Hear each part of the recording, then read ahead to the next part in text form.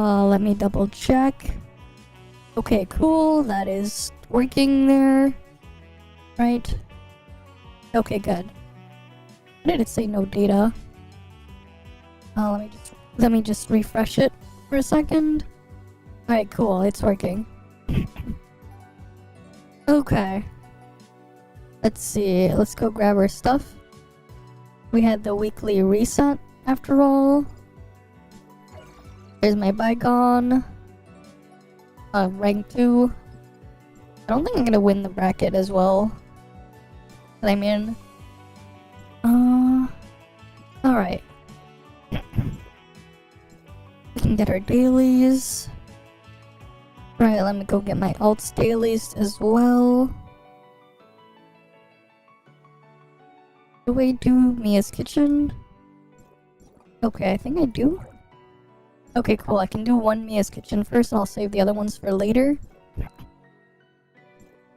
Right. Okay, let me invite my alt. Right, let me invite her.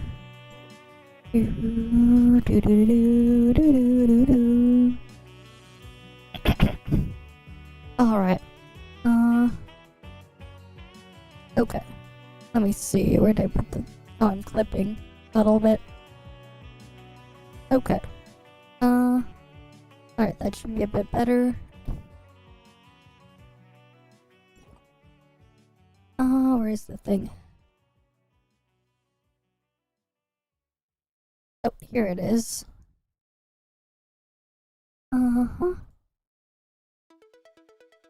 Where'd I put the thing? Oh, here.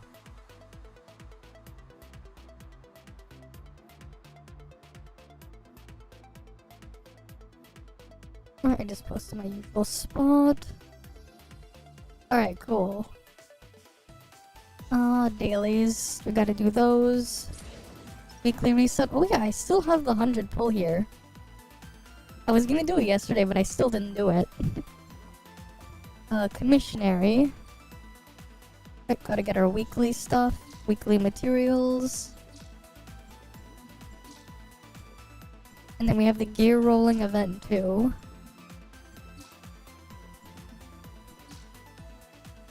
Alright, let's go grab this one. Space-time store, gotta grab these. This thing. And then that one. Grab all of those. Anything here? Nope. Wait, why was I even looking there? Gotta grab this though. Grab all of these. Because why not? Let me grab them on my alt as well.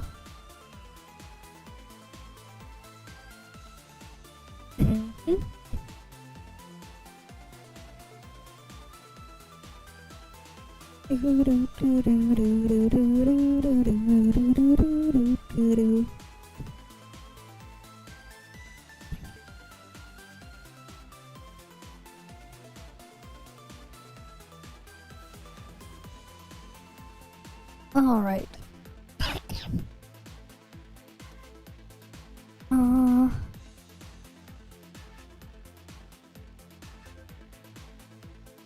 Right, cool, got that. Let's do the dailies.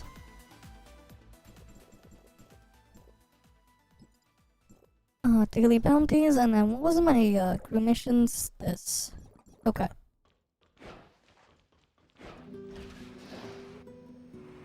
Alright, let's head on over there.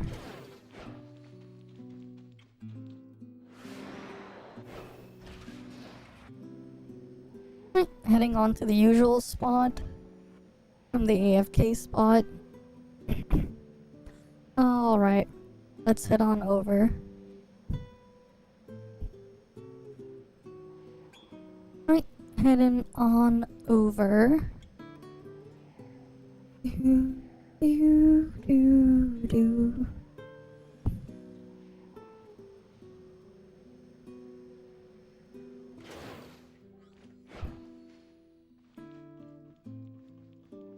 I might as well just refill my vitality here. Because I can.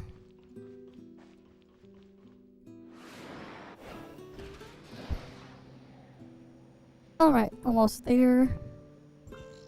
Man, there's so many of these spots down here. Maybe I should grab them at one point, just so they don't show up anymore. Maybe I should. I don't know. It's kind of annoying to do it anyways.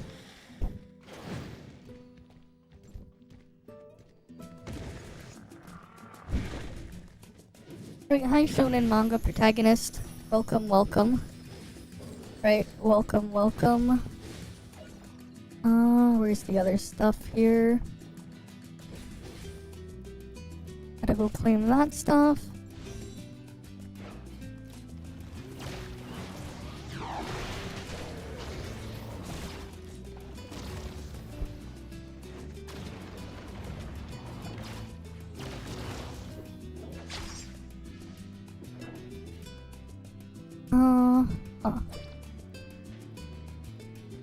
Damn it, my ult's not hitting the aberrance I needed to hit. God damn it.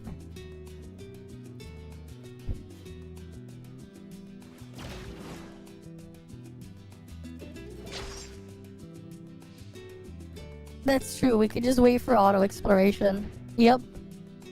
We could just wait for that. Auto exploration is a thing. Right, we could just wait for that. And then we have the double drops tomorrow. Well, in a couple hours, really, when reset happens. Right, when reset happens, we get the double drops. Alright, my ult needs the heavy armor guards, I just need the other things. Okay, okay, let me just claim the thing here.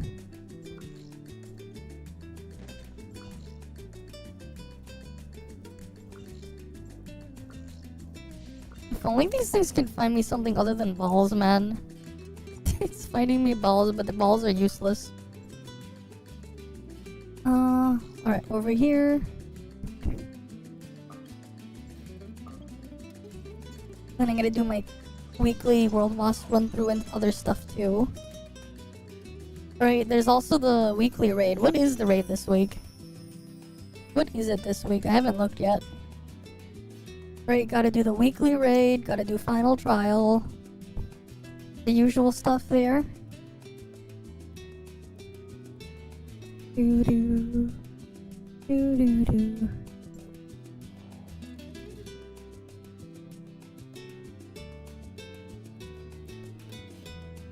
Right, gotta do all our stuff. Oh. Wait, let me just double check the support shop on my alt. I should just make like another alt just to farm support points though. I should. It'd be nice. At one point, it'll be nice to have that. Whatever.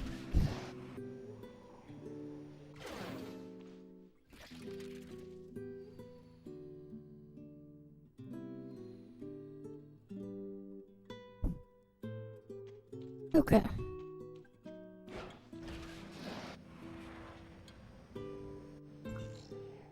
I just need to kill the thing over here. Right, it's just over here. Almost there.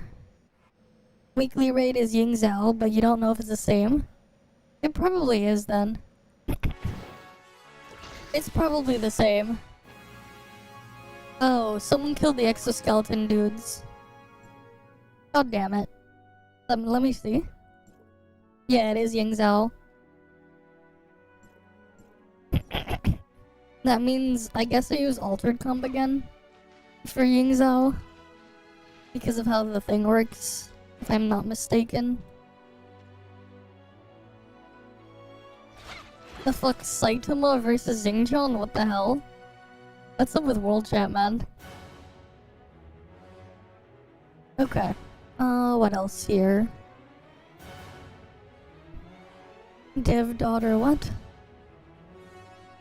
Skit GPT invaded by bot. Okay.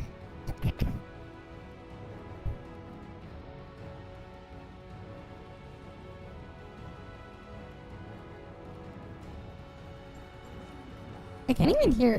Do voice messages even work anymore?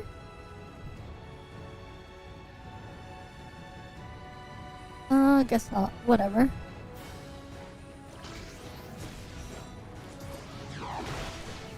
Alright, that thing's dead. Right, it's dead. All good. They definitely buffed the raids. It's more tanky than usual. Interesting.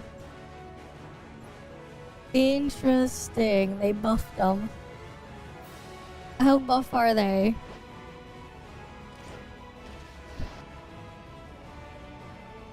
I'm pretty sure though we can like still you know, brute force it and everything. Oh yeah, I need to go charge up my battery. And then I can do the looting one. Loot the chest thing. Still gotta do final trial and everything as well. Right, gotta get all that stuff done.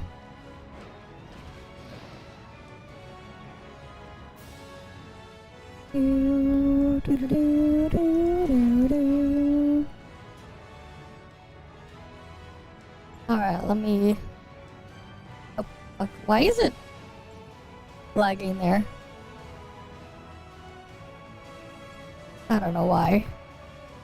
But it only does it when I have 2 clients open. Weird. Oh well. Alright, let's get loaded in there. Right. I need to charge the battery, then get my Norns. Right, the weekly Norns. Right, gotta get it charged.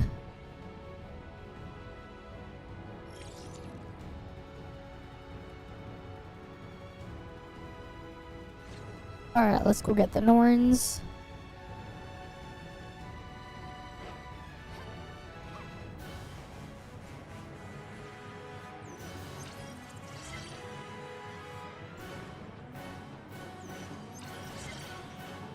I'm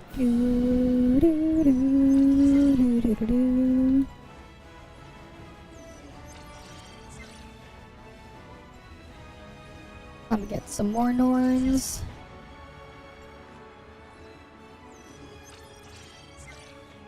I'm not getting I didn't get a single lucky strike, man. That's unfortunate. Not a single lucky strike. I didn't get a single lucky strike. Very, very unfortunate.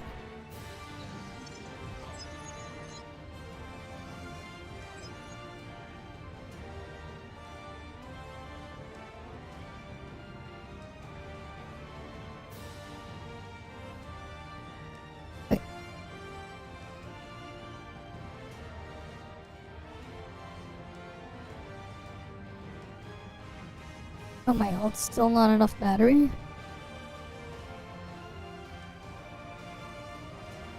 Okay.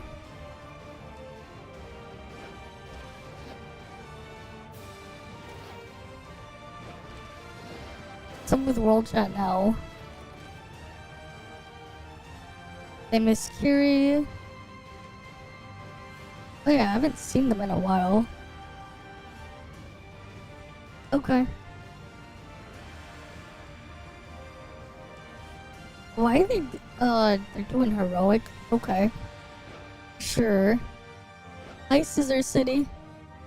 Welcome, welcome. Right, we just went live a couple minutes ago. It's the weekly reset, right? It's Monday. New week. And the gear upgrade event is tomorrow. Gotta open my chests. Surely the thing will have what we're looking for. Surely we can get the, we can get something good from the shop here. The upgrade shop. Surely they'll have something. Dude, it's gonna be funny though, like when eventually we have like what, 5.0? And we're like out of the network. AFK exploration and then after that I max out the mech. It's gonna be funny, because it's like, oh, probably won't need the mech upgrade stuff anymore at that point. Alright.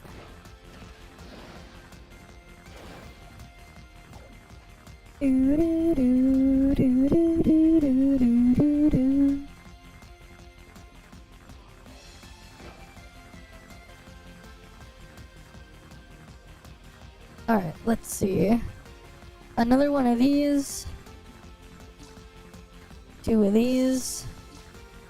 And then these.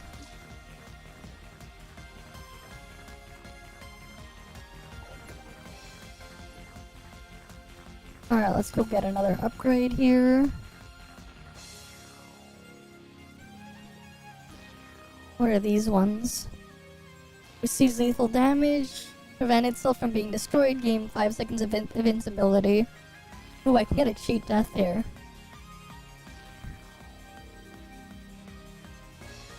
Okay. So I can get cheat death. Sure. And then I can get some upgrades here. What do I want? It's in 19 minutes? No. Not for my region. My region is 5 more hours. NA always lasts.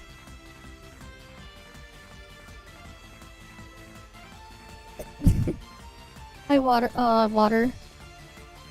No, I did not see that, no. No. Yeah, I know. Yeah, the thing is though, it's not gonna apply here until reset for NA. I'm pretty sure it won't apply until after reset. Cause it's always like that with the other stuff. It'll save the thing, but it won't be open until after. But we'll see. Cause like, I'm just remembering how it was back when we were under 10 cent. As if that's gonna stop anyone, man. That's not gonna stop anyone.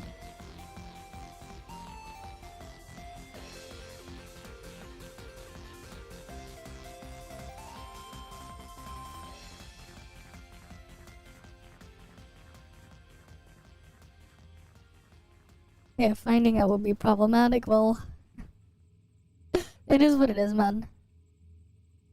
Alright, well, we'll see.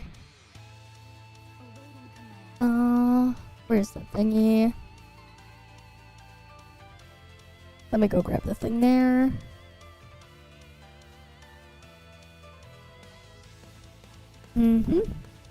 Just use VPN. Exactly. It's not like people are gonna deal with it, man. People just get around it anyways.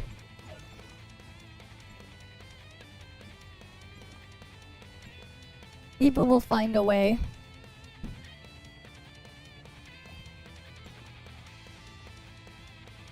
Right.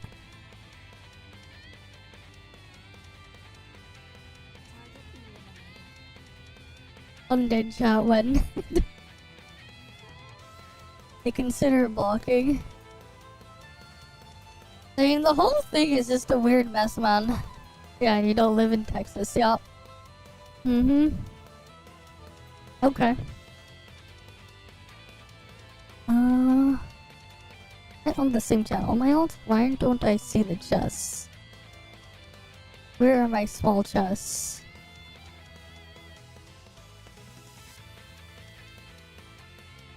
They should have loaded. Unless someone else was down here and already took them. Which I wouldn't be surprised. I mean, do you think it's gonna stop them, man? They'll find a way. As if it's gonna stop them. They'll just do something. They'll have their way. Yeah, what the hell? Why isn't the object spawning properly for my alt?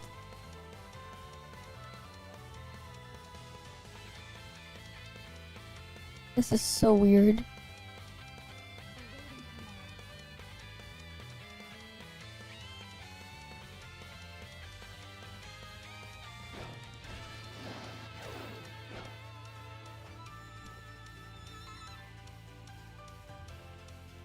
My alt isn't loading into the thing properly, what the fuck? Of course they do, man. Of course they do. It's not gonna stop them.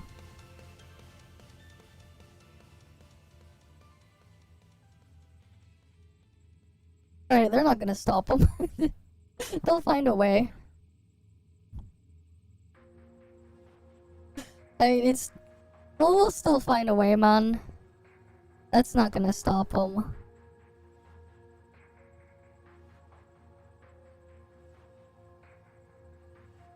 It's not. It's kinda stupid, but it's not gonna stop them.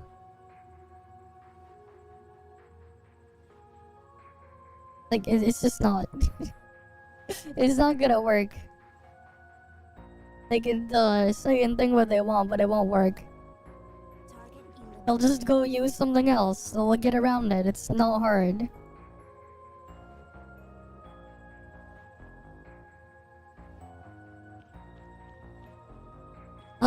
Yeah.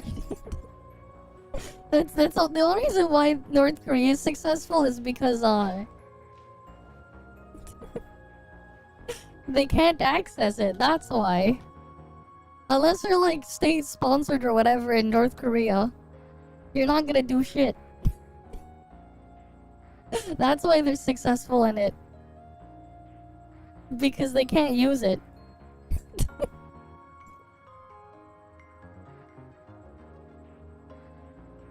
Well, yeah, they do have an internet link, but you can't access it. You can't access the regular internet stuff unless you're state-sponsored. So, like, it doesn't matter. It's super restricted because it's not really an internet. It's just a large private network. It's just a large private network that they have going on. That's, like, completely self-contained. To get outside of that network, you need to use something that's, like... Basically, you have to be doing some state-sponsored stuff.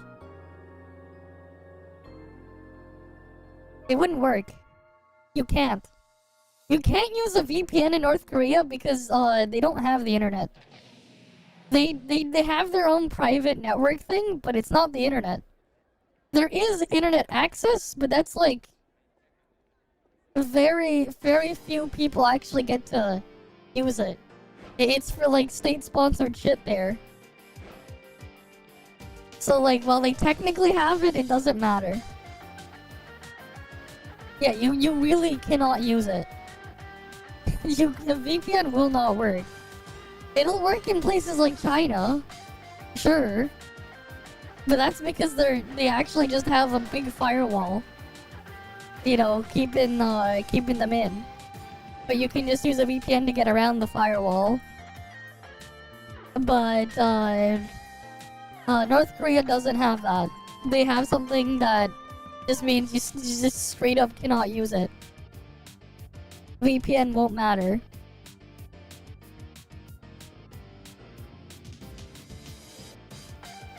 You can access if you have hacker man great skills with Grey Fox. No, you cannot. It doesn't work like that. It does not work that way. You just straight up cannot access it. Why? Because you're not connecting to it in the first place. No, South Korea is fine. Just be careful if you look on their maps. But South Korea doesn't have that problem. Their maps are fake though. I'll say that. A lot of the, like, South Korean map stuff is fake. There's like a lot of fake stuff in like South Korea Google Maps and stuff like that. It's because to hide some government stuff, they basically censor areas of South Korea. So if you didn't know about that, now you do. But yeah.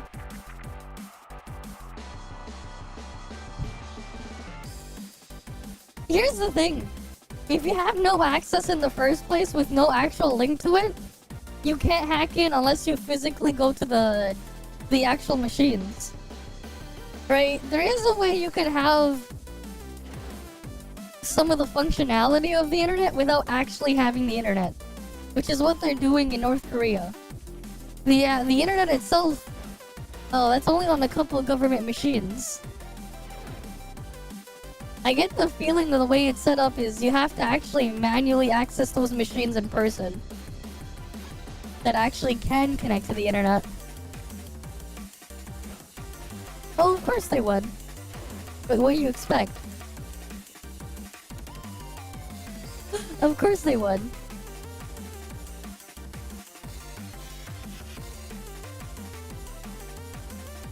I guess that's a possibility.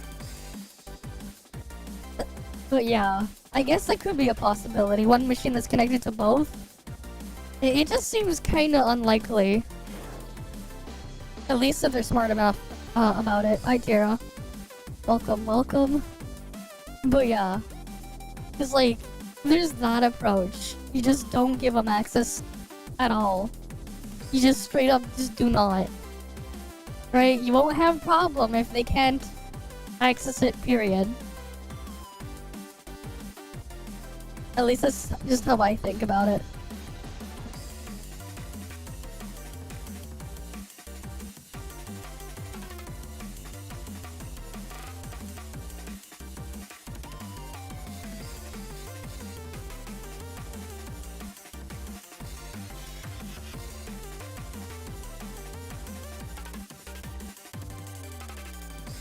Yep, of course they do. Now, you know what would be funny? No, I think I've said this before. You know, imagine you had, like... If you had, like, the ability to, like... Have, like, a giant projection screen show up anywhere in the world just for the lulz. Like you're, like, some sort of supervillain or whatever. What would be the first thing you would do? And just, like, everyone would just see it out. Just for the lulz. What would be the first thing you would do? You know the first thing I would do if I could do that? Right, like you see in some, in like, some cartoons or whatever. You know what? No questions asked, Rick Astley, everyone? Yeah, but honestly, the first thing I would do, I think this would be more hilarious. Right? You know how some of the things in North Korea are, yeah? Because we're on North Korea? You know the first thing I would do? Have every North Korean break their laws by playing stuff on there that's completely inappropriate. Right? They can't have Western stuff, and apparently I've heard things about them not being able to see, something that rhymes with corn. So what would happen if I gave them Western stuff of that? And just had everyone see it. So then everyone's guilty. and then Rick Astley, no, wait. With Rick Astley's never gonna give you up playing in the background. Perfect. You give them Cornhub with Rick Astley's never gonna give you up playing in the background. And then everyone sees it. Then what? They can't arrest everyone, right?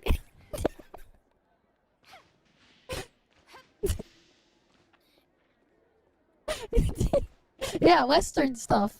Because, the Western content is illegal, and that stuff is also illegal.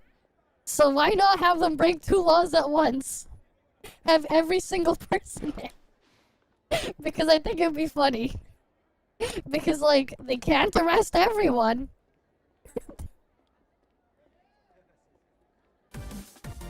No, it's not like they can arrest everyone, right?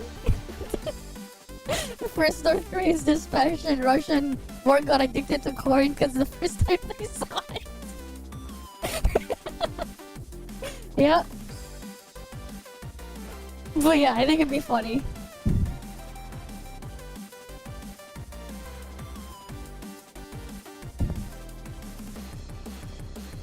Right, I think it would be funny. Just because. You know? Just because. Sometimes it'd be funny to see the world burn. Can't they just kill everyone who doesn't keep them? True. True. True, that's true. We could do that. Yeah. That is an idea there. There's also apparently just immediately just say, F this, I surrender, but that's kinda, yeah, nah. They could line up a firing squad. Oh boy. But they all see it. Wait. No, here's the thing. What about the guys in the firing squad? They'll see it too. The whole point is everyone sees it.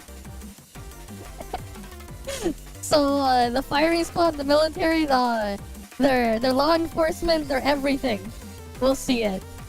So then what? So then what? Everyone sees it. The whole point is everyone sees it. That's the point. Everyone sees it. And, like, that's what I want to get across. Everyone sees it. They'll probably call it South Korean propaganda. The more they call it that, just make it even louder. And more in their faces. Just make it... No, we gotta give them never gonna give you up, man. You know what? We can go 2 for 2 with this one. Remember the old meme with Darude Sandstorm? Give them both.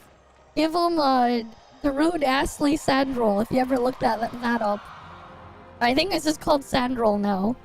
But like it's a mashup that just mixes Darude Sandstorm with Never Gonna Give You Up. It's perfect. They get both. At the same time, they get the other content too. They get the other content. Might as well replace the leak with something less vegan. Okay. Sure. Oh boy. But yeah, you give them all. Give them all the things. No, I guess Zenmeister not around today?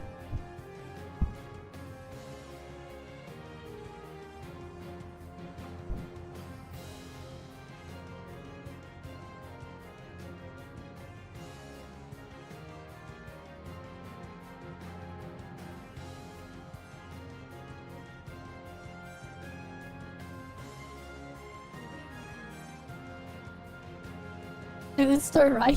That'd be funny. I mean, it'd be funny either way. So why not? Right? Why not?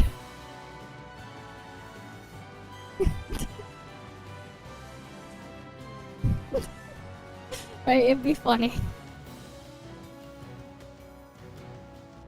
At least I think it would be. Anyone doing World Bosses? No, World Boss. Weekly raid and end trial? Final trial? Broadcast corn 24/7, yeah. You can also really do this. Don't screen the line. No, don't. One of these days, man, if he keeps doing that, he's just gonna get, you know, he really should not be doing that. Because here's the thing. Here's the thing. What Tectone is doing is just straight up illegal. Unless he's been given a broadcast license for that, what he's doing is straight up illegal. And I doubt any of those companies would want to give him a broadcasting license to show that stuff on stream, even if he deletes it after. Because yeah, some of that stuff has happened in the past, you know.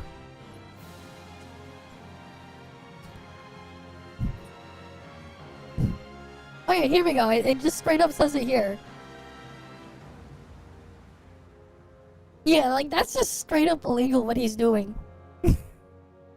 That is just straight up illegal. You can, like, actually report that shit. Like, you can straight up report that shit while he's doing it. Because he shouldn't be doing that. I can imagine the companies are not happy that he's doing that too.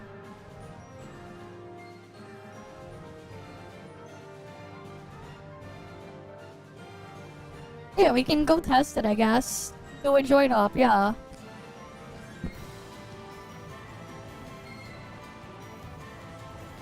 Might as well see if drops are doubled. Alright, let's go do one. But yeah.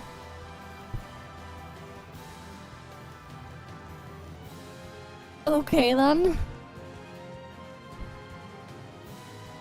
Alright, let's keep going. Let me warp on in.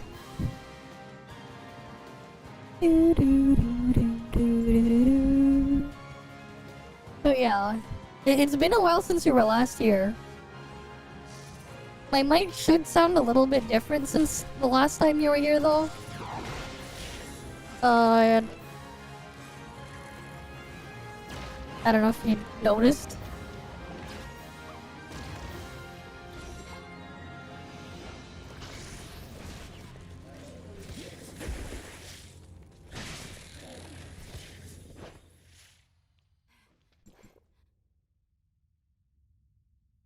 Alright, let me get my alt over in here.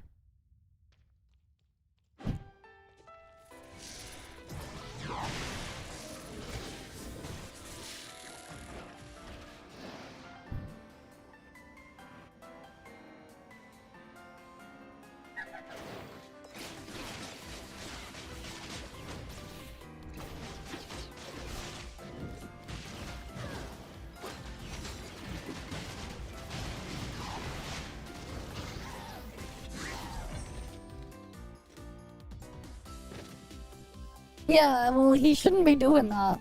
Legally, he should not be doing that. He doesn't have the legal rights. It doesn't look like condoms are double drop. Or the accessory shards. This is just like normal loop behavior here. Yeah, it's not working yet. No, this is normal drops, isn't it? This looks like normal drops.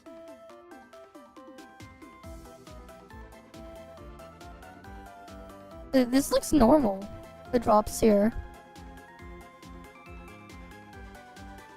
Right? The drops here look normal.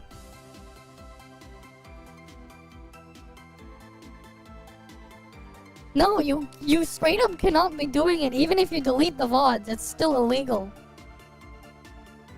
It's still illegal even if you delete the VODs. Yeah, I know. Here's the thing. This is the same as when I use my other chip. It'll be 24 rather than 27. What do you mean 24 rather than 27?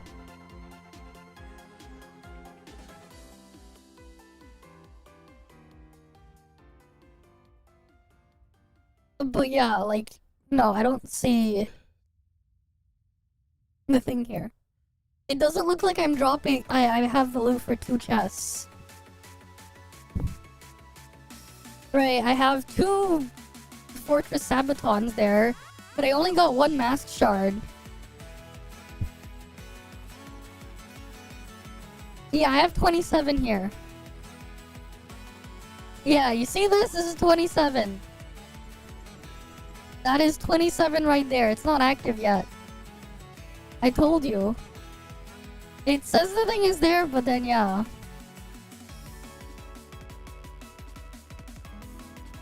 It's not active yet.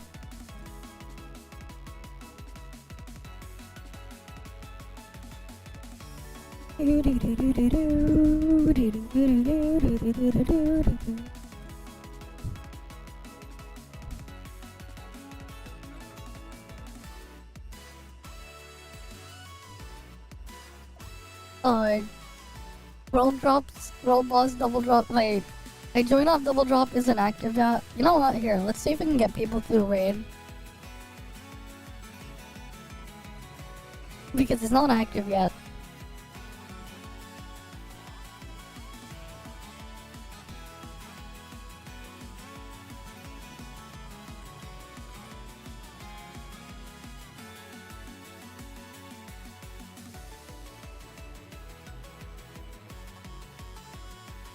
Alright, let's get that done.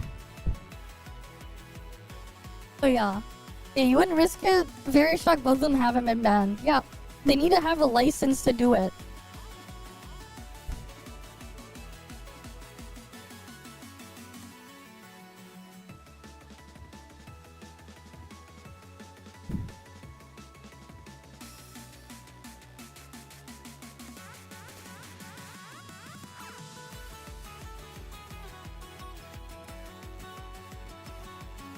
Weekly raid final trial, 2 slots left. Yep. This is why, like, they need a...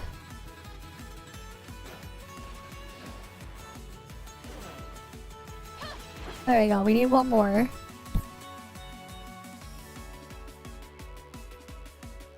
Alright, cool.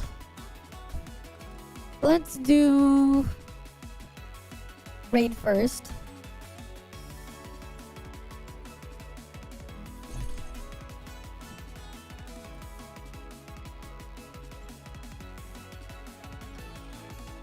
Do do do do do do do do. Alright, let's go on in. Yep. Unless it's like, unless you have like permission and stuff, you really shouldn't be.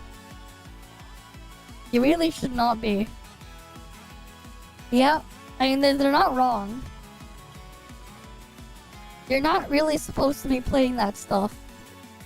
Unless you have some sort of like legal claim, you're not supposed to do that stuff. They are correct. You're not supposed to.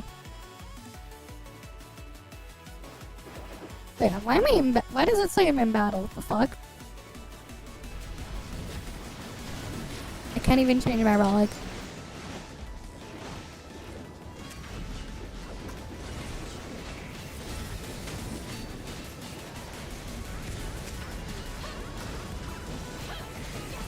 Hi Jericho. Welcome, welcome.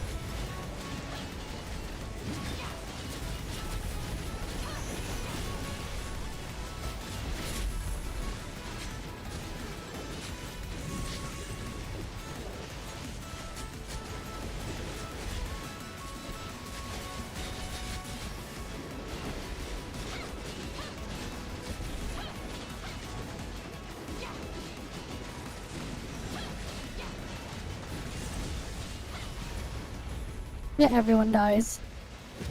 Because they didn't destroy the thingy. They're also not doing damage.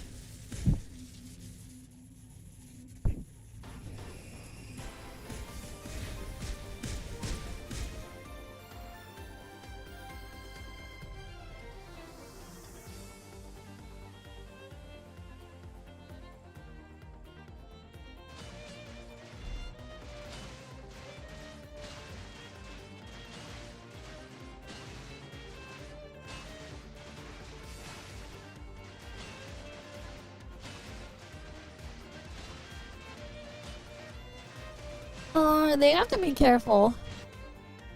But typically what ends up happening is, so the reason why they don't get it... Yeah, it's because, like, on a small scale, they won't really do it that much and they'll mute your stream. So what ends up happening is, for audio like that, they'll just mute your stream. Your stream will just get muted. They will mute your stream VOD. That's why.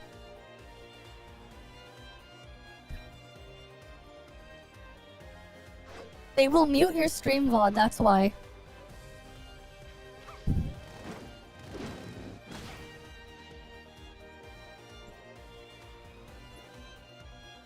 Oh, we have the photo thing again.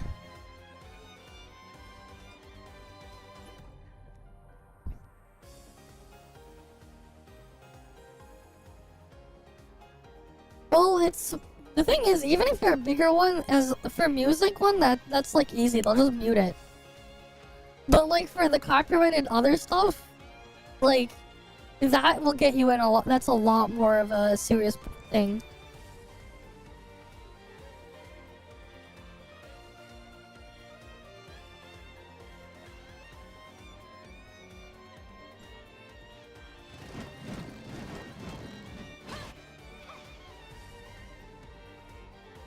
But yeah, like, they'll just mute the audio.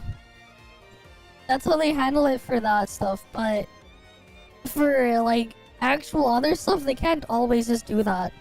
Muting isn't really a foolproof solution either. Like, they can do it for some things, but they can't really mute it. Like, they can't mute a video. They'd, like, to, like, if you actually have the actual visuals on there, too. Like, the reality is... like, you just straight up shouldn't be doing it.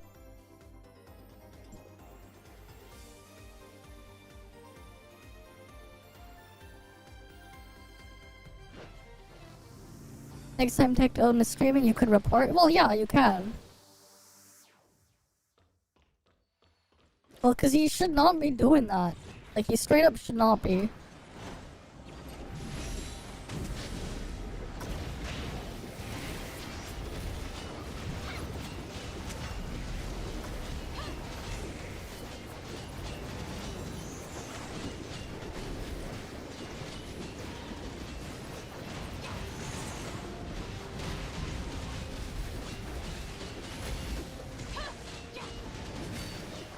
And the more people like him get away with that, it's gonna be bad, like, overall for everyone in the long term if they end up having to, like, enforce stricter rules and stuff.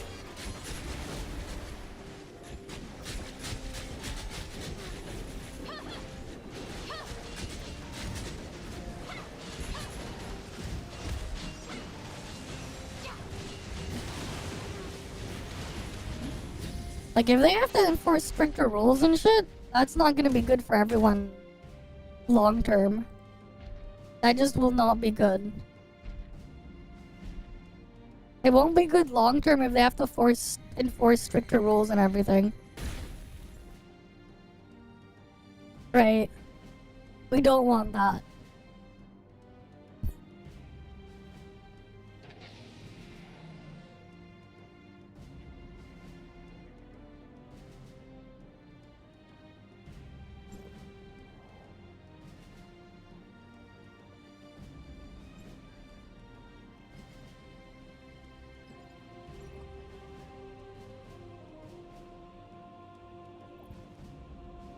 Alright, let's see.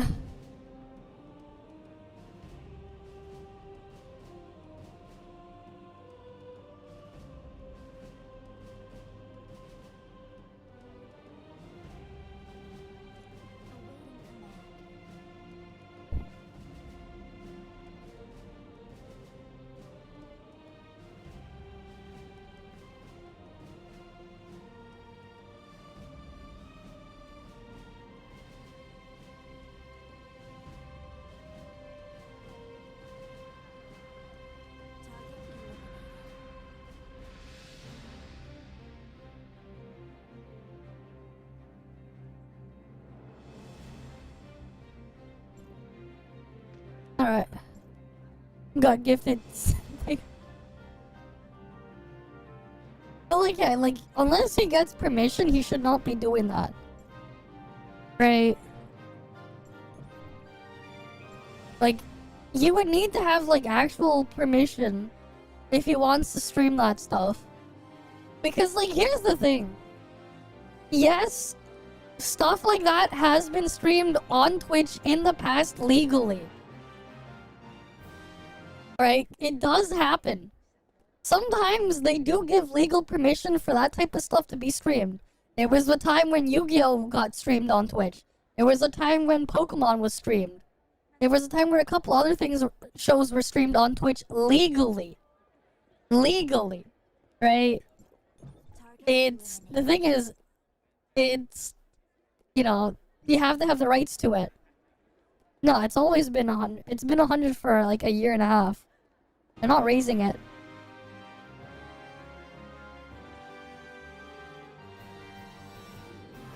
Yeah, if he gets permission to eat your hat. Yeah, I'd highly doubt they'd want to give him permission of all people.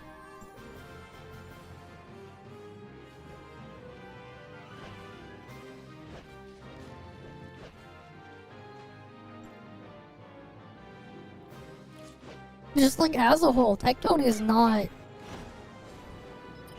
the thing you would want your brand to be associated with. You generally would not want to with the type of stuff he does. You generally do not want to associate with him.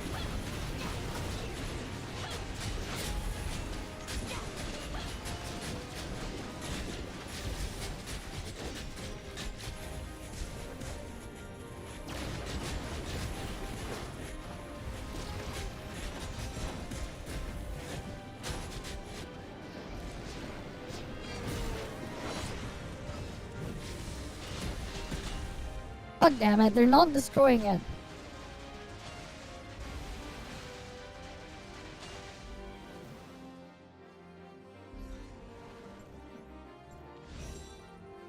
These guys are too papego.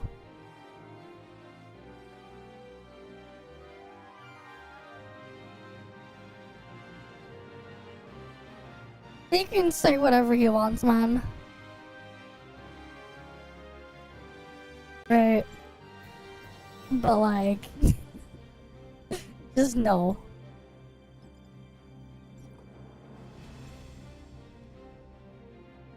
Jesus. Oh boy.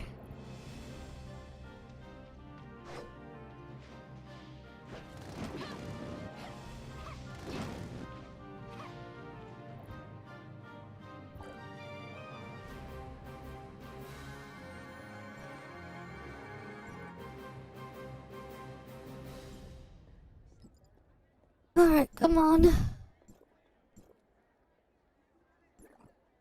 Surely these Pepegas will actually do something in there.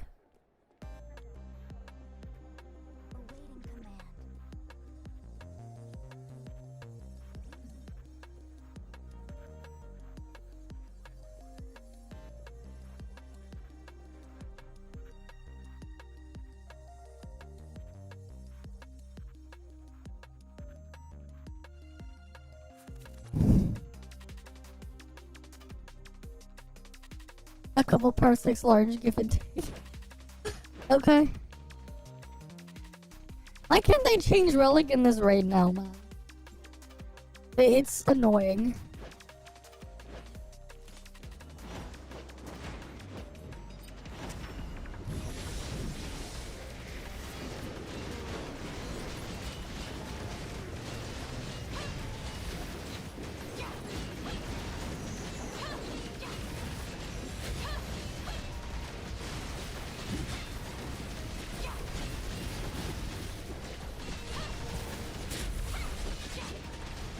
Oh wait, the fuck? I didn't apply the thing properly?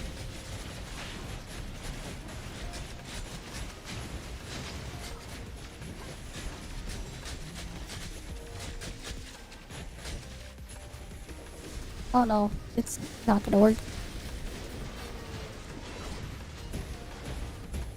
Yep. I did not survive that.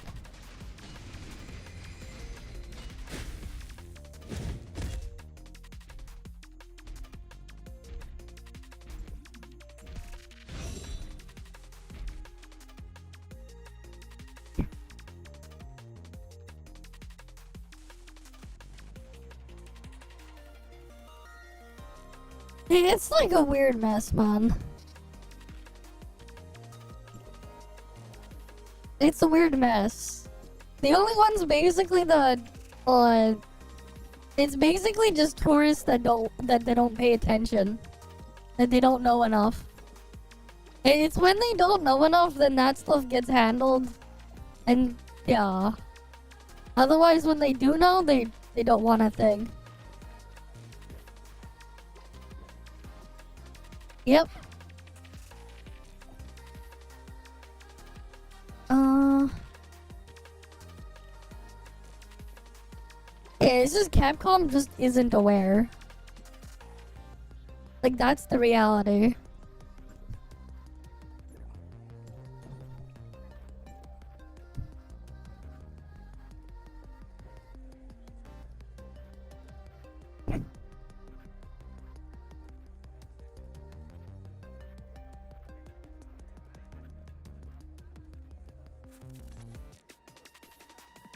Oh, we'll see what happens, man.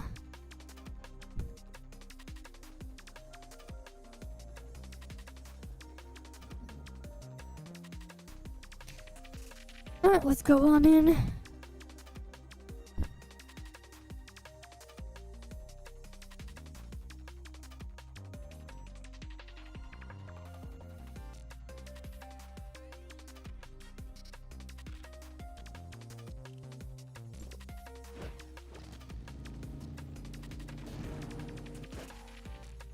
Well, it's like, they don't really care, they just want the thing just being shown. Alright, it's not like they care enough.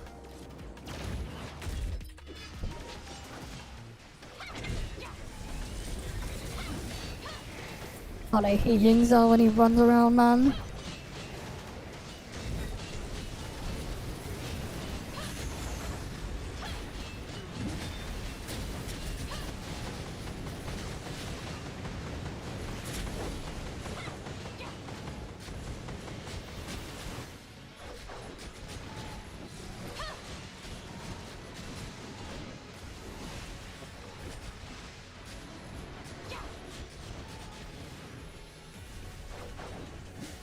Oh, great. They didn't destroy it in time.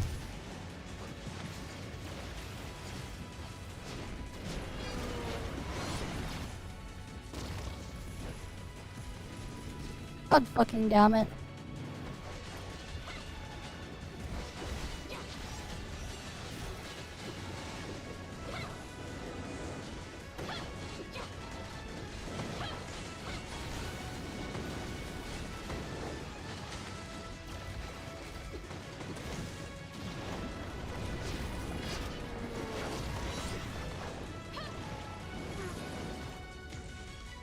And there's too many people not alive. Or the cat to the triangle.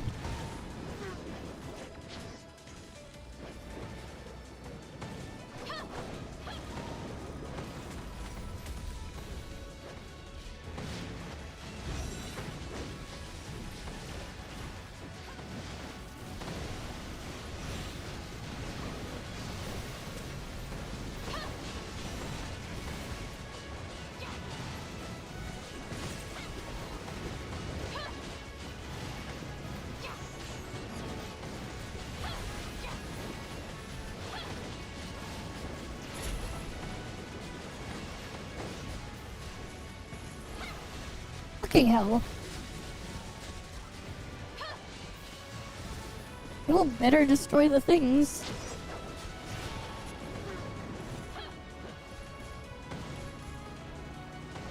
And they're not.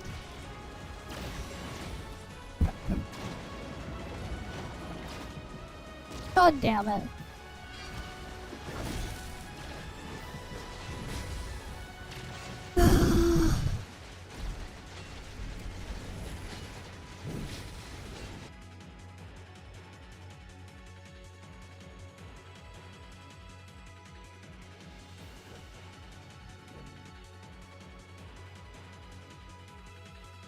They're not destroying the thing.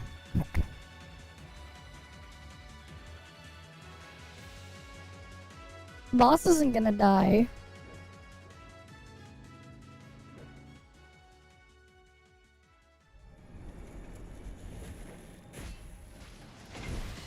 I forgot this. And then the boss healed up too.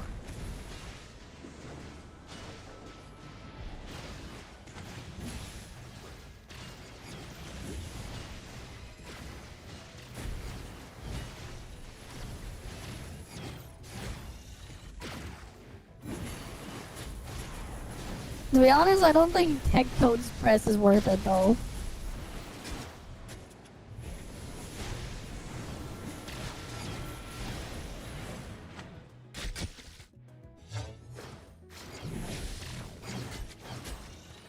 It's not gonna clear. They're dead.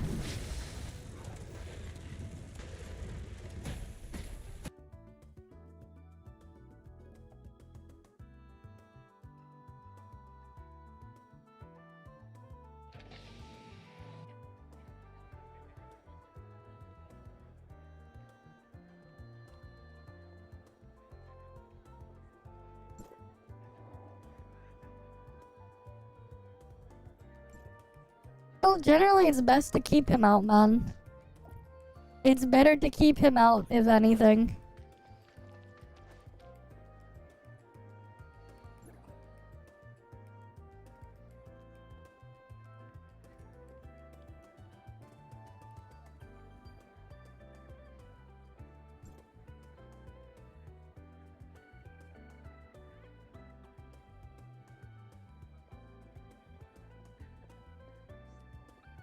I mean, I remember when certain events would happen, like, you would have things like TikTok getting banned and then unbanned after things would happen.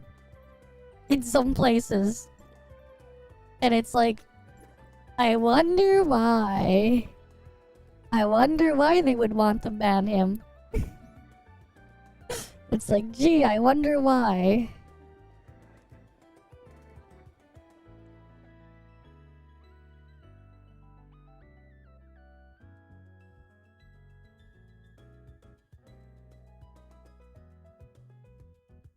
I mean, it's because of his behavior and the group of stuff he has. I understand wanting to give more exposure, but not him. You bring it elsewhere, not to him. Because it's just not good for a thing. We didn't open the box only at one place.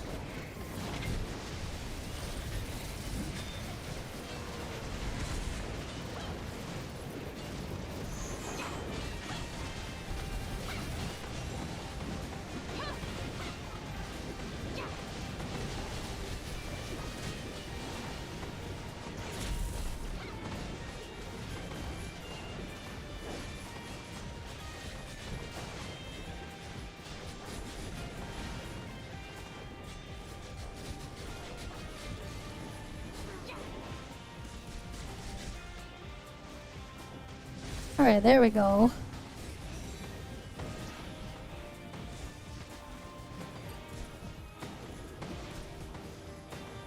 How many people died? The fuck? How are they all dying, man?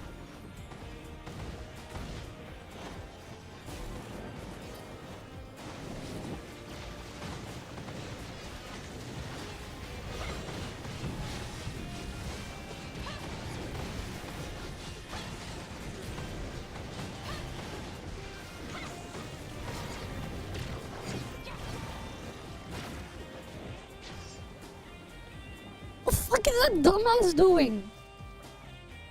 What the fuck is fucking idiots here doing, man?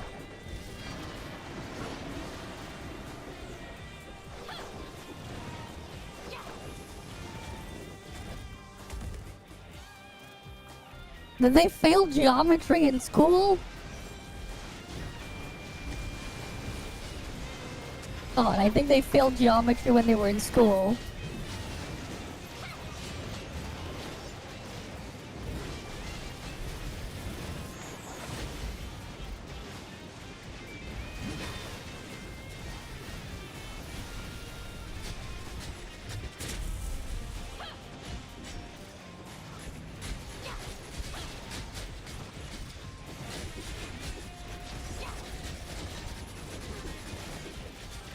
Oh, this is a little harder than me because like I'm gonna get pulled into the boss because I have aggro.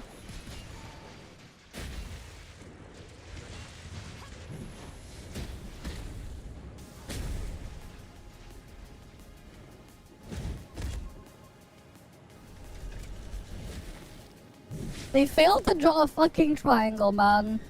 And then this.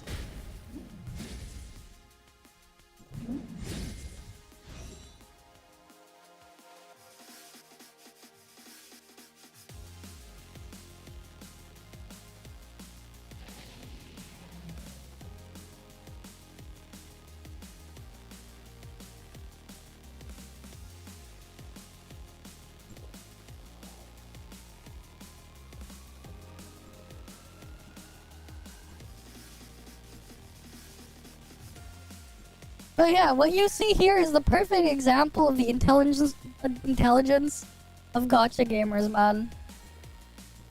They can't do something so simple. Alright, you just saw there people fucking up drawing a fucking triangle. Okay, that's the intelligence of a gotcha gamer. They can't even draw a fucking triangle.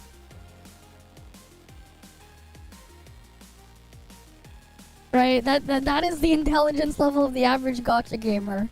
They can't even draw a fucking triangle. They can't even draw a triangle.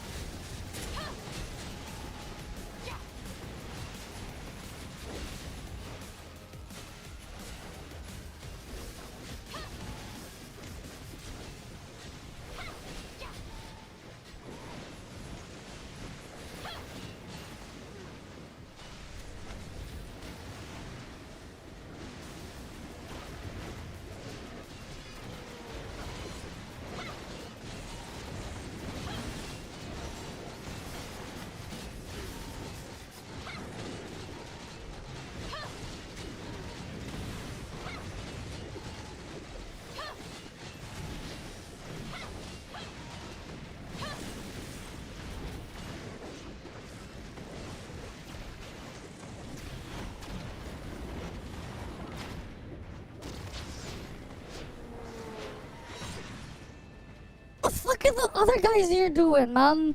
They can't even jump.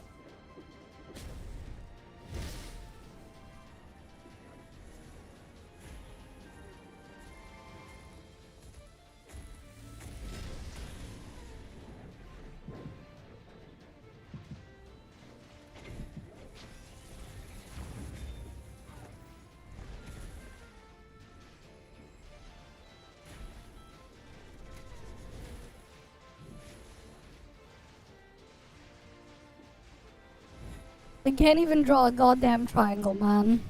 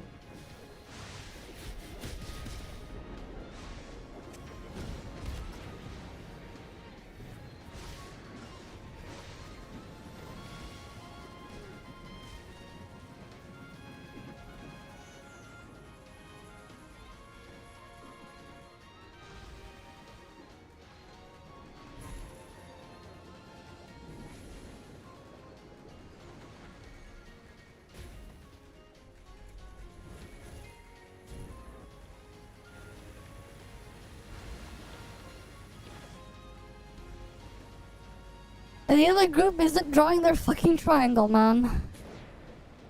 It is just embarrassing.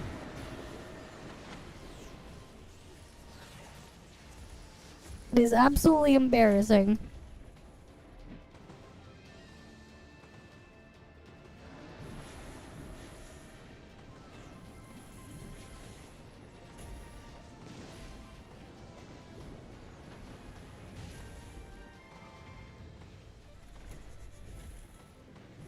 I'm controlling my alt now to like attack it, but like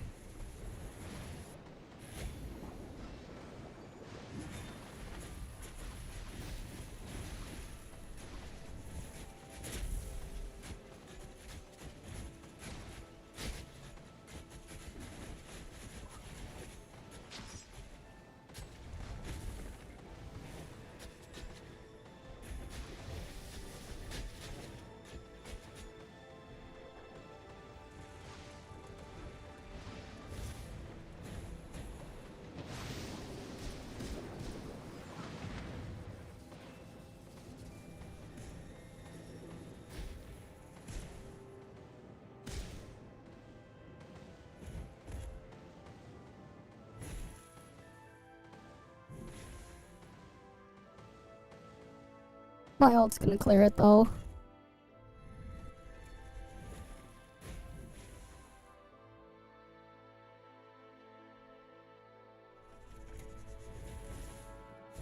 Surely.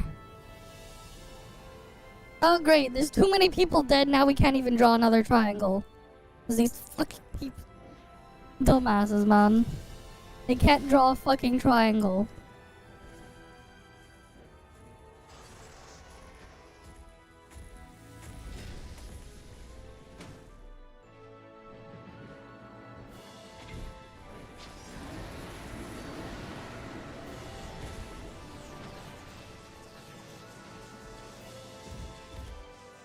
Here's the thing, man. Creating gacha content sucks. At least they're getting paid, man. They got the best incentive, man. At least they're getting paid. Say what you want, man. They got the best fucking incentive. They have the best incentive. They're getting paid. The people at the top end there. What are they talking about? Here's the thing, man. You look at, like, a lot of these gachas are all the fucking same. That's why I don't touch most of them. Because they all suck. Let's be real. At least they're getting paid, man. At least they're getting paid, is what I'll say. Here's the thing, though, right? I don't like a lot of their stuff there, and I don't want to play clones of their stuff. Alright, like, let's be real.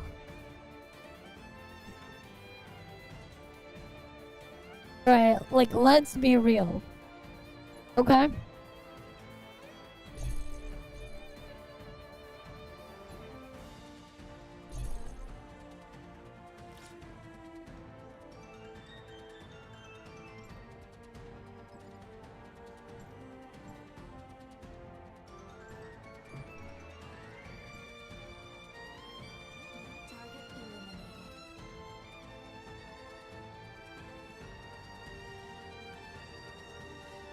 Here's the thing that was also with most of these gachas.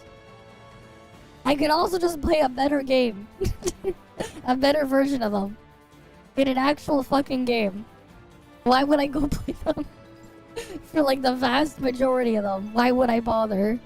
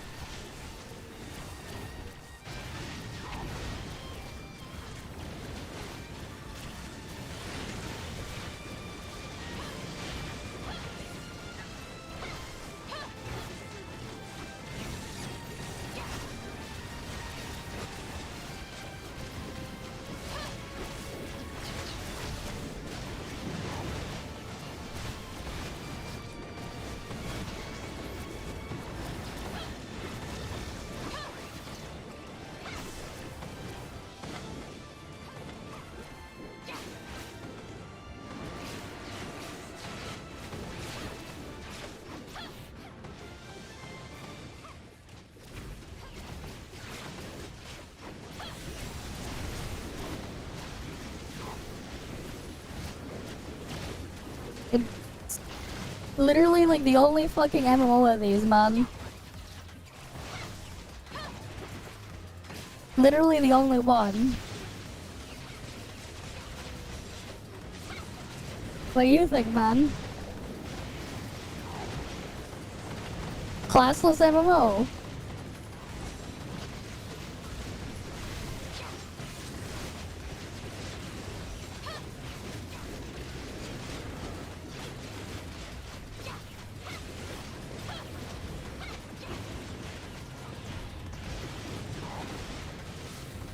You should go look at the podcast VOD from a couple of weeks ago if you really want to see like the whole thing about what happened.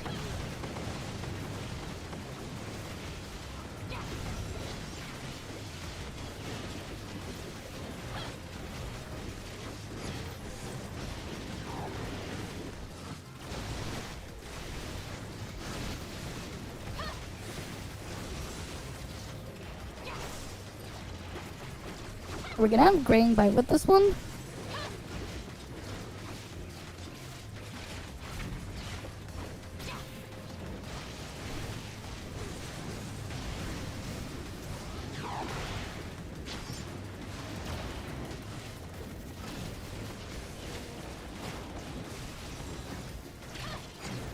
Oh god, freaking slowed.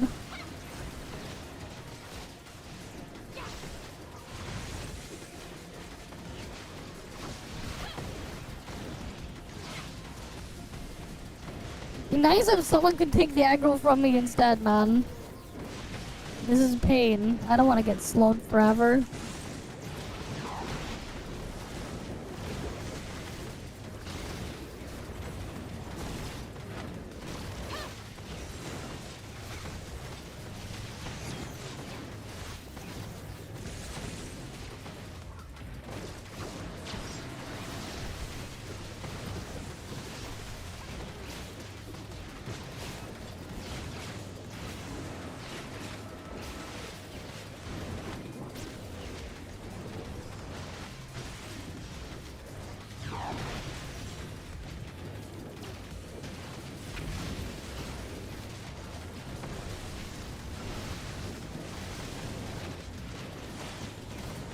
Oh, for me, it's like, I don't touch most of them for a good reason. Because most of them are fucking dog shit.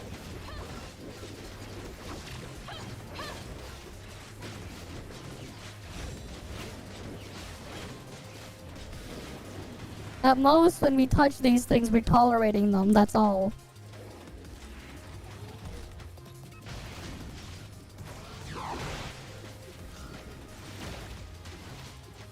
And with some of these, it's how much of the shit that they have are you willing to tolerate with? For what they have.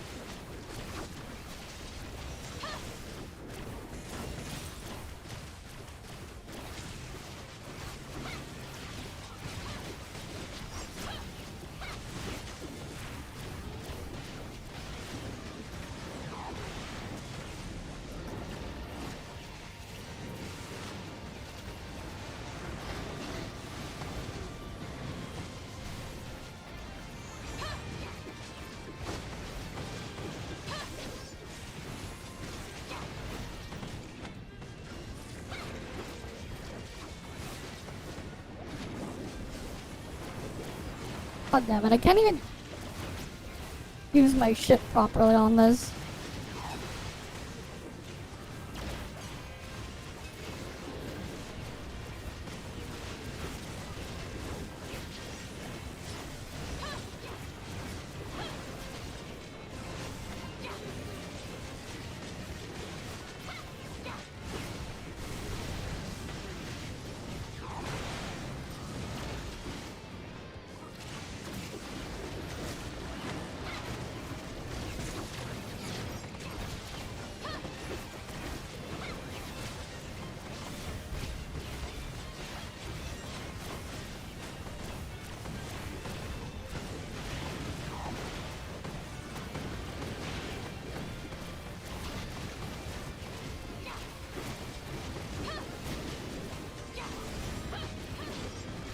I shouldn't turn off damage numbers, man. It's hard to see with all the damage numbers on.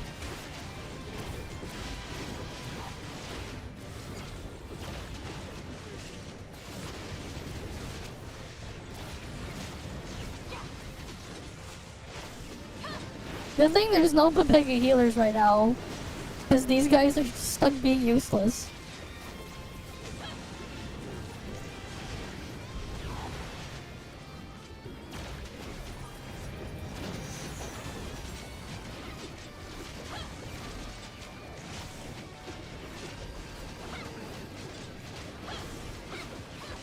But like, these guys are so useless, we waste so much time. We wasted so much time earlier because of how useless they are.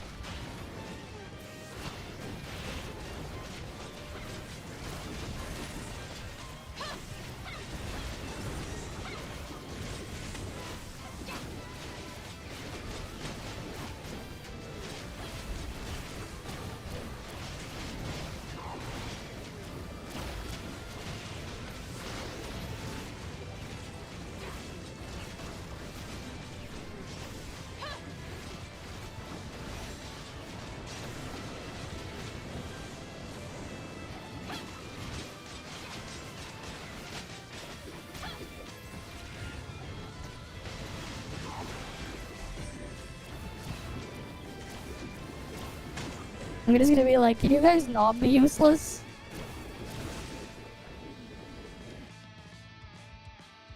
We lost so much time because, like, I was literally just eating up all the slow debuffs. Because I was forced to tank everything. I lose so much damage when I'm supposed to tank everything.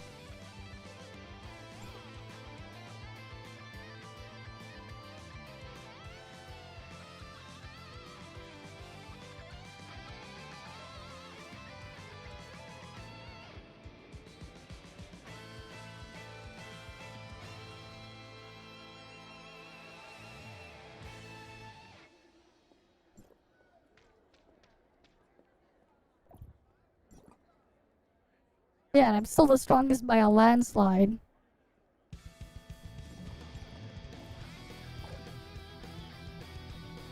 I didn't even have the thing turned on.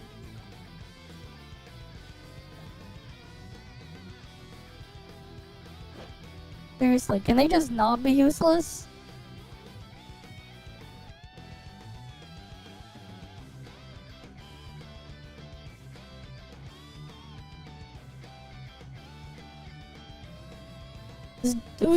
Just do anything to actually help. You don't need to do damage. I can solo damage him, just don't make me face tank everything. Especially on Colton, I get slowed. And I can't do shit.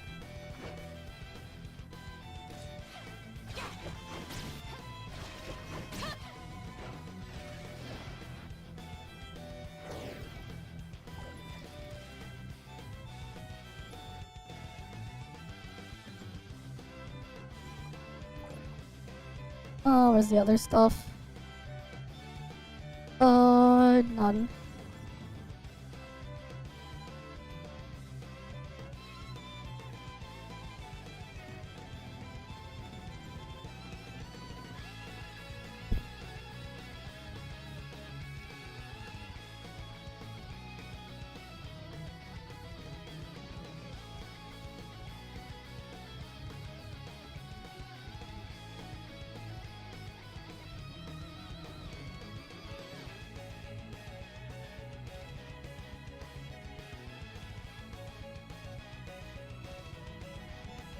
Someone else gets slowed instead. Just don't make me do it.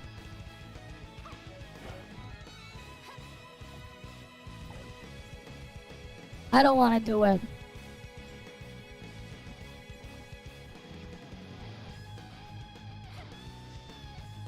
Like, come on. If they're not gonna do damage, at least do something else. Because their damage is actually just negligible. They need to be useful. They don't have to do damage. They really don't.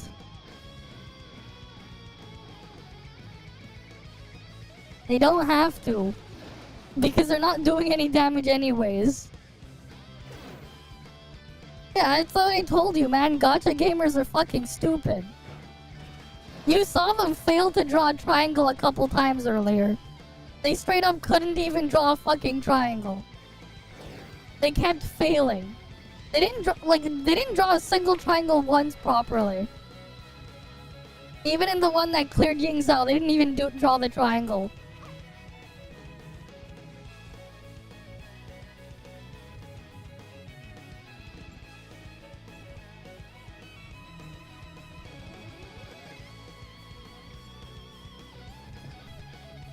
Like, they're not gonna do any damage anyway, so they don't need to do damage. They really don't have to. They don't need to do damage because their damage is gonna be negligible anyways. Because they don't know how this shit works. They don't even know how to do damage, so it doesn't matter. This isn't even competitive, man. It's just gacha gamers are really that fucking stupid. This is not competitive. Gacha gamers are just really that fucking stupid.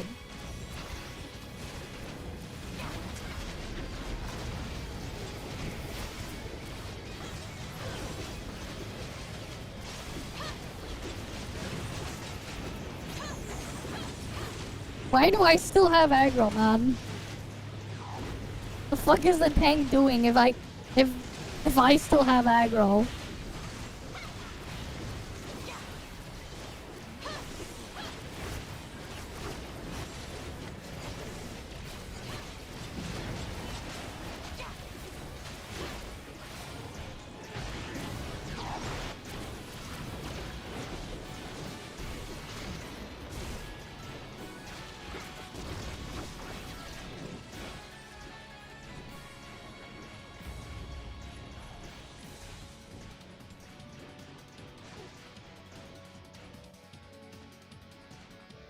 I give up on these people, man.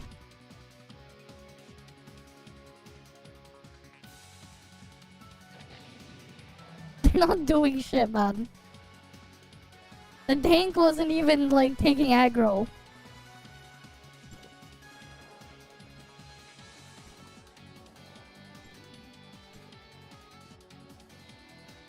I'm doing another day.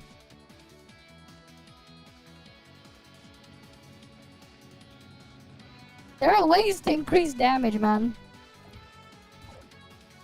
You can buff people. You can literally debuff the targets. You can make it so people don't die.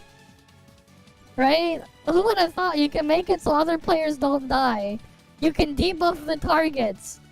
You can take aggro away so that the boss focuses on them instead. Right? You can buff other people's damage. There are ways to be useful. Heck, there's so many different ways you can buff and boost damage that you can't even fit every single possible combination in 8 players. So it's not like they don't have choice, they don't have a mountain of choices. And none of them do that. And in the raid earlier, they can't even do fucking mechanics. They can't even, like, draw a triangle. Very, very simple mechanic. They can't even draw a triangle. That's the intelligence of gacha gamers, man. Why do you think a lot of these games are a joke? And even when they're still piss-ass easy, they still screw up.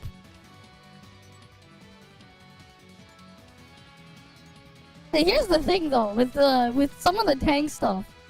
You can force aggro on yourself regardless. Oh, which one was it? That's a good example. What, was it this one? I'm pretty sure this one just forces aggro. I'm pretty sure Meme has a way to force aggro. Just straight up force aggro on hold attack. If you're in Fortitude Resonance.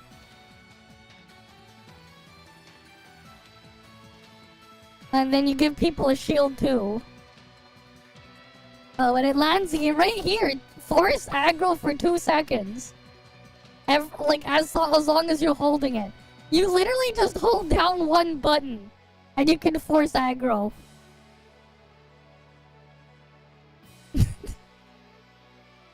You literally just go up to them. You hold one button. And you force aggro there. Like, it's not rocket science or anything. They can literally just force a taunt right there. It's super brain dead. And then, like, if you're doing that type of stuff, you're also applying weak point debuff on the target. Which means they're weak to certain things. And if they're weak, they can take extra damage.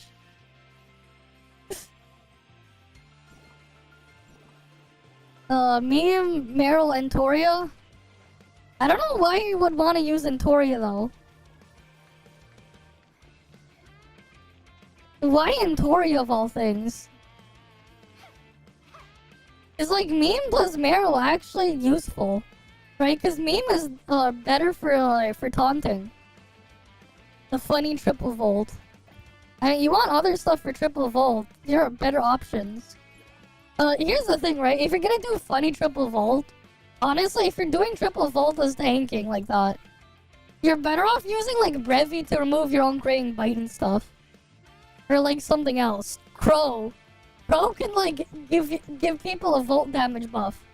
You can debuff the target with Crow. Like as like a volt thing there as well. So, like, what's else? If you want, like, Fenrir can give you extra cheat deaths. If you can get healed up to full really quickly, Fenrir gives you free cheat deaths. Fenrir A3, because it has no cooldown. Fenrir A3 is the only cheat death with no cooldown. Was it her A3 or is it her A5? The Fenrir has a cheat death that has no cooldown. So, like, if you were really crazy with tanking, and you had some monster healer backing you up, there's, like, even Fenrir has a weird use. Right? And Toria, though, just seems kind of weird. Because you're gonna want to just on-field on Meme or Meryl anyways. Right? But then, like, other stuff like Claudia. OG Claudia increases their shatter. They take extra shatter. There's a debuff you can have from Claudia to make them take more shatter. Is it A3? I think? Where they get, like, extra shatter taken. That could help you out. Saki can give you a block for extra survivability. You can force Fantasia if you really want to. With Shocky here. You also get another taunt. I believe triggering Surge in Fortitude gives you another taunt. So that's also useful. I think it was... Which one also turns it so every time you use a skill you get a taunt?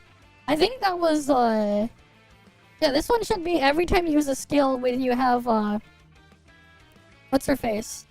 Lan, you get another taunt on every skill use.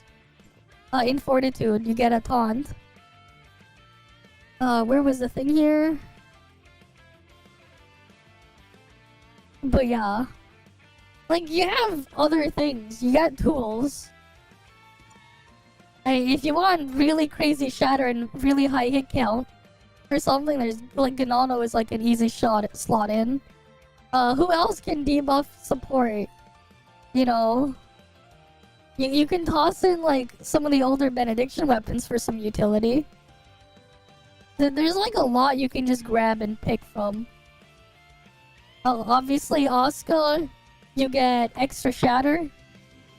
You get extra shatter with Asuka and Fortitude. If you have her advancements, you get an extra resistance shred of 12% for all enemy resistance. Extra useful utility right there. Right? You also protect yourself with the shield, AT field shield.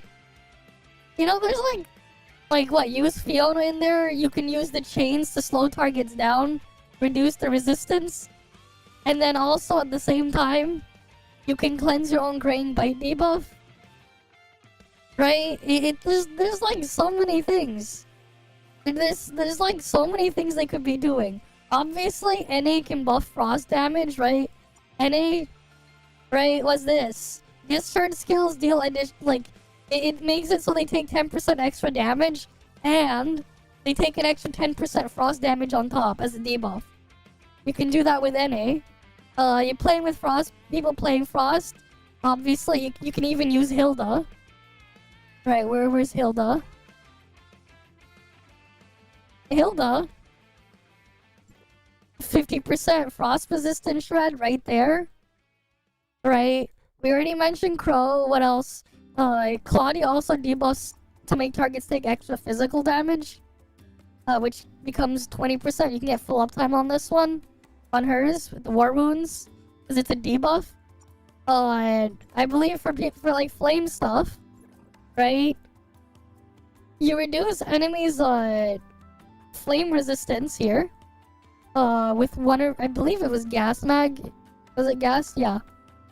This one right here reduces flame resistance by 10% on gas one. It's a debuff. It stacks on a separate thing from resistance ignore. Like, and this is just for people playing tank. And we can still keep going. Fuck, even Echo, man. You could give people an attack buff. It's not like they can't do shit.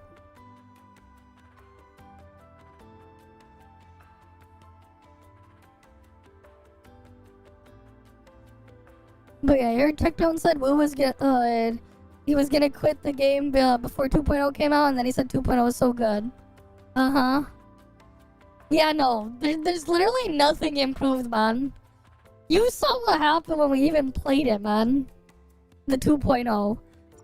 There's no change, man. As if they're actually going to fix the problems. Right, and like, again, I could keep going on, like, what the fucking, people could do as, like, a tank. But then, like, healer, like, obviously, just use 3 benediction weapons. They can do something. There's a bunch of them now. Yeah, the freaking loadouts don't really help. It sounds cool on paper, and then you realize that it's not really as useful as you'd think. Because all your stuff ends up being super specific anyways. You can't really move them around that much. So it's kind of like, okay. Sure. Here's the thing, man, right? He doesn't even play it. He doesn't see all the issues with it firsthand because he has other people do the stuff for him. That's the reality. He doesn't have to deal with all the bullshit because he has someone else do it for him. Why else do you think he's always as clueless and out of touch? He doesn't actually play it. I won spirit. People are still too stupid to draw a fucking triangle again. And then doing final trial, no one competent enough to do literally anything.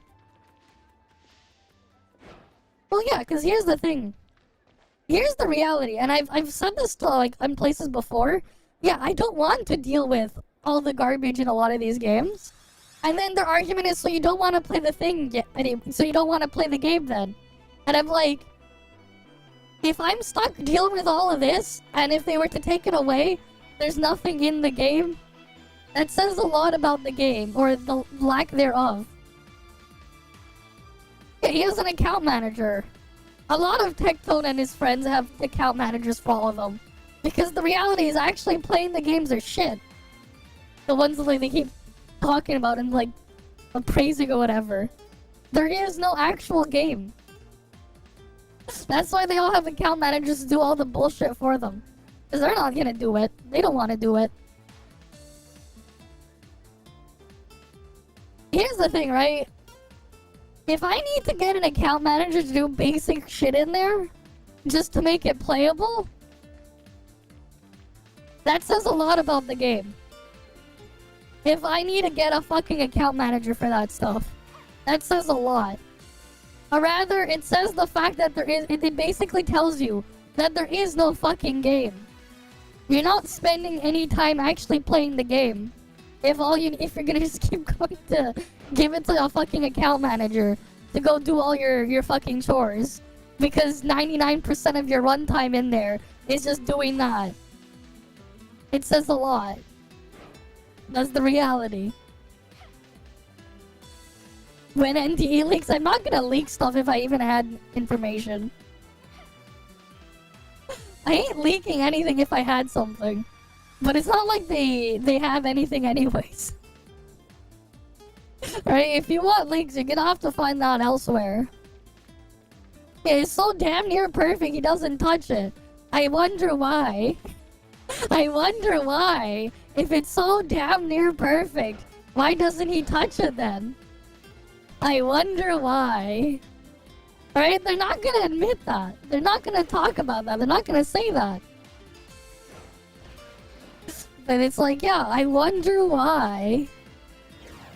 I really wonder why. And can you imagine what Wuthering Waves would be like if they completely removed the Echo bullshit with the gear RNG stuff? They removed character ascension materials, skill upgrade materials, weapon upgrade materials, weapon ascension materials, the Pepega EXP system as well. Can you imagine what would be left if they removed all of that? Right? The reality is you need someone logging in to go doing your material farming there just to make the game playable every day for weeks on end. They either pre-farm ahead of time or you have to suffer and deal with that after the fact. It's not like just playing like an actual real game and oh, you want to go upgrade a character, you just play the character in the game and they'll get upgraded naturally. Or in some cases, they'll get upgraded instantly for some other games if you get them later on. So that you can, you know, play the actual game. But the reality is they have to do all of that to hide it and pad everything out. Because there isn't anything. That's the reality, and they're never going to admit it.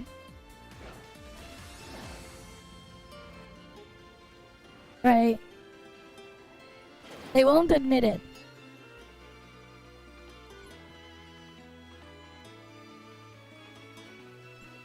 Oh yeah, that tournament was stupid. That tournament was really fucking stupid, man. You know why? Because the reality is how you win. Whoever wailed in there wins. It's really fucking stupid. It's not a skill test. Because the reality is you just buy power. Imagine actually thinking the thing is like... But yeah, that's the whole gacha genre in a nutshell. That's why I don't play most of them. And yeah, you go fucking whale your shit. You have a fully maxed out unit. Here's the thing, right? If you're big enough and you go swiping the stuff in there, when tax season comes, you know, that's a business expense. You make money, you can write it off as a business expense. So let's say, like, instead, let's say they made $10,000, right? From that. Or, no, they probably made a lot more. Let's say they made, here's the thing, right?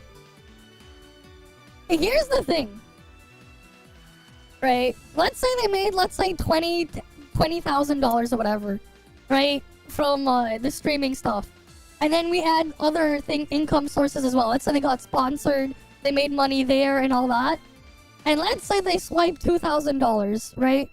So, in terms of what they would be taxed on and what they would have to pay taxes on, if they don't claim what they put in, right? They would be taxed on that, what, $20,000+ that they may have made, that they've made. Let's say in a year. They probably made way more at that size. I'm just giving a really low number just to make it very simple there, right? They file for taxes, business expense, right? If you do it properly, you can claim the stuff in there if you use it to make money as a business expense. So their $2,000 that they swipe to go max out that unit there. Instead, when it comes to pay taxes, instead of whatever like their income is, right? They would subtract that to tax that amount. So it's not that they get the money back. It's more of when you're paying taxes. You're not paying the tax on the full income. You're paying the tax on the income minus the expenses. And that would count as an expense. Right? So let's say on top of that, let's say they had, I don't know, $60,000 there on top. So like, they would be taxed on $80,000 worth of income. But let's say they spent $10,000 on stuff to use to make money. They're going to get taxed at $70,000 instead of $80,000. Right? So let's say they bought a bunch of other equipment. Let's say they bought, I don't know, they spent $1,000 on more storage. They bought the 5090, so they're able to buy a 5090. I'm obviously making things up in there, but like, they still spent the money. But it's not treated the same way. Yeah, well, to swipe off their gross income and then rather than net income. Yeah. Well, because here's the thing, right? If you don't report it, you basically get tax on your gross instead of your net. You don't want it to be on your gross. You want it to be on your net. But yeah. Well, here's the thing, right? You can buy power. Wait, what do you think, man? The only way you can have it actually be legit and fair for these games is if everyone is given preset stuff. Same time, the other thing too is the gear farming stuff. Right? The gear farming aspect as well. So how much time did they waste min-maxing the specific things that were allowed in the tournament as well? And this is why those types of stuff make no sense. Because unless they're all given the same equal playing field, the reality is whoever whaled the most is going to win. You can buy power in these types of games. Imagine, right? Crazy, crazy thought. You can buy power. Right? Very crazy idea, I know. Very crazy concept. Right? It's why it just makes no sense to me. The fact that they even did that shit. It's really stupid. But again, gacha gamers are too dumb to understand that. Right? Like, that's just the reality. They're too dumb to understand that. Like, it's never going to be a fair competition there. It never will be. Unless they take all of that stuff away. That's why it makes no sense to do anything competitive in these like that. Yeah, but here's the thing. Do people actually care to watch that? But it's also like, they don't have any of that either. People don't actually care to watch it. And the reality is, a lot of these gacha games are just straight up boring to watch. They're not interesting at all to watch, man. They're not. Like, if I'm gonna be honest, they're not. Like, the reality is, on my free time, my spare time, I don't look at this stuff. I don't. Because I don't find it interesting to watch. Like, that's me personally. I'm not gonna go watch this stuff. Right? As sad as that sounds, that's just the reality. Right? That's just the reality. You can accept it if you want, you can deny it all you want. That's just how I see things here, man. I'm just gonna go kill the thing and farm my dream machines. I'll do final trial tomorrow. Because the people are being too papega. Yeah, I mean, yeah, how are you not surprised, man? Game has the ability to sell you power. You can buy power in game. Honestly, it's funny that you basically have the surprise Pikachu face all over that thing, because, it's kind of obvious.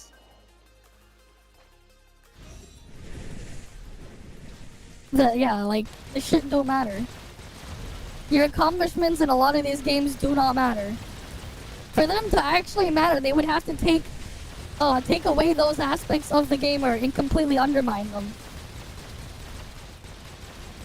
But they're never going to do that.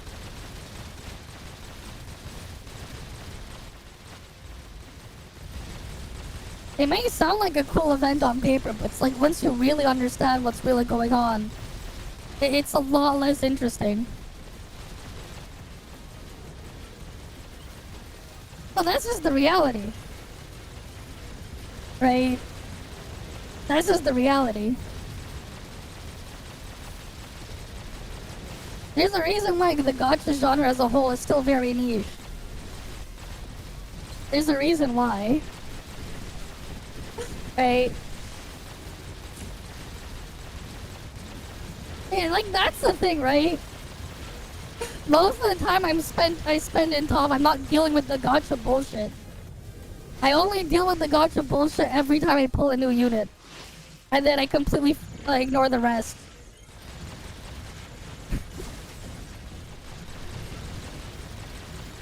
And some of the other stuff, like, honestly, the biggest reason why I still even play Snowbreak is they give me everything for free. We'll see how things change and stuff going forward. Especially after what we've seen happen recently, but yeah. We'll see.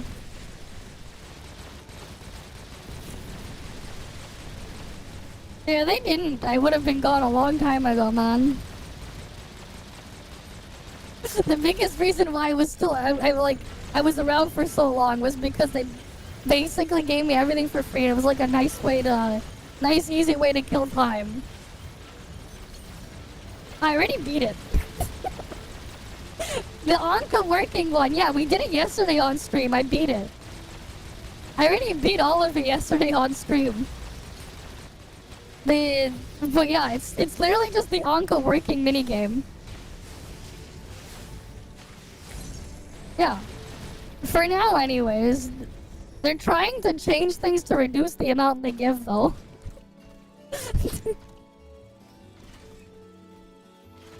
Well, it's because, like, the game itself is very, very easy. And, like, yeah, you can get you can farm a free 4-star weapon. That's basically just a worse version of the signature weapon on the limited banner. And yeah, there is a guaranteed character and weapon banner.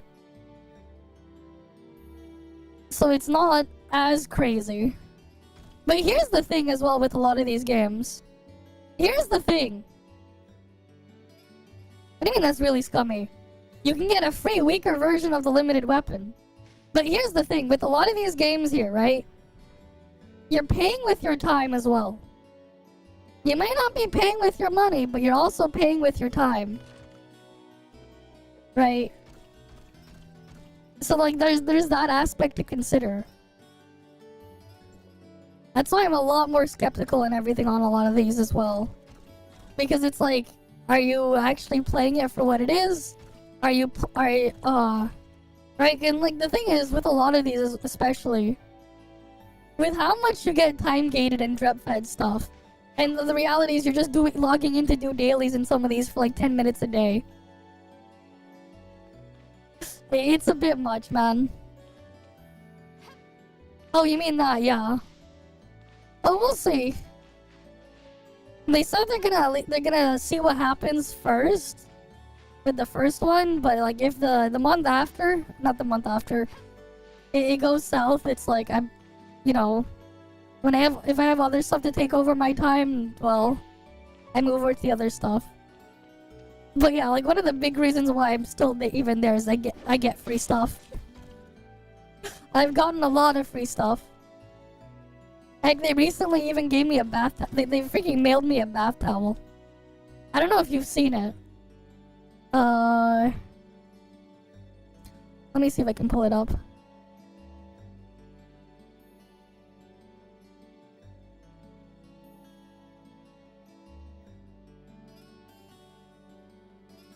Give me a second. Alright, we have this here.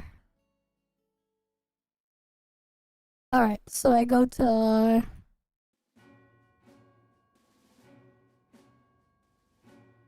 Yeah, I got this in the mail. They literally sent this to me in the mail not too long ago. The funny part was, I accidentally leaked art before they released it.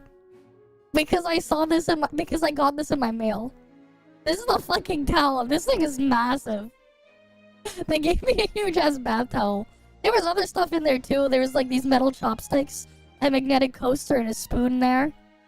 But like I got this in the fucking mail too. They've actually sent me stuff in the past, like actual physical stuff. I got this mouse pad, right? This nice bag, a tapestry. And there's like these pins. I don't know where I put the picture of the pins. These pins here. Like they've actually like gone out and sent me stuff. I think it's a spoon, man. It looks like a spoon to me. I think it's a spoon.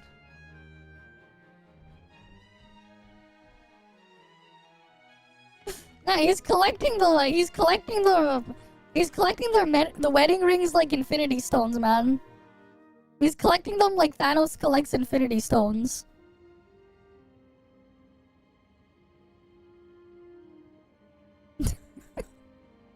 But yeah, like they've sent me actual shit, man. Right, like half the reason why I'm still even around is I get all the free shit. Alright, let's go kill the eye boss. Oh, which one? What mecha waifu? No, I don't know about that one. What video? We can't get enough of watching which video. But like, yeah. Right, it's just... Yeah, that was fun. I did show up on there for a bit. They were testing something, and it was like, yeah, sure. Go ahead, use a piece of my VOD as for your testing. Yeah, the links don't work. What channel is this? iChannel 3?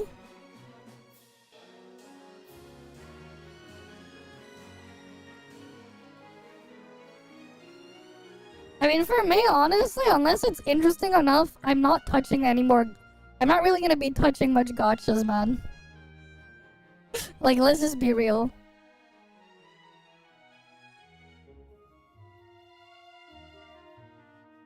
Right. I'll look at the things for a bit, but like, actually picking up to play them, a lot of them, nah. Yeah, it's not the same, it's not quite that. The Snowbreak devs did not make Mecha Break. It's the publisher of Snowbreak. They have the same publisher. It's not the same studio developing them. It's the same publisher. It's a bit more complicated than that. The Snowbreak devs are not making Mecha Break. It's the same publisher. Okay, but yeah. Let's get people on channel 3 for I. Surely people want to kill the eye at like 1 in the morning.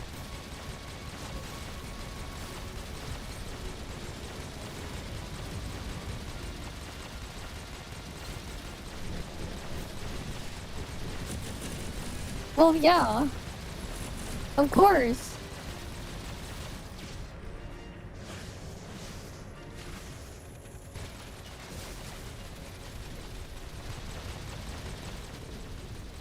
Are we gonna get other people in here? But yeah.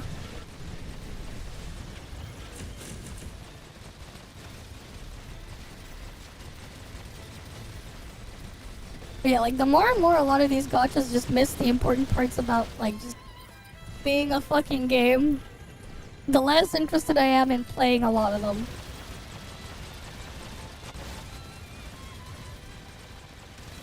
Right, for a lot of the stuff even coming out, I'm still extremely skeptical. What I will say though is, here's something that's interesting to watch. I don't know if you ever have time. There was a video where I reacted to someone else's thing on Arknight's Enfield. That one's a bit of an eye-opener there. I gave it a clickbait title. Because the reality is, if they actually listen and appeal to those people, that specific group of people, it will ruin their game. Because the big draw to it is just gonna go away. I've actually played NTE. Ananta, here's the thing with Ananta, man. I'm extremely skeptical.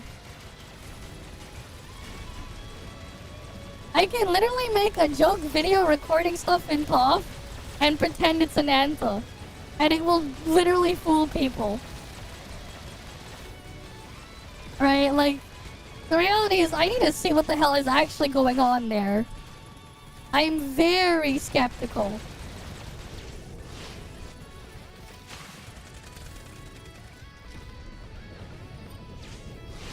And like for me personally, a lot of these gachas, especially if they're single player, they don't need endgame content. If anything, for some of them, I'd rather they don't have endgame content. Just make an actual game. I don't care about endgame content. If I finish it, let me move on. They don't need to have endgame. I'm tired of a lot of the endgame garbage in a lot of these gachas anyways. Because they all suck.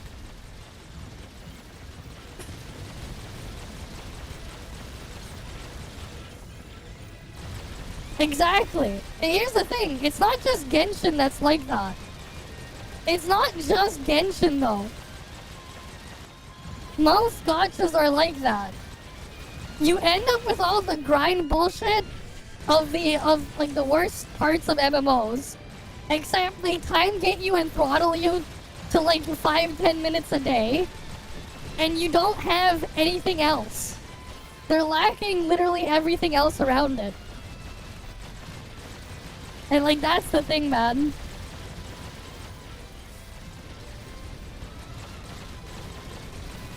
Yeah, I heard people really hated the other thing they added there, man. But again, the game's combat is not suited for like mobbing stuff. Honestly, Wuwa's combat is just pretty terrible for the type of game it is. It doesn't really work nicely for an open world game. There's a reason why all your fucking combat in Wuwa is just you being trapped in a confined stupid circle with a timer, despite it being an open world game. And they don't bother incorporating any of the actual movement and stuff into the actual gameplay there. There's a reason why. Because it would suck. Because the game is just very, very poorly designed.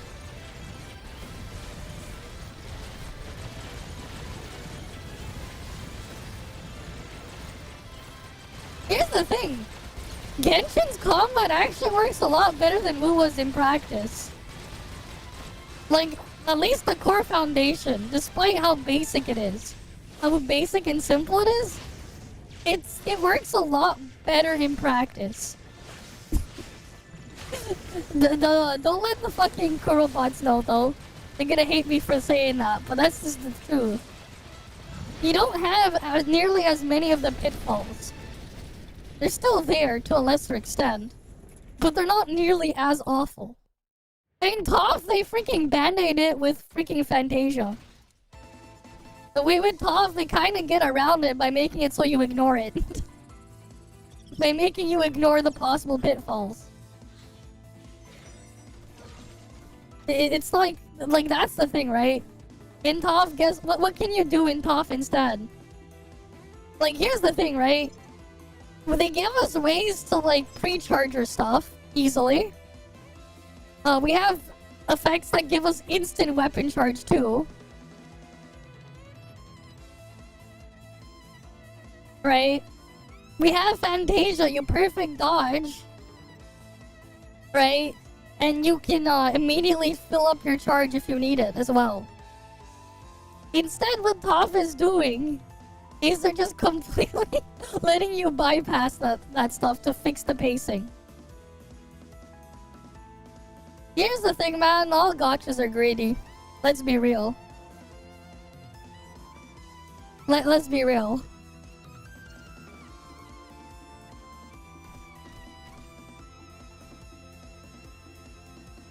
Like, if it were up to me, I'd rather it just be like, oh, you get like 3,000 premium gems or whatever from playing, then you buy the character and you move on. For your 6,000 or whatever number. I would rather it be that way, not gotcha at all.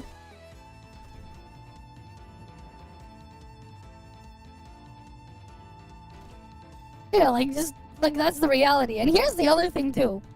Before you start saying devs listened or whatever for other things, too, keep in mind who created those problems in the first place. Like, here's the reality.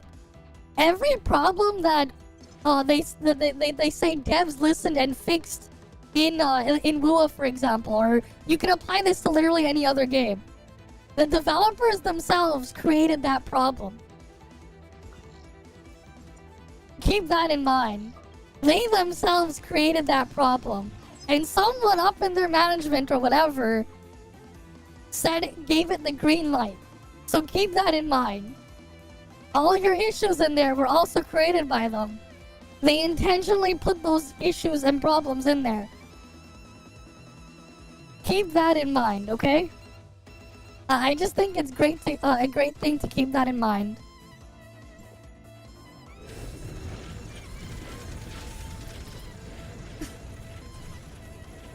Alright, let's see.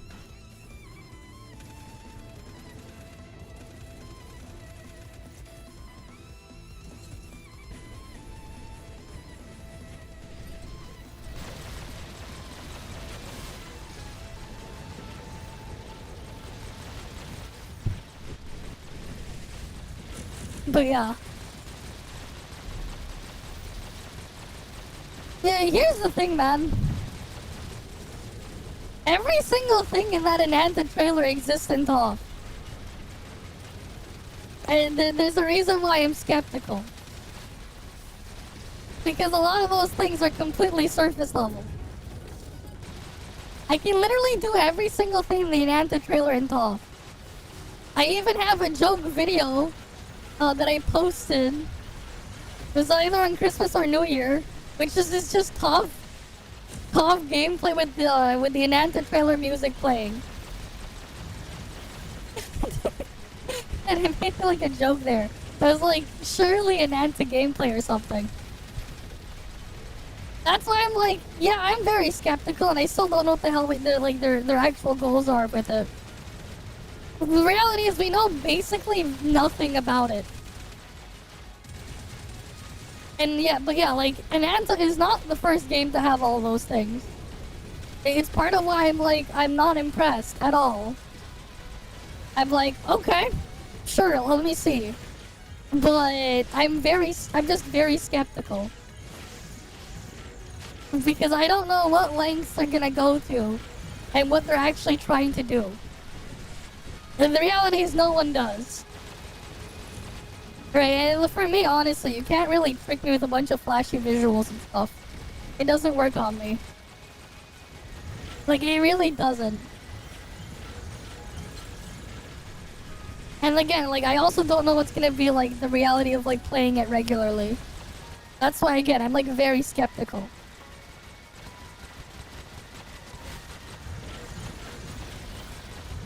Unless they give me, like, extra other information and stuff that I know stuff ahead of time, I am very skeptical.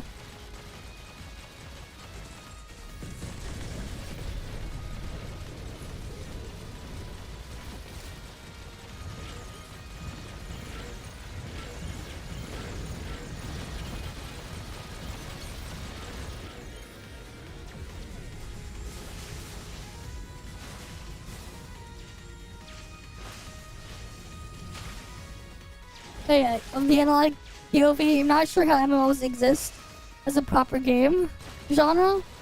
The grind to get more powerful over and over? Here's the thing, not all MMOs were like that. Keep in mind, like, World of Warcraft, like, isn't really all that grind heavy. At least it wasn't back in the day. Yeah, it took you forever to get leveled up, but like, it really wasn't that super crazy grind heavy game like the other MMOs on the market are. It's part of the reason why WoW blew up and was what it was. Yeah, Korean MMOs are its own other problem, man. Like, the reality is, for me, if it's a Korean game and it's live service, probably pass. Right.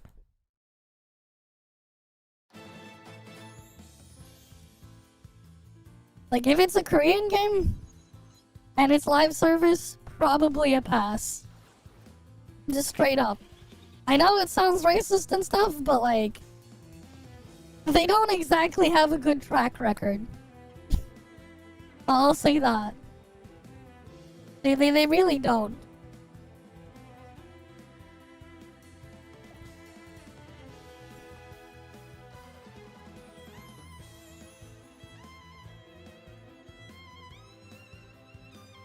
But yeah, like, I missed how, like, World of Warcraft used to be set up. It's just that, like, ever since Legion, they completely shifted everything, and then I'm like, yeah, I'm done. No more.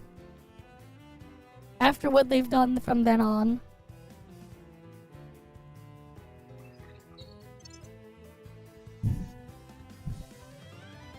Alright, I'll wait for the chest to despawn, then I'll go to the next channel.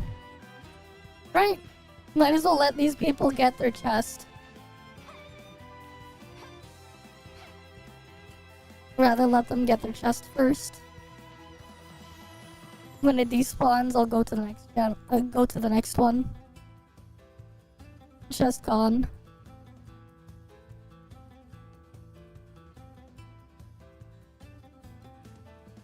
On to the next channel then.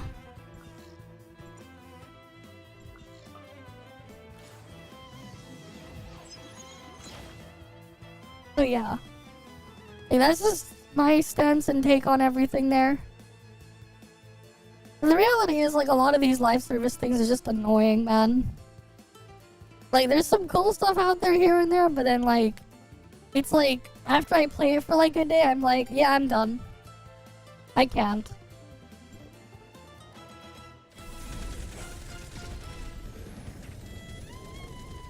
Like, in a sense, again, like, I remember a couple... Like, it was 2 years ago, I think it was. I was told by some random person who showed up in my chat one day that I was too casual for Genshin. And you know what? I agree. Just not for the reasons they think of.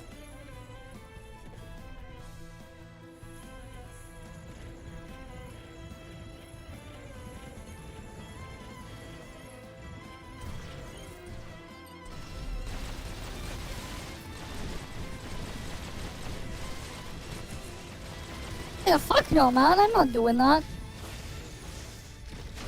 Game ain't good enough for me to bother to do that. Come back when there's actual game that's actually worth doing it in. I ain't doing that shit in fucking Genshin or whatever. Fuck no. I ain't wasting my time for like 5 primo jumps per chest. That ain't worth it.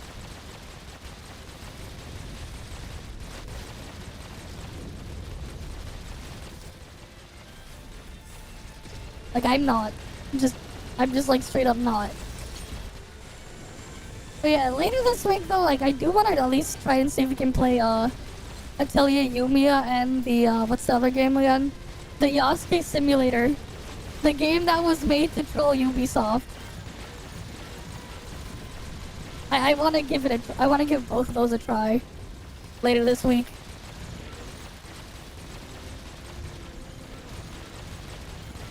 Because I think they'd be funny.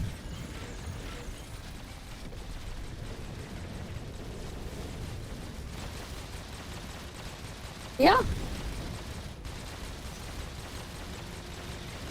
No, not yet. That's later this week. That's on the 20th. That's in 2 days.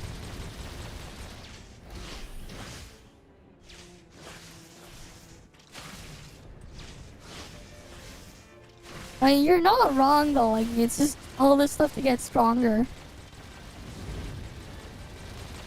It's because we still have like the MMO aspect to it, even if it's a lot more diminished.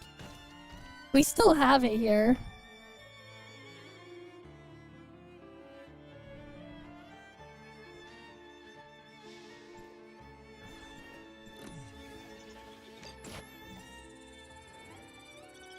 That said, they did say they want to focus on more of this stuff later on. Yeah, we'll probably do it like on the 20th or something.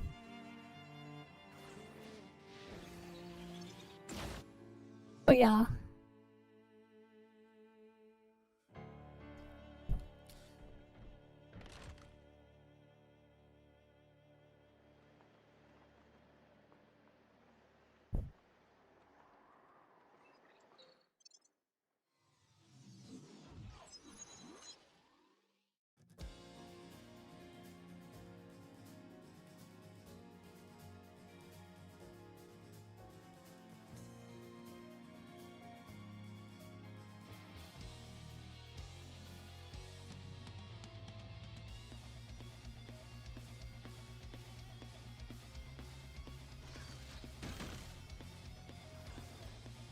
The quote from way back in the day. What quote?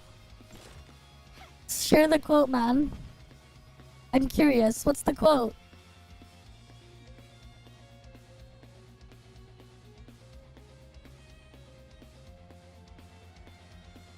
What is the quote?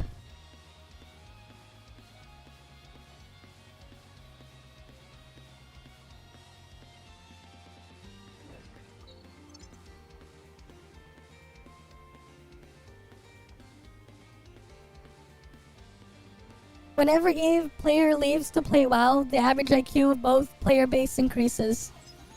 Yeah. Sounds about right.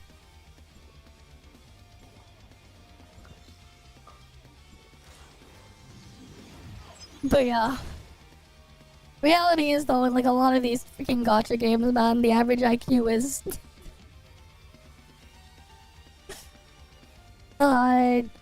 yeah.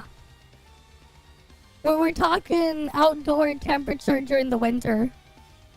Right, we're talking negative IQ level.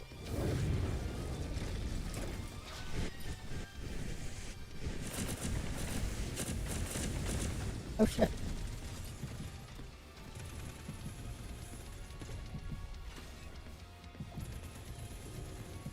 He's too slow.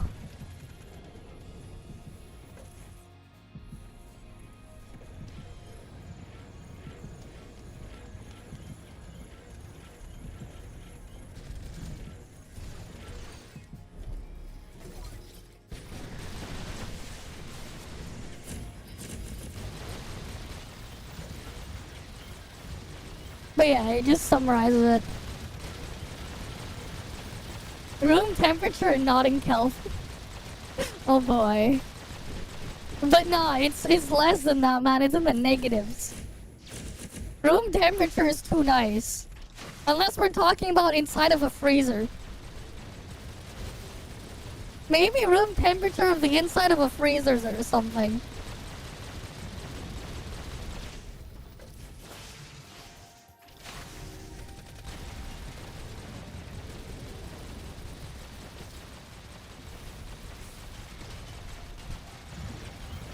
Yep, that guy can go earn his pay.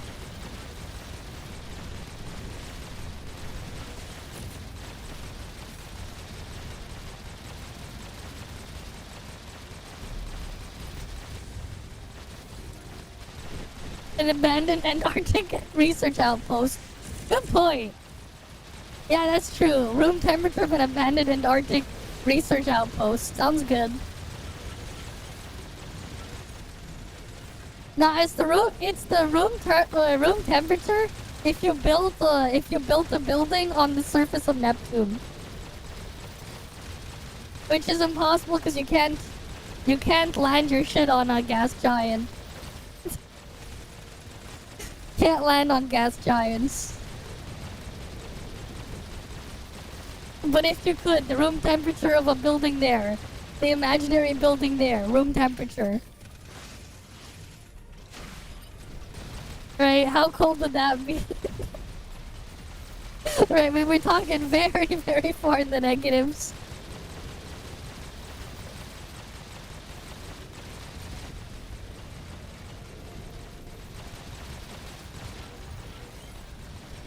But yeah, room temperature abandoned Antarctic research outpost is good.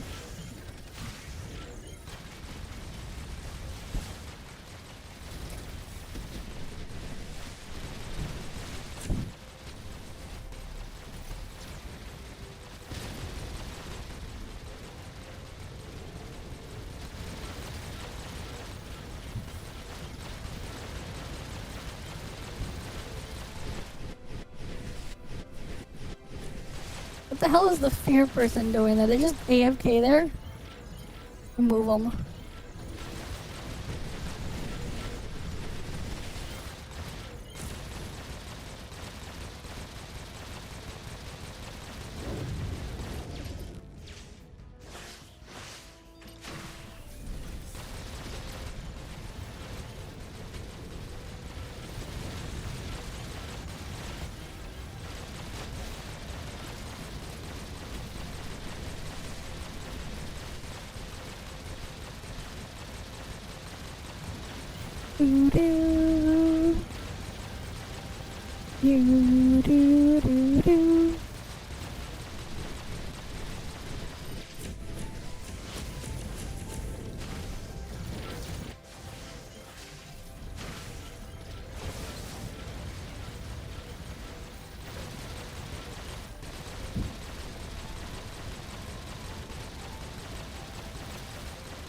Alright, come on. Almost destroyed.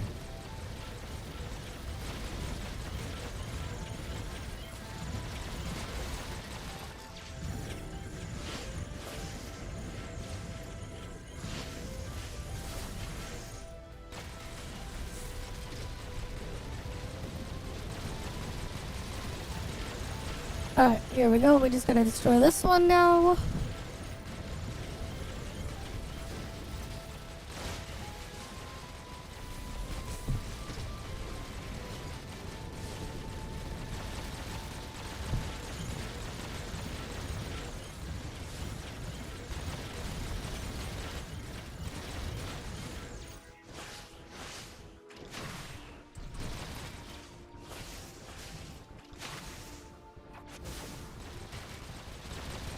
Alright, this thing's almost destroyed.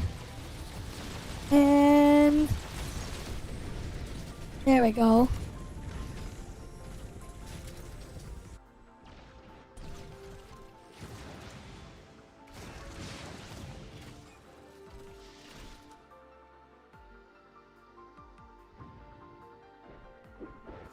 Alright. Come on, people, get your chest.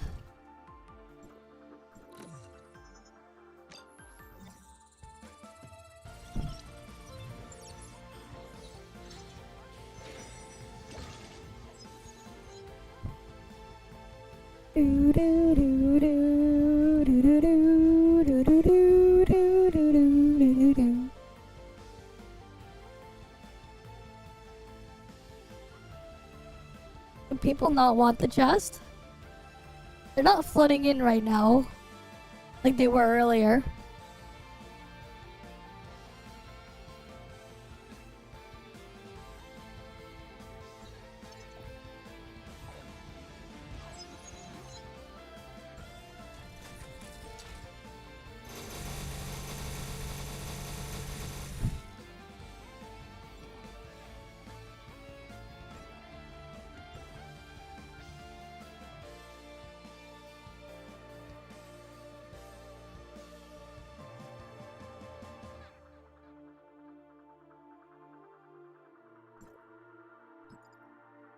They're not flooding in.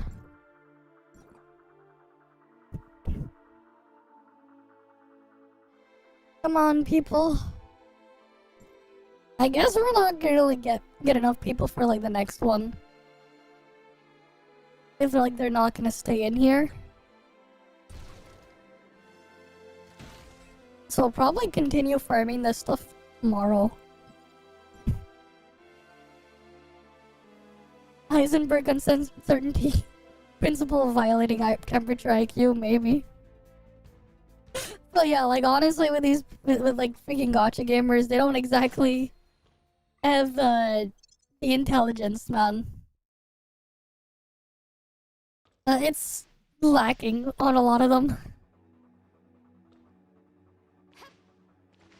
The momentum is also yeah.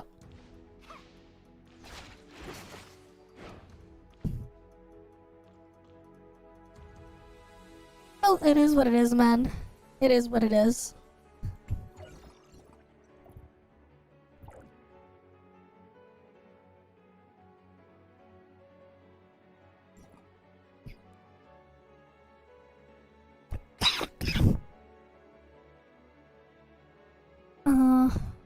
But yeah, we'll just finish that tomorrow or something then.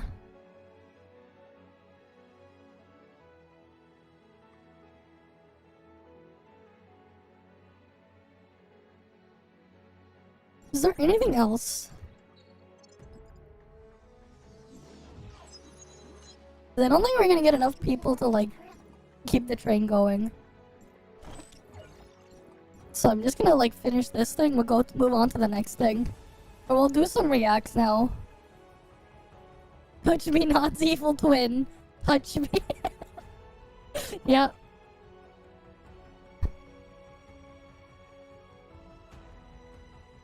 The evil twin of touch me not.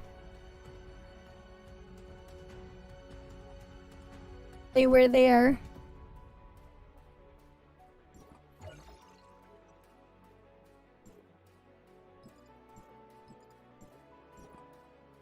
Oh yeah, I think we'll just continue that tomorrow. Maybe we'll do some reacts. Surely I have stuff. Alright, let's see. What do we have? We haven't done one in a couple of days.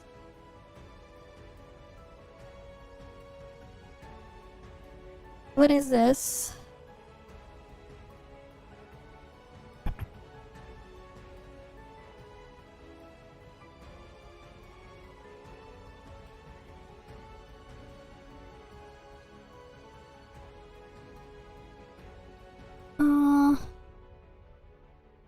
Okay. This is what North Korean soldiers addicted to adult videos. What the fuck? And there's the mecha game and the other thing. That's piqued a lot of interest, and a lot of people have wondered if I've seen it. It's about North Korean soldiers that allegedly have become addicted to adult content Okay. online, since for the first time in their lives, they have let. Oh, I got more stuff. This guy's like, how did I get to play it? Oh, they invited me.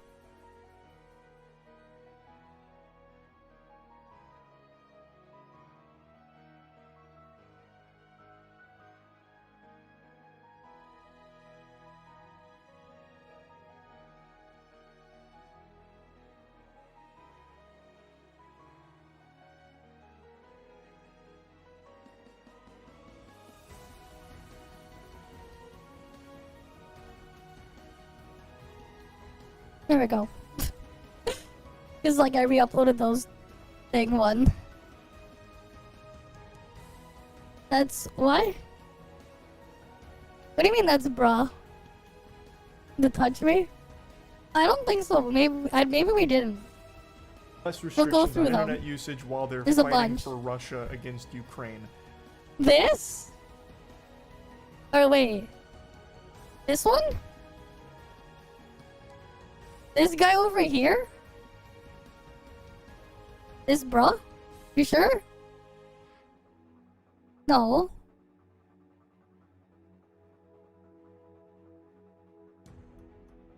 You don't know critical? The fuck? No, you don't know moist critical? Okay then. I guess you So, don't. North Korean soldiers that are fighting with Russia, they've apparently gone full gooner after having their Sharingan awakened with this unfettered internet access, at least according to Gideon Rackman, a Financial Times Foreign Affairs commentator. A usually reliable source tells me that the North Korean soldiers who have deployed to Russia have never had unfettered access to the internet before. Yep. As a result, they are gorging on pornography. Of course they classic are. source trust me bro moment.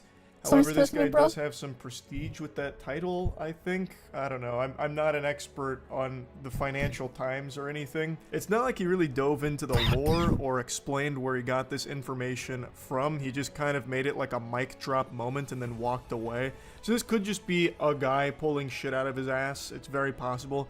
The U.S. Defense Department spokesperson, Lieutenant Colonel Charlie Dietz, was even asked about it and said that he couldn't confirm any North Korean internet habits or virtual extracurriculars. I mean, He went what the on hell to would the say that Americans they're instead more know about focused it? on serious aspects of North Korea's involvement, if any, in Russia's military operations, and that the question about whether or not the North Korean soldiers are going auga at their phone screens when looking at honkers should be asked to Moscow instead. I see. Of course, it's impossible for me to know whether or not the claim is true that North Korean Yeah, have you soldiers ever are now played gorging on shit? pornography. I'm not there. I'm not looking over their shoulder, breathing down their neck, going, "Hey, what you watching there?" So I have no way of knowing. It doesn't seem like there's any strong evidence to support the claim, but whether or not it's true, it's an interesting thought that I want to talk about briefly. We had a similar topic that I talked about like 5 months ago when there was a story about this remote tribe that had recently got internet access, and there was a viral story about how they've now become addicted to porn and it's destroying their entire community and all of that.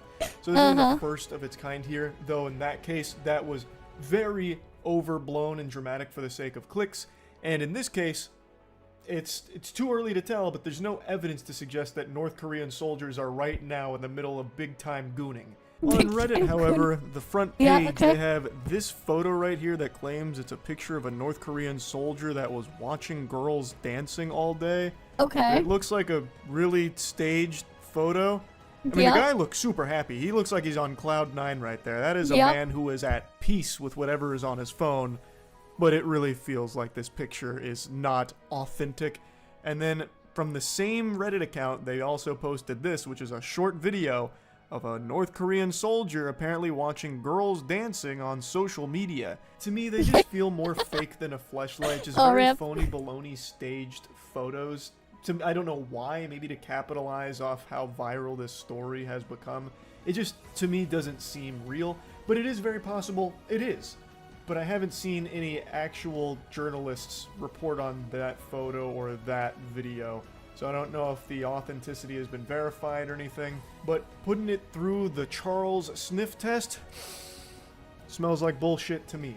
Who really knows? But the idea is interesting because when you grow up with access to the internet, there's a lot of things that become normal to you that are incomprehensible to those that don't have that. Okay. There's the obvious, like, information, access to others, videos, like an infinite number of things change drastically with internet access. If you had but it since the focal versus point people of who the don't. story was porn, I guess I'll talk on that aspect too.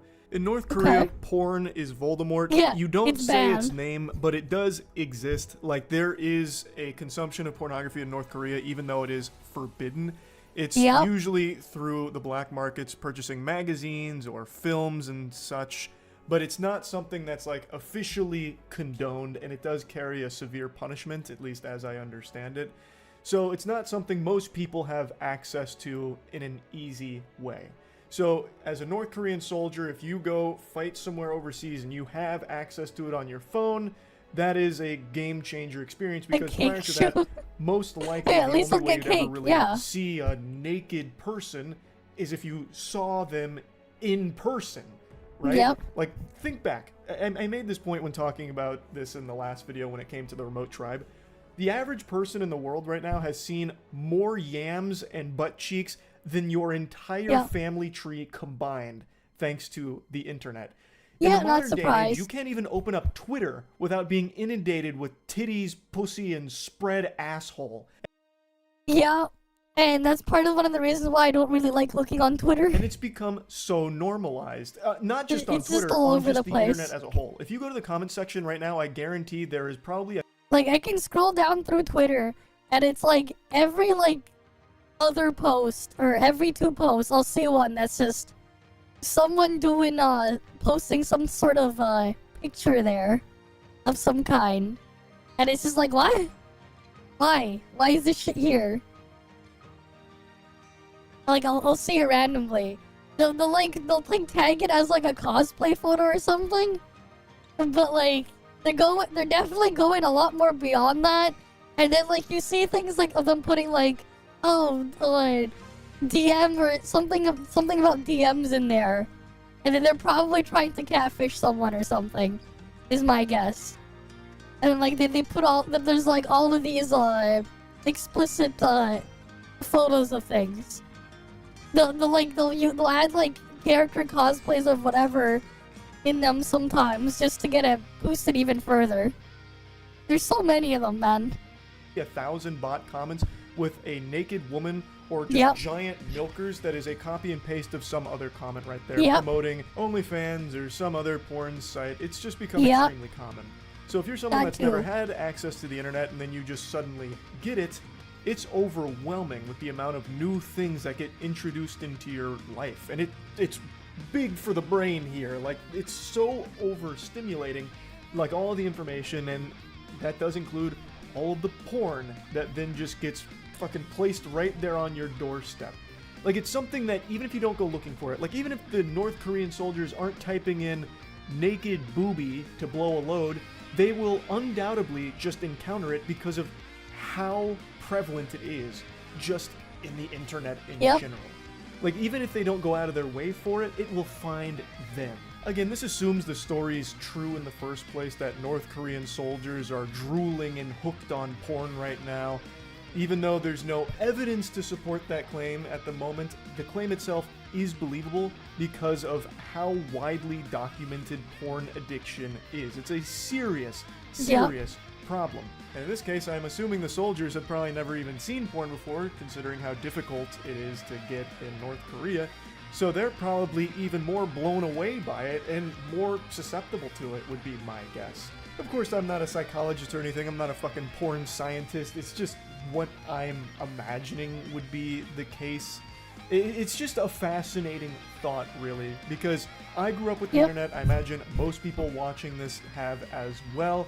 And even if you didn't grow up with it, you got to send AVs to North Korea to rile people. It was never something that all of a sudden the modern internet just fell into your lap one day.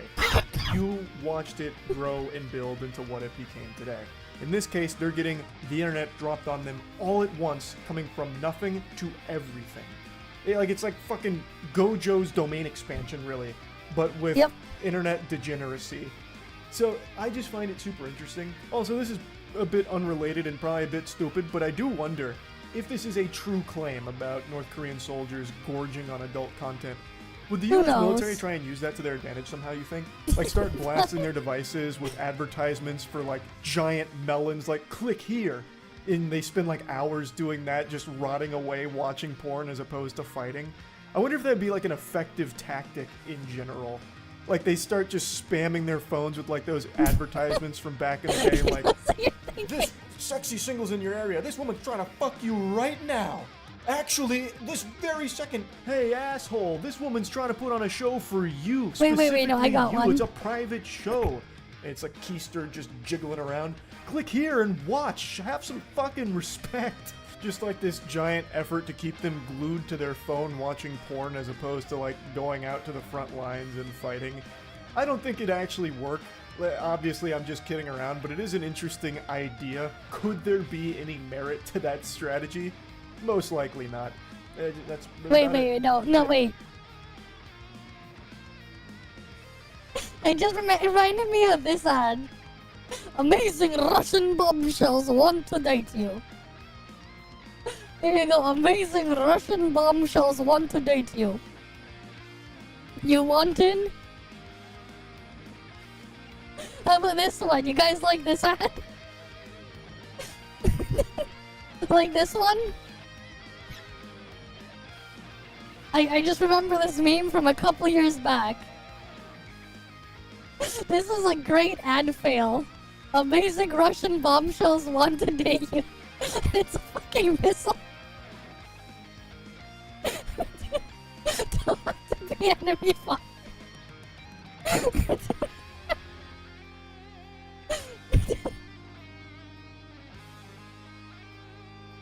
Oh wait, they still had this tab open with the Osarada rain guide. Yep. Alright, next one. We'll do the food one last. What's the next one? Mekarashi gameplay trailer. Let's see this.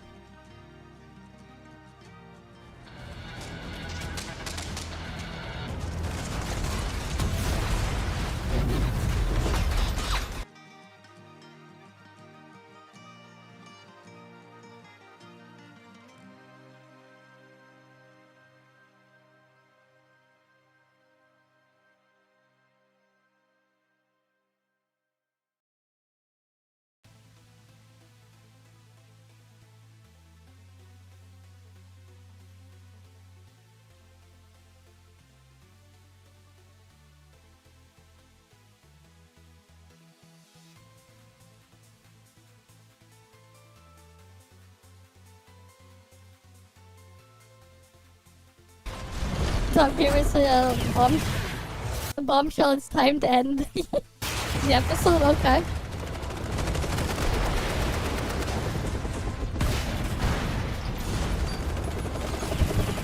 Hey, this is what they wanted, man. They wanted to know.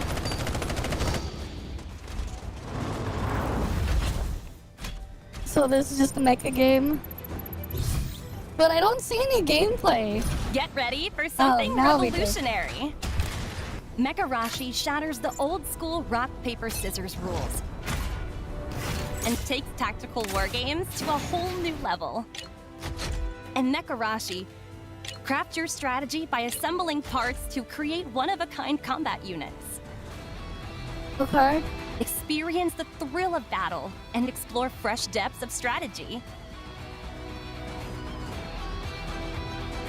Steel Trooper is the basic game unit with 3 unique part types, each offering a special tactical advantage. The body is the heart of Steel Trooper. If it's destroyed, Steel Trooper's incapacitated. The arms are Steel Trooper's holding parts. With different weapons come different output modes. If damaged, Steel Trooper can only perform basic attacks in the most rudimentary way. The legs ensure mobility. If compromised, Steel Trooper movement is restricted, putting melee units at a big disadvantage. Boost your gameplay with exciting features. Craft your ideal Steel Troopers for an unforgettable experience.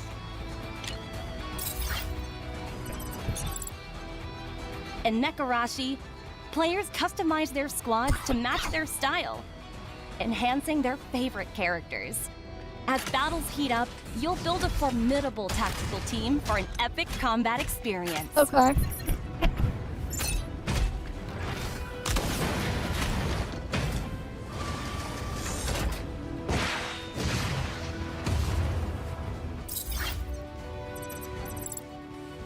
The Steel Trooper's design features realistic combat elements like wear and scratch. Okay, cool. I guess. And you can unleash your creativity with unique paint jobs. You can paint your mechs too. Cool.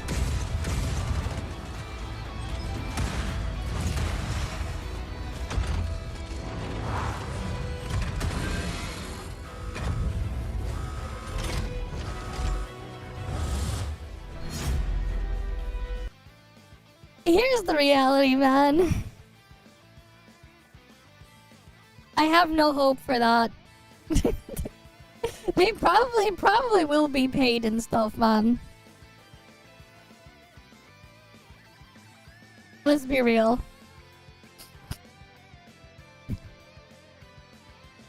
But yeah. Alright, next one. What's this one? ETE Chronicle? What is this?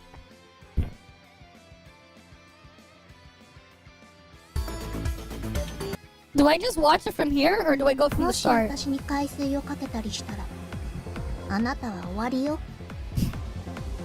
Okay.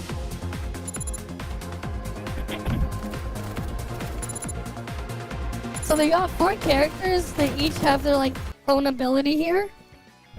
They move here, and then you just attack with this.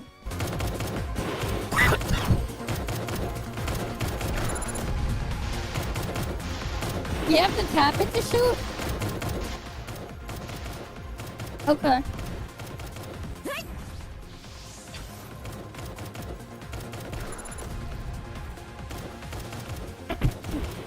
But yeah, like, no, I'm not gonna play this stuff. 出力効率 I don't play games on my phone.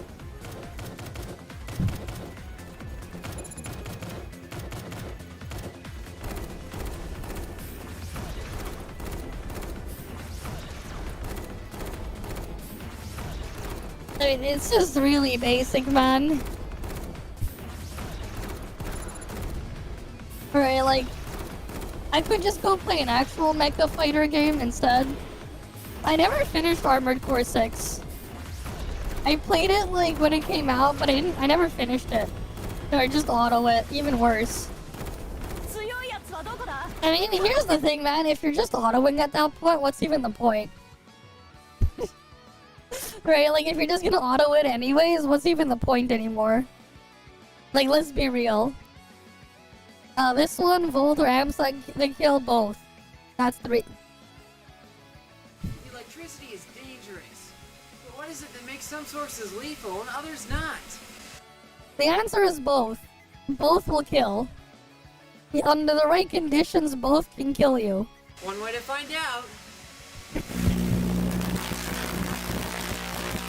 Okay. You can marry them for tentacles.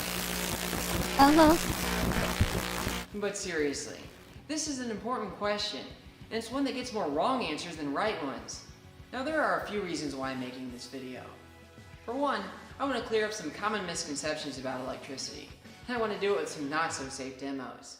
But the main reason is somebody called me wrong on the internet. Oh boy. Is it the volts or amps that kill? A while Both. ago, I made a short video on the topic, and in summary, I said that you can't pin all electrical hazards on the short Yeah, you can't pin it on all on one, because the reality is both will kill you. answer like volts or amps. And boy, this made a lot of people mad. Because, like, here's the thing, right? You can have a really high current, but then, like, if the voltage cannot penetrate into you, it's not gonna do anything. But you can also have a really high voltage with a low current, and something can happen there too. But if it's able to breach in there, even if the voltage is very low, you can also get killed by the current. Because anything can. Like, this is why it's like, it's not that simple. I didn't watch this video, but like, I already know the answer. Because I studied electricity. Like, the reality is both can kill you. They would have to be handled in different ways. But generally, the thing is, it's a lot easier to kill someone with high voltage because it's a lot easier to just get to just brute force through the resistance in our bodies, our natural resistance, and kill someone. But that's not the only way, especially if someone has a cut. You don't need to have a very high voltage if they already have like a cut on their finger or something. Or they find another way that's like another spot that's exposed. All these people flaunting their professional qualifications, telling me that I'm wrong. Well, I say, no, you. If I'm wrong about something, I do want to be corrected. But one of Yeah. my biggest pet peeves is when somebody flaunts their fancy qualifications That's why it's like while it's- also giving out incorrect information. Yeah. Now, Like, it's not simple. And, like, the reality is as well, it's like you see the shit he plays with all the time. Yeah, he's fine. You go look up Electro Boom's channel, and he fucking shocks himself in, like, every fucking video. And they're still fine. It's like, gee, I wonder why. I'll be honest. I'm not an electrician or an engineer, but I do have a bunch of terrifying electrical devices, as well as the fancy equipment needed to put some numbers behind my claim. But, like, if you're an engineer or electrician and stuff like that, you should already know the answer. You should. Most importantly is that I'm willing to do some crazy stuff to prove a point. In fact, I'm willing to put myself into circuits that should be lethal by their logic. So yeah, let's get started. Oh yeah, before I go on, I should warn you that all the crazy stuff you're about to see was done completely for educational purposes. And in fact, if you were to try any of this stuff at home, you'd probably die. So yeah, please don't try this Yep, at home. but he'll be fine. Taming electricity is one of mankind's biggest achievements. Using electricity, we can light our homes, cook our food, and use these nightmare bricks to watch horrors happen in real time. Electricity isn't all sunshine and roses, though. It can Yep. shock you, it can burn you, it can even kill you. But what is it exactly about electricity that makes it dangerous? Well, this is a complicated question, and the answer depends highly on the source of that electricity. Yep. First, The source let's is consider what's- our biggest design vulnerability when it comes to electricity, and that's the nervous system.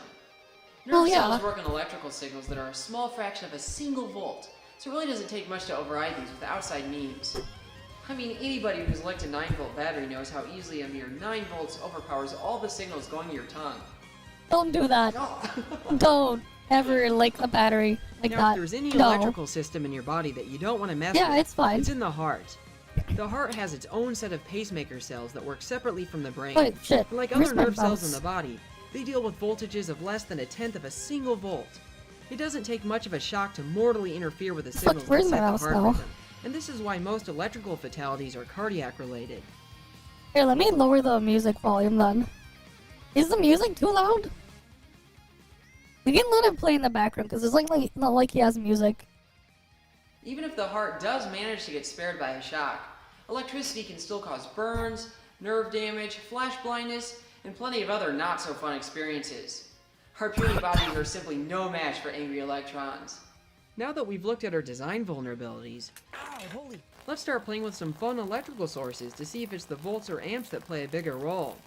Going off of my previous comments, it seems that most people with professional experience said it's just the current that kills. It turns Yep. out there are some problems with that. Yep. Here I've hooked up a car battery up to these steel rods. Now this battery can dump up to 1,000 amps, yet touching Yeah, you see, he's not getting shocked here. They can output 1,000 amps, but the voltage is only 12 volts.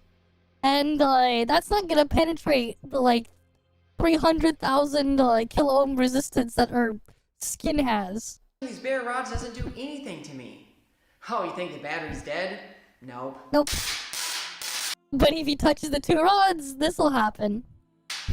The thing is, that battery can dump 1,000 amps, but not through me. It's only Yep. a 12-volt source after all, and my skin's Yep. resistance is high enough to block all but a minuscule amount of current from going through my body. This is Ohm's law in action. You can't always use this logic when judging the hazard of an electrical source, but it does work for low voltages like this. Yep. Here I have a different flavor of high current power supply. It's a step-down transformer I wound years And now ago. we got a It's held transformer. up surprisingly well in this ice cream bucket. Being a transformer, it's AC, unlike the battery. But the voltage is still way too low to shock me. Yeah, if it's too low, he's still not gonna get shocked. Check out the current when I drop a quarter across it. It's gonna That's weld over itself, right? 1,000 amps. Of course, Just because these low voltage, high current sources can't shock, it doesn't mean they're completely safe. Yep. Because it's still gonna cook a thing internally, even if you don't get shocked. They That can still could burn also you by happen. simply heating things up. Yep. It's also possible to get shocked indirectly, like by rapidly disconnecting them from an inductive load like this electromagnet, because you get a big voltage spike by doing this. So this all makes it seem like it's the volts that matter here, right? Nope. Let's take a look at this electrical shock hazard chart. There's actually nothing about voltage on here at all, only current. What gives? This assumes that that source can put that current through you, which Yep. means it has to have a sufficiently high voltage to do so, as well as a low enough impedance. But what kind of voltages are we talking about here? According to the chart, less than 100 milliamps of current can be lethal. My body's resistance is about 250,000 ohms, so according to Ohm's law, I'd need a voltage of about 25,000 volts to kill me. Seems simple enough, right? Let's go ahead and put that idea to practice. Yeah, look what happens to an apple, Use though. this apple as a model of the human body. It has an even higher Like, the thing is, something else is gonna destroy it first. resistance than me, about 10 million ohms. In order to put a lethal current of 100 milliamps through it, Ohm's law says I need 1,000,000 volts. Why don't we test that out? You can watch the voltage here and the current He's just here. gonna cook the apple, A isn't couple he? notes about the setup. Or it I'm using a explodes. voltage divider so I don't kill my meter, which means the actual voltage is 10 times higher than what the meter. But, like, you're also forgetting, like, here's the thing, though. Here's why it's not that simple.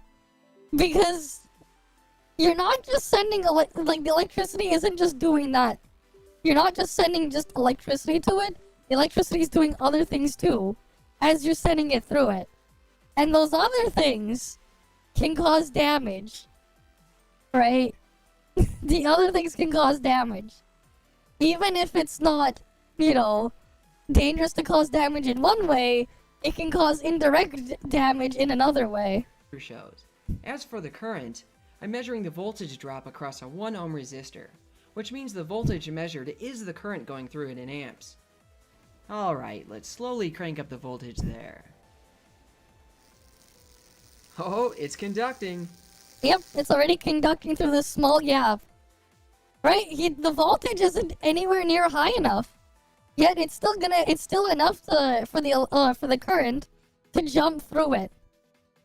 It's still enough for that to happen. And this thing is getting cooked from that instead. Yep. You could also fuck with the material and reduce the resistance of the material by destroying the material. That is also a thing that can happen. Right? This is why it's not simple. Like, I know it's not simple because I've seen it in action of what can happen. But yeah. Ha, look at that. The apple's dead. Yep. Ohm's law said I'd need 1,000,000 volts. Yet it was passing 100 milliamps at barely over 1,000 volts. What gives? Yep. It turns out, you can throw Ohm's law out the window in situations like this, because the apple experienced something called dielectric breakdown. When the Yep. voltage across an insulator reaches a high enough point, the molecules in it get shredded by the electric field. Well, it's not that Ohm's law stopped applying. It's just that the material itself basically changed. Right? Hi, cynics. Right? It's not that, like, Ohm's law doesn't apply anymore. It still does. It's just that now you have to recalculate everything on what the material changed into because it was exposed to the current. And it was broken down. This means the insulator suddenly becomes a conductor and will allow a huge amount of current to pass through it. Ohm's law does not tell you when this happens. Yeah. Because, like, Ohm's law just tells you if the thing will pass through or not. But it doesn't tell you what happens if the thing changes and when it will change. If it will change. For human skin, this point is roughly about 500 volts or so, but this varies considerably. Of course, if you get poked by a live wire, it won't take nearly as much voltage. You don't even need an live wire. This is 120 volt. Right, 115, 120 volt coming out. To be a problem. Look at it, it's Of doing to the interesting note pickle. is that the electric chair only has a voltage of about 2,000 volts. Based on Ohm's law and a skin resistance of 100,000 ohms, this shouldn't be lethal. But this logic doesn't work here because the skin can't hold off that kind of voltage. It's funny, because Ohm's law is hardly a law in the physical sense, because it fails all the time. Many simple devices violate ohmic behavior. LEDs, many light bulbs, even the full bridge rectifier do not obey Ohm's law. If you want to play it safe, stick with voltages under 50 volts, because that's Yeah. the limit where OSHA says the voltage is not high enough to electrocute. There's another issue relying on resistance when you're dealing with AC. If you've ever been shocked by a live wire without touching ground at the same time, you've experienced this. What's completing the circuit here? A capacitor, of course. Yep. Notice how the resistance of this capacitor is so high You that make it your can't own be measured by my capacitor. meter. Yet it still can pass a bunch of current. That's because AC can pass through a capacitor. You have a capacitance too, which is why you can feel a shock from touching a single live wire. Yep. At this point in the video, I know there will still be people out there that argue it's just the current that kills. Because that's what's shown in those graphs, right? Or maybe they'll concede to the idea that voltage does play a role, but still current in the end doing the damage. Well, this is the point where I start putting myself into circuits that should be lethal under that premise. Even Yep. this very chart acknowledges it's more than just the current that kills. There's Exactly. a whole axis in time, and the chart is only valid for a small range of frequencies as well. So, Yep. There's also the time graph here. Time right there. let's switch it up a bit using something else we experience. Static electricity. Anytime you receive a static shock, the voltage you're being exposed to is quite high, much higher than what you get out of an outlet. In fact, going off the distance the arc can jump in open air, this voltage is several thousand volts. Most people will tell you the reason it doesn't kill you is because Yep. it's low current. But let's put that No, it's because you're not exposed to it for an extended period of time. to the test. Right here I have a Van de Graaff generator. It's capable of generating very high DC voltages, similar to what you get from a static shock, just on steroids. This is a mechanical device that uses a rubber belt to transfer charge to the spherical top load. The voltages generated here are enormous, over 100,000 volts. Although the voltages are huge, the charge that accumulates on the sphere is still pretty tiny, only a couple millionths of a coulomb. Even so, this minuscule amount of charge is able to produce a force that overcomes the gravitational pull of the entire planet. The charges are small, but what about the currents? I mean, they must be small if I can touch them without dying, right? Ow! Still painful though. Let's go ahead and test that out. Once again, Uh-huh. I'll be measuring current via a 1 ohm resistor, but this time with an extra fancy resistor that I built based on a video by Vitaly. It minimizes inductance to get an accurate reading. I should note that I've referenced Vitaly's videos more than anyone else on my channel. You Okay. should definitely check him out for some cool high voltage experiments. Alright, let's measure the current of that pulse.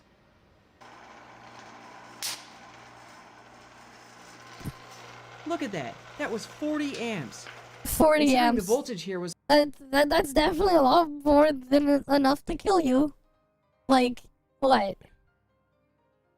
At least 400 times more than enough to kill you. If you were exposed to it for an extended period of time. on the order of 100,000 volts. The electrical power there was over a Right, hi, million Grell. watts. Welcome, The idea welcome. that We're static just doing shocks some are low reacts right current now. is a myth. When you get shocked by static, you're eating amps of current. Yep. Ow! Eating lots. So, why don't you go to heaven when you get a static shock? Because you've been naughty. But No. seriously, if you look at the DC shock hazard chart, you'll see that currents of a fraction of an amp can be lethal. What gives? Well, the chart clearly The suggests there is a strong time dependence here. The shorter time. the duration of the shock, the more current your body can handle, which makes sense, really. Current alone doesn't tell you how much charge is transferred or for how My long it first time happens. early. Current is just a rate of I charge guess. transfer after all. Oh It's yeah, just wait. like how your speed on a highway doesn't tell you how far you've gone or for how long you've traveled. When it comes to a static shock, those huge currents are happening for an extremely short duration, on the order of a microsecond. Probably. This simply isn't enough probably time to cause exist. significant damage to a person. So no, I mean, there's technically a way as well where you can make it so they don't get shocked, but you're exposing them to a high voltage, high current circuit.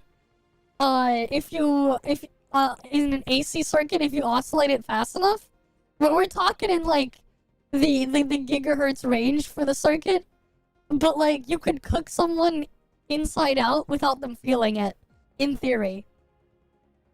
Which is like another way like the thing can be extremely dangerous.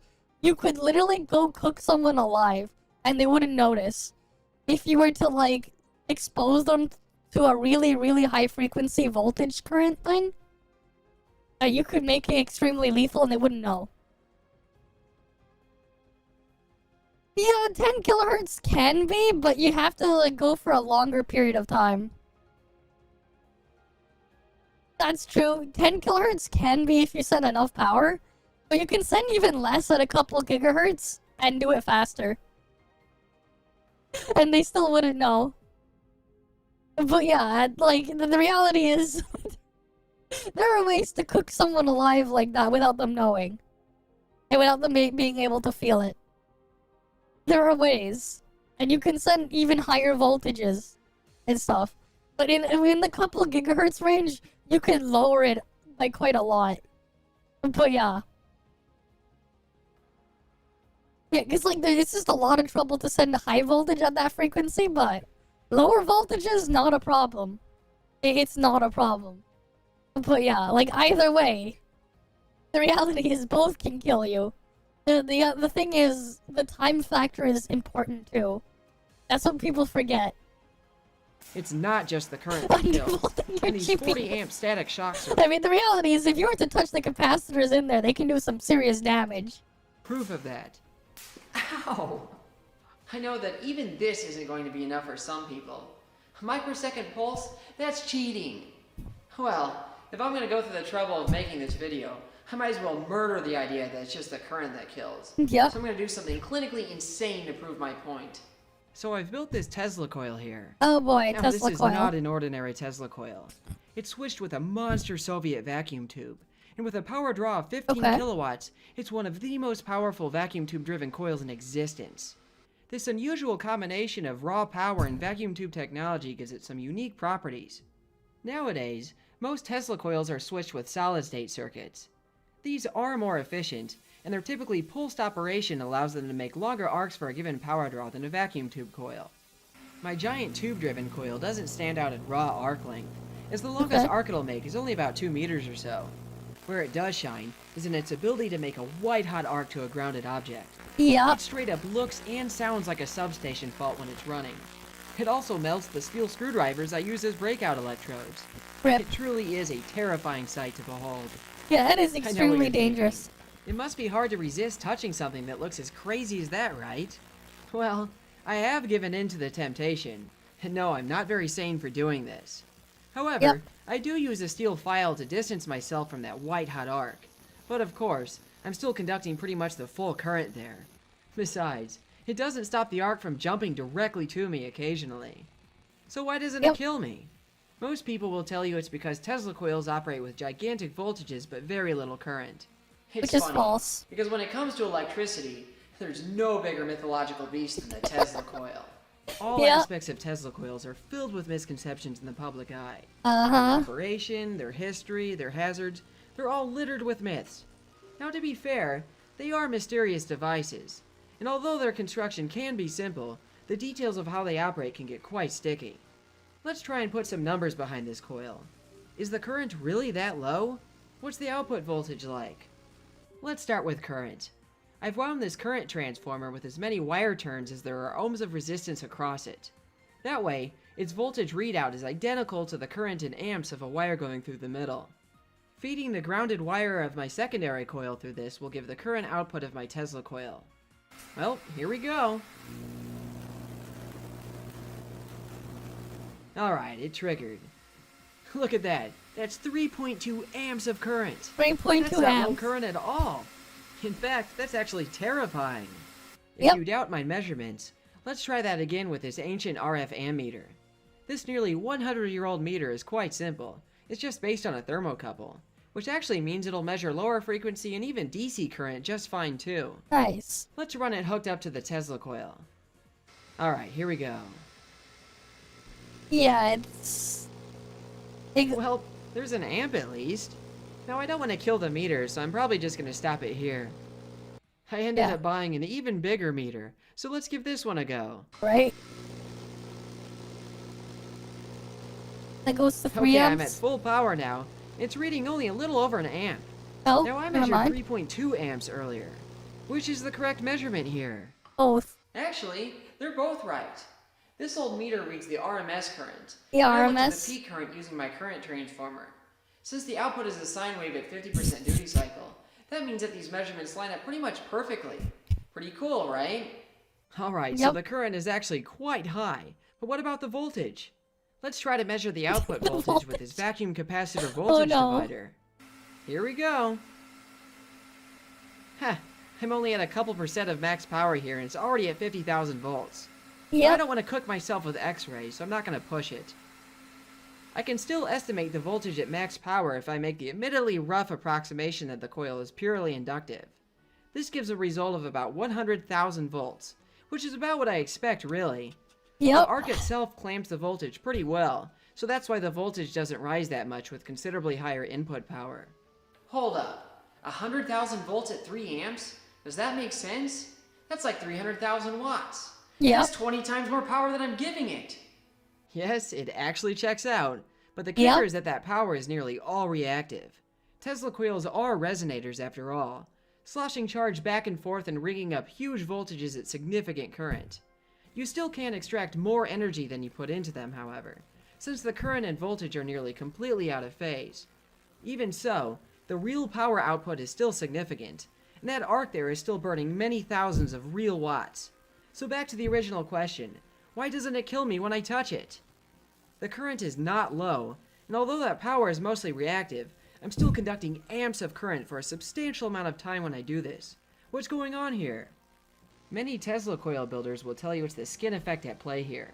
At high frequencies, currents in a conductor are magnetically pushed to the edges, and this effect is a critical consideration when it comes to designing a Tesla coil.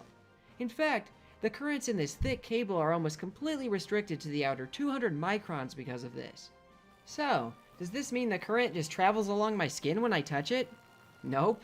The skin effect is only significant at these frequencies when dealing with a good conductor like copper. When the material is resistive like flesh, that goes out the window. You can see this by cooking food in the microwave. The frequency there is over 10,000 times higher than my Tesla coil, yet it can still warm food quite a bit below the surface. So no, it's not the skin effect either. So what is it then? Well, it turns out, our nerves aren't quite so susceptible to high frequencies. And somewhere beyond 10 kilohertz, the polarity flips too fast to depolarize a nerve cell membrane. This means your nerves pretty much don't register it, and that's why it doesn't electrocute. Electroboom actually mapped out his own response to different electrical frequencies, and published this chart with his results. Of course, just because it doesn't kill instantly does not make it safe. It's not Tesla safe. coil output is never really safe. You can get severe internal burns when conducting big RF currents. I don't make a habit of touching arcs, and I keep my contacts brief. I should point out that the power supply driving the coil is absolutely lethal, and touching that would kill you before you hit the floor. The funny thing is that the Tesla coil steps up the voltage and current of the supply, while also making it less lethal due to the higher frequency. High frequency is also part of what keeps you from getting zapped by touching a plasma globe. The voltage on the outside is actually quite significant, but a combination of the high frequency output, as well as the fact that it's a high impedance source, prevents you from getting zapped. Now of course, high frequency won't protect you from something driven by a lethal high voltage source lacking isolation. My demon circuit is a classic example of this. Oh boy. The flame arc there is running at over 13 megahertz. That does look really cool you though. via the DC supply running it, since there's no isolation there.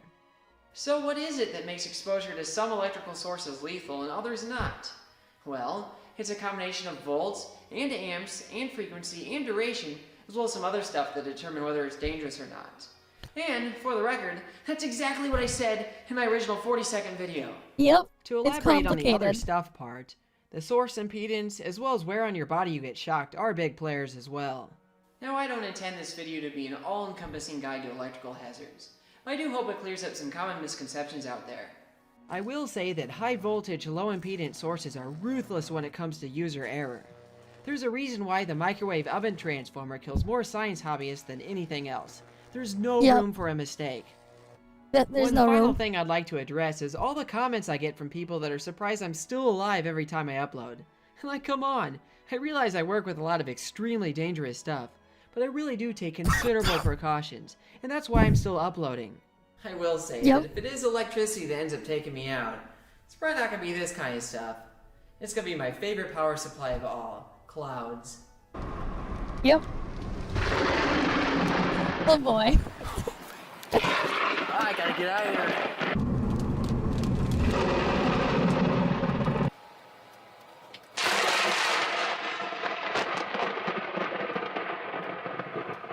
That was pretty cool. Yep. Oh, one more thing. I'd like to shout out the YouTuber Tested to Destruction. He's a high-voltage YouTuber that embarked on using the monster GU39B Tetro to build... Alright, he's done here. Oh, here's this one. This wasn't sent, but I saw this in my recommendation the other day. This is how to play chess. Oh, wait. Wait, why'd the... Here's the original video. Bishops are having Here you go. Here's how to a play dis- chess.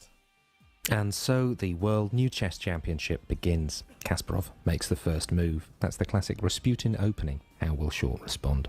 He's chosen the Jonathan response. The Okay. Humperdinck shrug from Kasparov, quick as you like. This is how you play Now, chess. Short appears to be inverting his rook. And that, yes, that's had the desired effect. He's confused Kasparov's pieces there. Some of them This is wondering truly if how to gravity's play been chess. reversed. One of the pawns has fainted. Oh, a bishop there, vomiting out of pure confusion. So a good move there from Short. Short again. He's made one of his knights into a unicorn, so obviously playing the long game. Kasparov there slipping a spy into Short's ranks. It's looking like Short's bishops are having a disagreement about same-sex relations. Yes, I can confirm it, there is a schism in his church. So half of his bishops We have really need created chess the to well Reformed this what it Church is. of the Truth of Christ the Lord, and will be leaving. Still, diagonally. Still Some diagonally. traditions die Yep. hard. Kasparov trying to convert one of his rooks into a unicorn. That's a that hasn't worked at all. tri-unicorn. And that bell means it's Christmas. Isn't Aw, that beautiful? how They're playing nice. football in the middle. Ah, that's Christmas over. Short's left to take down the decorations. Kasparov is conglomerating his pawns into a mega chessatron. You know what's funny though? I would actually make these as a kid. I would make my own mega chessatrons, but I would incorporate more pieces than this. Nah, man, can you imagine just me as like, I don't know, like a 7, 8-year-old or whatever, and I'm like stacking things together? No, I didn't glue them together, nah. I have bigger brain, man. So, you know, on some of the pieces, I would like, what I would do is I would balance them. The rooks are easy, you just flip them over, upside down. And then from there, you have a base to work with, right? So what I could do is like the bishops, for example, I could lean them. I can have it like lie down and like put them diagonally, like put the bottom of it, rest them on top of the on an angle, on top of the rooks, right? I could then put another piece, a very tall piece like the king or the queen, in the middle between them. And then like, so now we have like legs and arms and stuff like that.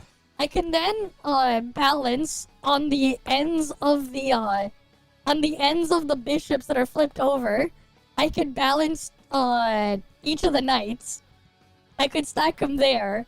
And there you go. I have like a mega chessatron on the back row. Right? I could get the king or the queen that I didn't use and put that as like a tail at the back. Give like the thing a tail for the lulz. And I basically converted the entire back row into a mega chessatron. I wouldn't do it with pawns. I would use the entire back row because they were very easy to like combine together like that. But that is like something I used to do as a kid.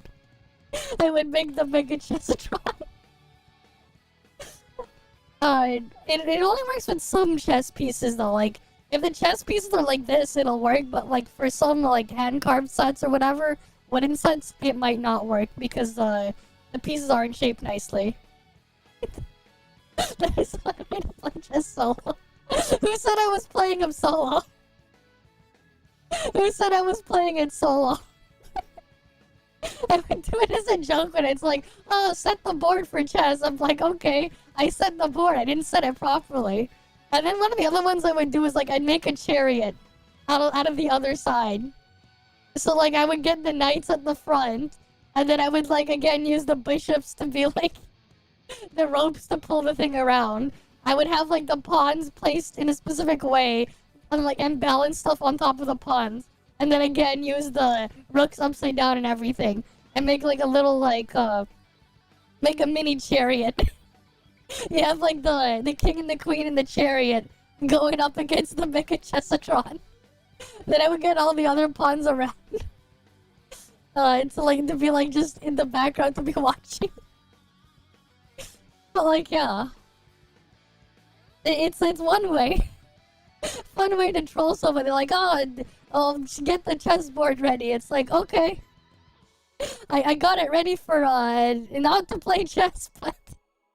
yeah. It's not looking good for Short. Not looking good. Short's upgrading his queen to a hotel. Oh, you upgraded the queen to a hotel. Nice. Very interesting. Kasparov's queen has been revealed to be an imitation, played very convincingly by Helen Mirren. She has won an Oscar there. Okay. But She won will an have to Oscar. leave. She can, of course, leave in any direction she likes. Alright. Short. Getting up on the chair. What's he? A lovely swing there. Kasparov. Full house. Short. Royal flush. Mrs. Bunder-Baker. Stone Cold Steve Austin. And oh, this is extraordinary. Kasparov is pissing all over the board. But will he have the pressure to slew Short's king away? Yes, he's done it. Kasparov is the new world, new chess champion. So well done there to Kasparov and his capacious bladder. And commiserations, of course, to Short. Yeah, and that's how you play chess. Chess is like, I gotta write this down. Hurry and play your pathetic card, Yugi. My deck has no pathetic cards, Kaiba. Starts pissing all over the field. No, that's how you play chess. So this is the 4D chess everyone's talking about. Sheldon's final version is quite different in the show. I'll try. 7D. You mean 5D chess with time travel in multiple dimensions? No, that's 420D chess is where it's at. But like no, we got like actualchess.com. It's like I gotta write this down.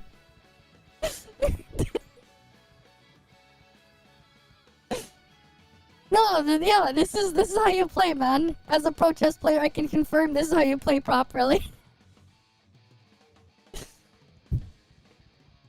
Yeah, the way he says conglomerates all his pawns and forms a Mega Chessatron is just so cool. Yep. From a moment, I thought he was gonna say his pawns unionized.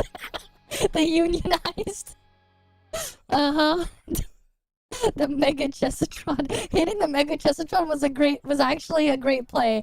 It was given, it gave the person playing black a huge advantage and gave them a chance to win, using the cards, which could have been seen him skipping his opponent's turn with the skip card from Uno. Unfortunately, he didn't get lucky and played lucky and earlier and played and the spy had stolen his skip card. Damn. This is why they had a separate women's and men's divisions. Men had too much of a natural advantage within the pissing meta. Yeah, that's why. Pissing meta too OP, that's why.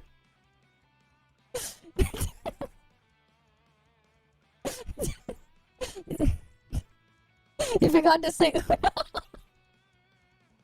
the classic Rasputin opening. Inverted rook was a strategy at first, like, is he making his rook for move later? Then it's like, oh. Yep.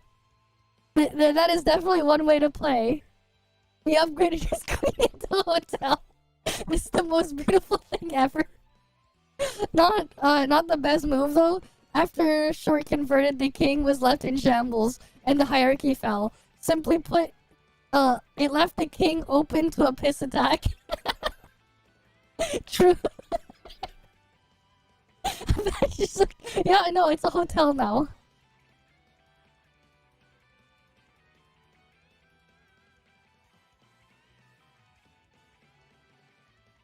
What is this? New comments here? It's a joke. You saw this? Crawler would attack Ananta a lot, as well as saying garbage on Wuma several times. After saying this, he's still nonsense. Afraid to make fake gameplay, like looking almost like a trailer from the 2000s. Oh yeah, what is this? The fuck? Okay.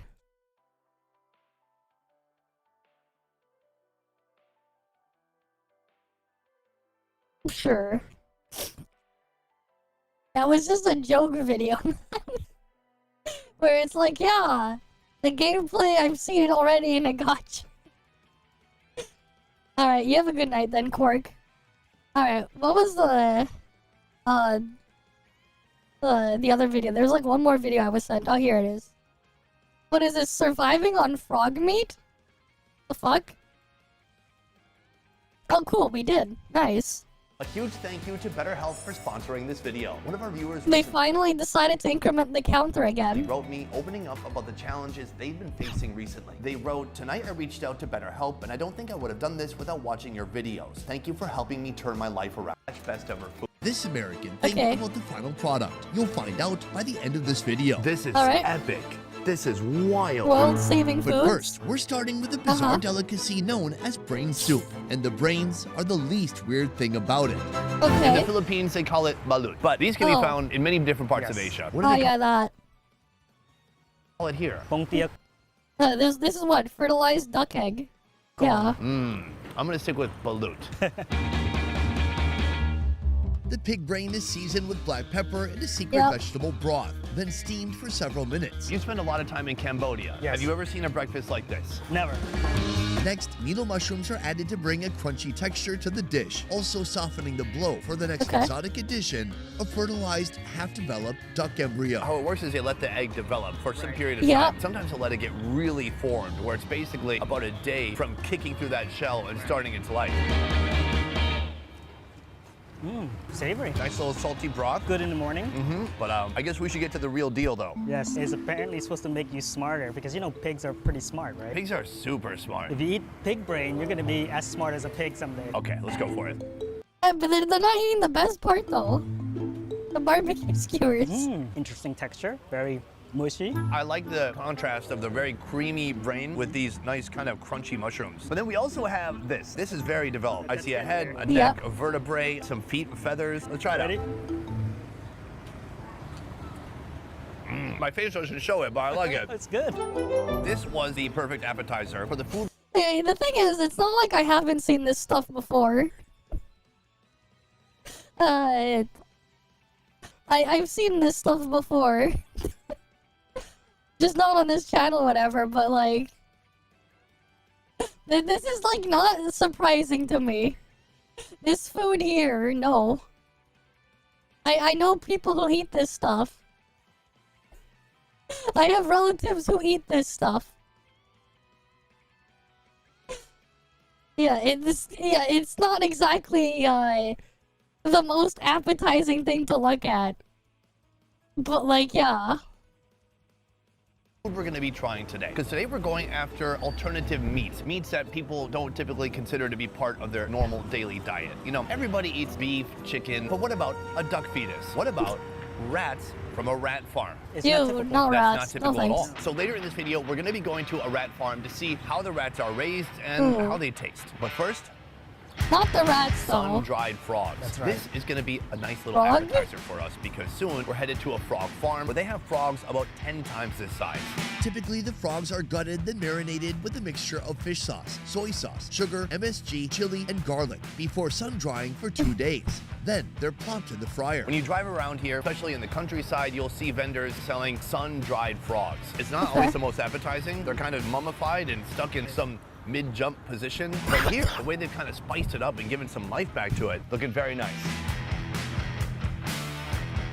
Oh, it tastes quite delicious. Kind of reminds me of Jack Link's beef jerky a little bit, the teriyaki flavor. True. If you gave this to someone, they would not identify it as frog. I could see myself packing a bunch of these and going for a hike and breaking them out and eating them like beef jerky. I think this is a good sign, because from here we're headed to a frog farm where we are going to have a multitude of frog dishes. Are you ready? I'm ready. Not only Okay, will I then. be trying frog meat at a frog farm, but shockingly, our countryside chefs will make a dish that includes frog eggs. I was completely unaware that we were going to be eating frog eggs today. But first, an awesome amphibian appetizer shared with the farm owner, Som Hang. This is quite the welcome meal right here. Looking very nice. But Yes, he said. yes. I'm told it's a stuffed frog. Wait, what? They're gonna freak out since their character remains super veiled. Imagine being surprised Pikachu faced about a gacha game, like, doing this shit. They're just weird, man. They're just weird. But then it looks like just a torso. Where'd the legs go? Clone. It's the body. They stuffed it back into its body? Yes. Holy cow, talk about shoving your foot up your ass. To prepare this dish, the frog feet are removed. Uh-huh. The thighs are separated from the body. These thighs, including the bones, are then finely minced and combined with minced pork. Okay. Next, a They mix it traditional with Khmer pork? herbal paste known as krung, glass noodles, and roasted peanuts. The Okay. ingredients are thoroughly pounded using a mortar and pestle. This blend is then used to stuff into the frog's torso before making its way to the grilling station. Okay. This is a very popular Cambodian dish, very quintessential, and Cambodian people love frogs. At every restaurant you go to, you'll see stuffed frogs on the menu. Yeah, not a fan either, man. I don't want bone in my my God. food. I gotta say, I'm pretty conflicted. Really? Because this I is like want a the big, bone beautiful taken bite. out. You know, it almost looks like some glass noodles with meat. But then when you bite down, you'll quickly notice that there are many, many sharp bones inside. You just want to Yep. chomp down and chew really good. What I usually like about protein is when you have like a big old turkey drumstick or Sure. even a chicken drumstick. That doesn't happen here. All that being said, the skin on the very outside of the torso, that's really nice. The krung is what gives it that sort of scent, Totally. almost like a lemongrassy floral scent. The krung has been the theme of this trip so far. It is like the heart of seasoning or adding flavor to Cambodian food. You own a frog farm. This should be sacrilegious. I mean, you can't get high on your own supply. So how often are you actually eating frogs? So he said that because he raises frogs, he actually doesn't eat it much. Previously Okay. a construction worker, Somhan was inspired by success stories in the frog farming industry. Then he decided to start his own. I kind of want Alright. to get into the process, and I also want to learn the reason that you're doing this, why you want to have the farm, but also why people in Cambodia want the frog meat. Each pen houses frogs at different life stages. Frog life begins when the female lays eggs and the male Okay. fertilizes them. Somhan separates the resulting eggs from the adult frogs, and in just a few days, tadpoles emerge. After 30 days, they lose their tail and they turn into little frogs, and then they move them to the next pen. For 3 months, they're nourished with a diet of rice and egg yolks until they reach market size. He started with about 30 pairs. Now he has over 1,000 pairs. Then males and females are placed in separate pens, marking the start of a new Okay. life cycle. These are the males. Let's pick one up so people can see it. Next level Pokemon trainers, yeah.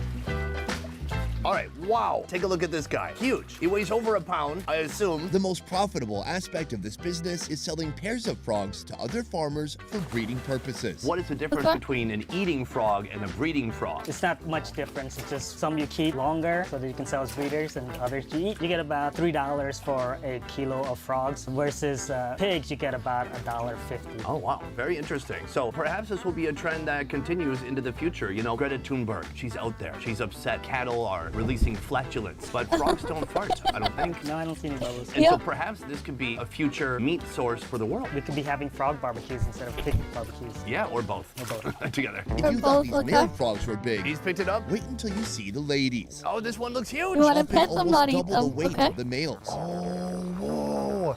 It's very slimy. with some tipping the scales at as much as 3 pounds. But these beastly beauties reach peak mass when they're carrying eggs. Are these giant females being sold for food? They will buy them to eat them, but typically they won't because they're so expensive. 4 times Okay. as much. Because you and I are going to be eating some females in a giant frog stew. I've never had a pregnant frog. Yeah, and I don't know, are they all pregnant? They're all Okay. pregnant. I don't want people online to judge me. Yeah, they're all pregnant. They're all pregnant. Okay.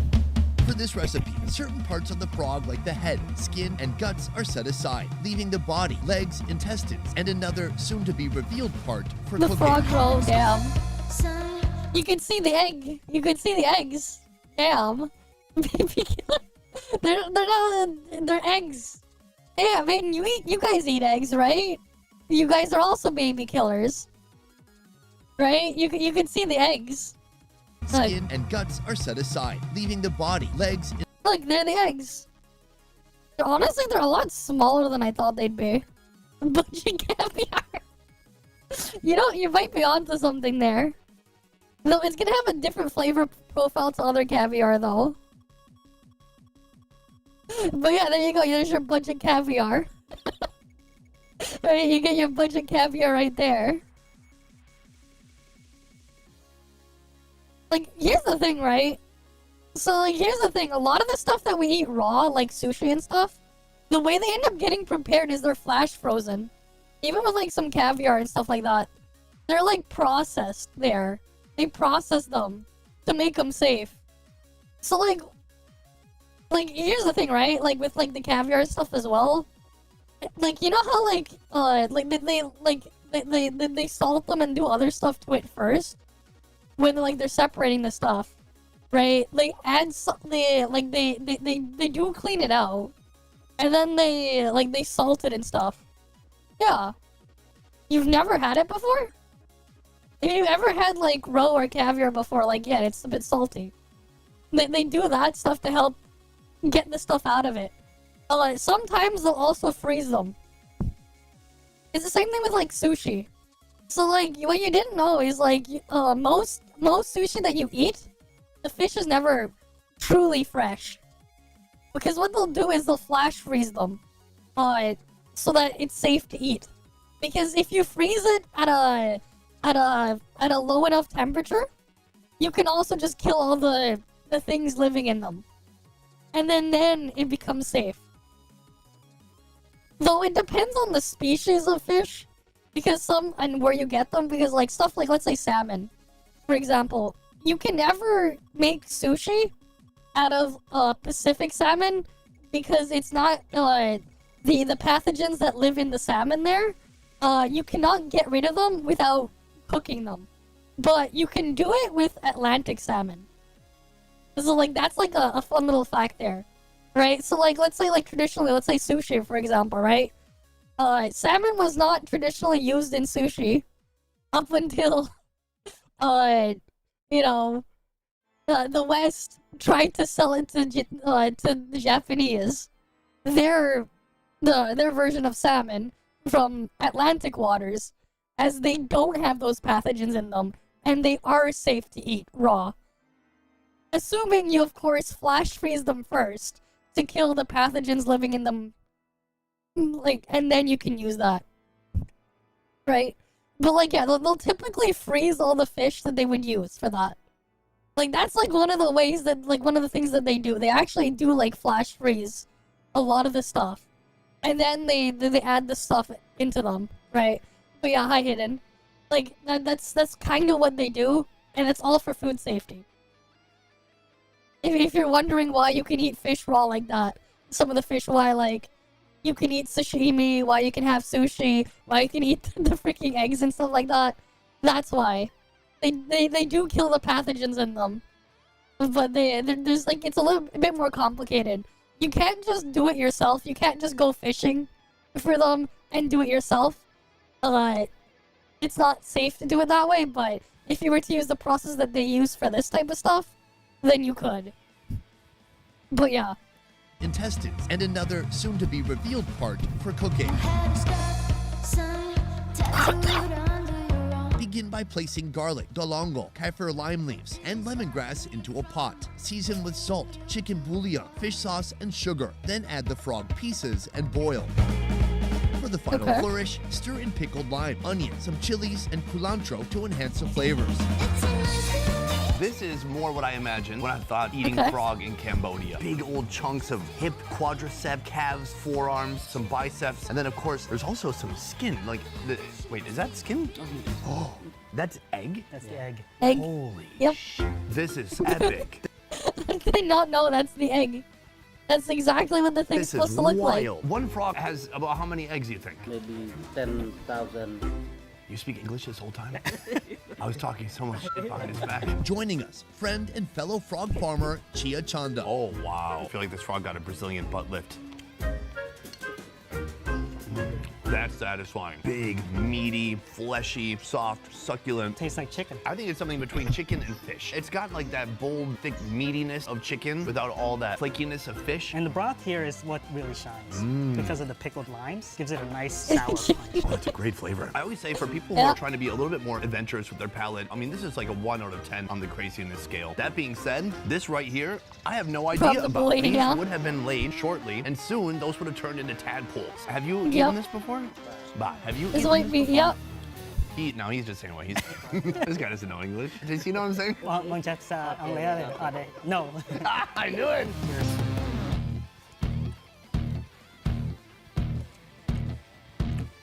Very fatty, kind of sticky. Not a lot of flavor. I thought it would be more No. swampy or something. it has a weird texture, slightly mushy. Sticky I was just and eating the fatty, roll. but mainly to absorb the delicious flavors of the broth. It's really good actually. I think it's pretty tasty. I like it. How much to open a frog farm? I think I'm. Like the thing is with caviar, like it's great for like absorbing some of the flavors of stuff. Or like the thing there. That's why back in the day historically, one of the things like it would be served in bars and stuff like that before, back when like this stuff was like dirt cheap. Which is way before any of us were alive. Have I tried cooking? No. I've only had caviar like 2 times before.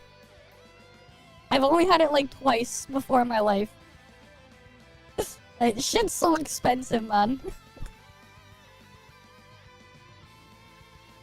But like, yeah. It's good. in. But like, I've never had it like cooked, no. Do you think it takes less energy to raise a frog than to raise a cow? At least one, yeah. I mean, like, the thing is, you just get the cheap stuff one time. At least one time, maybe try something cheap. I don't think it's worth anything at all to get, like, the more expensive stuff, like, just the cheap stuff. But yeah, like, I had it, like, twice. But it's, like, been a long time since I've had thing. Unless we count salmon roll, that one's a lot cheaper. Salmon roll is cheap. But, like, that's its own other thing. Are they in supermarket? I haven't seen one in the supermarket, no. No, when I had one, that was like, when I was still in elementary school, I remember trying it. Because I saw it in a store. And I had, like, a buddy. When I was, like, on an overnight trip, I'm like, sure, I'll give it a try. But, like, it was good. But, like, yeah. This is a long time ago. Since I've had... I don't remember which species it was, though. But it was, like... It was still pricey. I think I ended up spending, like, out of my allowance that I had there, I spent, like... I think I spent, like... I think I spent, like, almost $20 on, like, a really tiny amount. We're talking, This is, like, in the 2010s. A long time ago. But we're talking, well over 10 years ago. Was, like, the last time I had, like, actual caviar there. Though I had salmon roe recently. That was because, yeah, during the holidays. I did eat at a, an all-you-can-eat sushi restaurant and stuff. And, they had... they had salmon roe and stuff on there, so I had some of that. And keep in mind, here's the thing, man. It's a very, very tiny tin. It was a very, very tiny tin. And it was like the cheaper stuff, though. I can imagine, though, that tin that I had there when I was on that overnight trip, if you were to buy it today, that tin probably would have been, like, would sell for, like, over $100 plus now. But this was, like, back in, like, early 2010s. When I had it. But I assume it's gonna be well over 100 plus for, like, that amount today. Like, it's good, it's just... It's not worth the price. Like, it's good, but just not worth the price. It's way too expensive. There are, like, the thing is, if you got it for, like, once-in-a-lifetime thing to experience, why not? But, like... I would just go after the cheap stuff, even then. But then, like, also, like, the thing is, right?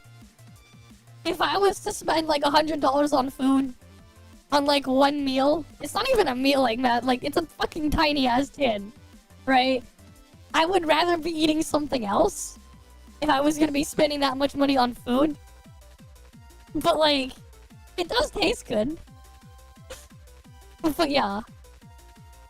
Yeah, the FOMO Mechanicus is getting more and more expensive, yeah. Like, I'm assuming that tin I had, again, like, over 10 years ago, it probably would be well over $100 today for that one. And it was probably one of the cheaper cheaper species of that fish. But like, yeah, it's stupid expensive. It's good though, but not worth the money. It's not, you know, $100+ worth. I wouldn't say $100+ worth. Maybe if you can find like a cheaper species to try of a different fish for like $20-$30, maybe as like a one-time thing. But like, are you spending more? No, like, here's the thing. I'm like, cause the actual price is like skyrocketed and ballooned. I'm just saying the freaking $20 thing I bought back then, $15-$20 I think it was. I don't remember quite well, right? This was more than 10 years ago. But I'm assuming it's well over $100 now. $100+ for that one. This like over the span of like 10 years. Like it's more than 10 years. But like, yeah. Other than that, like, the only like cheap-ish, it's still not cheap, that I can think of is like that you can see in some restaurants easily. If you go to like a sushi place or whatever, is like you can try salmon roll. Not quite the same, but the salmon roll they're bigger. It's a lot bigger than the caviar one, like what you typically think. Or like, let's just say like one bead of a salmon roll is like, it's like the size of like 8 of what you would think in like the typical caviar, like the beads.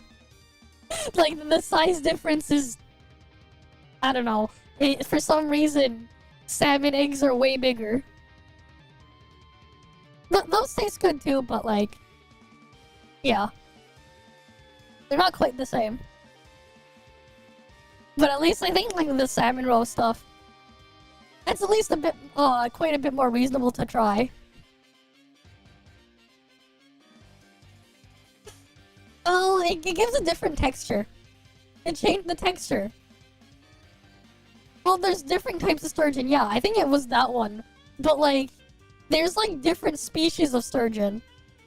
But I remember having like a cheap one, like over 10 years ago, when I was in elementary school on an overnight trip, because I saw I could like buy it and try it.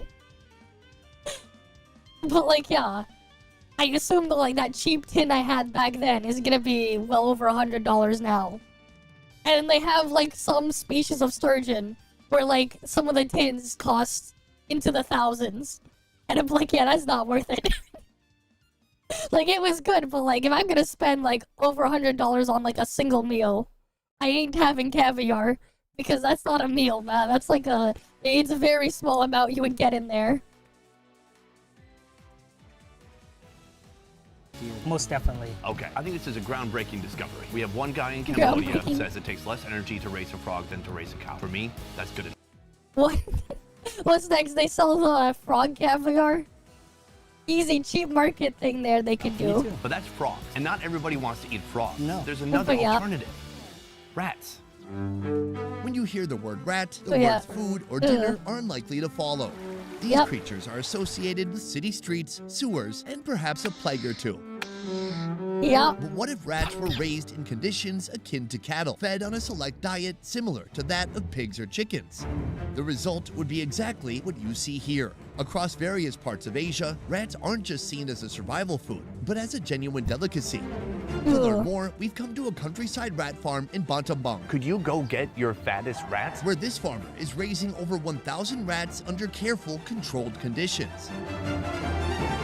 Oh my god! That is wild. Moon Chalmers has been involved in rat farming for over a decade. I thought New York City rats were like the biggest of the big, because I assume they did That is steroids in the massive. sewer. But this rat, it's big, it's bulky, it has large drooping balls. They call it kadal prang, which is generic term for rat. He was first inspired and intrigued by the rat meat he tried in Thailand while spending time there as a construction worker. You can pet it, but just stay away from its mouth. How heavy do you think this rat is? 1.5 kilos.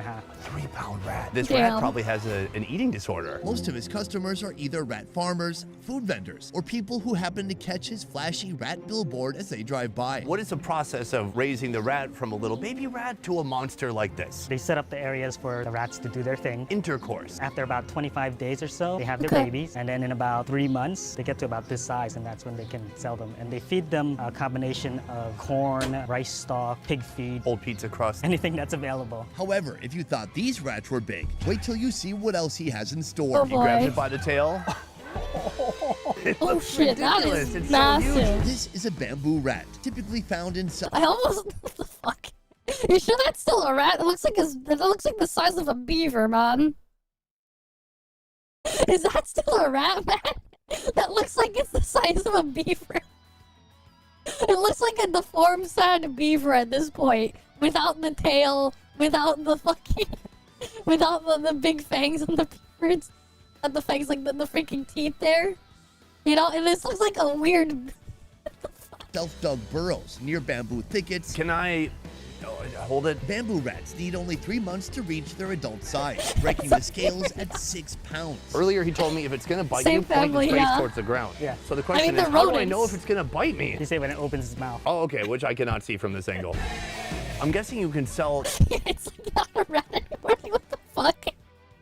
But it's bigger than a cat. I know. That's what I'm like. What the fuck? Is that a beaver? The bamboo rats for a lot more money. That's Why not massive. just raise these giant bamboo rats? These are more expensive, and most people won't buy it. Too expensive. Too expensive, right? For the Yeah. average market.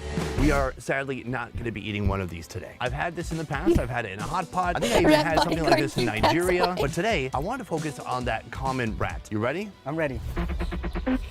To prepare the rat, the farmer first employs a unique method to remove the fur, using hot wax in lieu of hot water. The wax isn't Okay. cheap, but the results are impressive.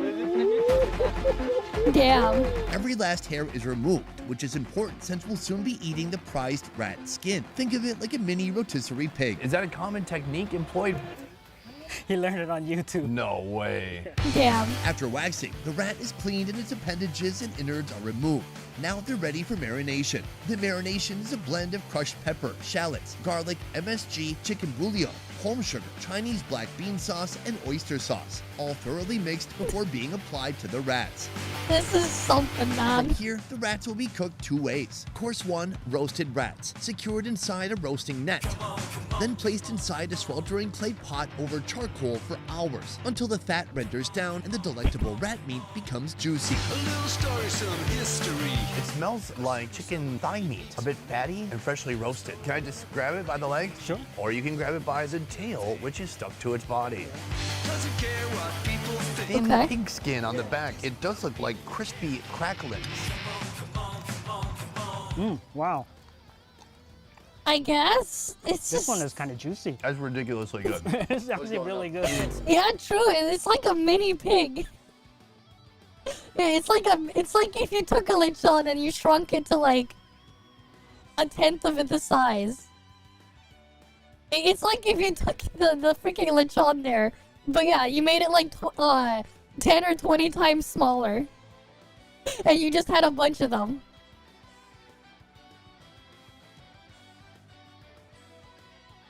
I mean, I guess, I don't know, man. I guess, like, if I just looked at it like this, and you didn't tell me what this was, I would probably think it was something else. Baby lechons. I guess? No, I think it's still a bit small for that, man. Nah. It's like, yeah, because, like, here's the thing, right? It's like, oh yeah, Thanksgiving, it's like, one of the things that we see there. In the family, like, gatherings, like, oh yeah, we get the freaking lechon there. The big lechon there. And it's like, yeah. But then, like, if you just took this part here, you didn't tell me what it was, I probably wouldn't be able to tell that this was a fucking rat. Very fatty. It tastes like it's almost been If I was just caramelized looking at this. by roasting for so long. I'd And be then like, oh, here we it's- have the actual backstraps, the tenderloin. Oh yeah. The thing is, though, once you start looking at the meat, it's like, it's pretty obvious that's not what it is. Slightly dry, but with like a slick. It's only the outside. It's like, okay. But then when you look at, oh, never mind. Oil on the outside. Let me hit it with this country sauce. That is a ripe tamarind paste with chili peppers and vinegar.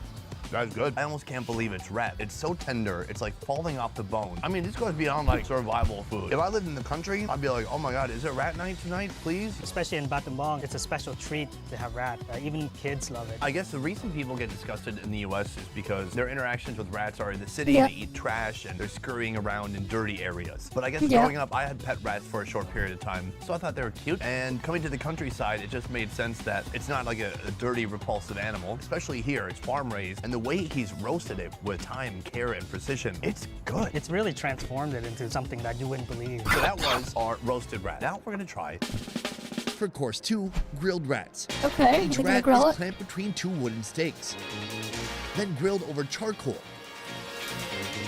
resulting in crispy skin imbued with charred flavors. I'm gonna peel these wood skewers or clamps off of here. I mean, the skin is so fatty, it's literally sticking to the skewers, just like pork skin would. The tail. Yeah, like, if you, like, cropped it, you could probably trick someone into thinking, oh, it's probably pork skin. Like he was saying, but then it's not. Look like flying squirrels, yeah. You can eat it. That's a bit much. Really? He eats the tail? Yeah. Oh my God. It's very gelatinous. A lot of bones. The skin just peels right off. I mean, this is like 5-star countryside cooking right here. It's just dripping with fat, in oily goodness. I can't believe it. Bro. Wow. World-class rat. That's freaking good.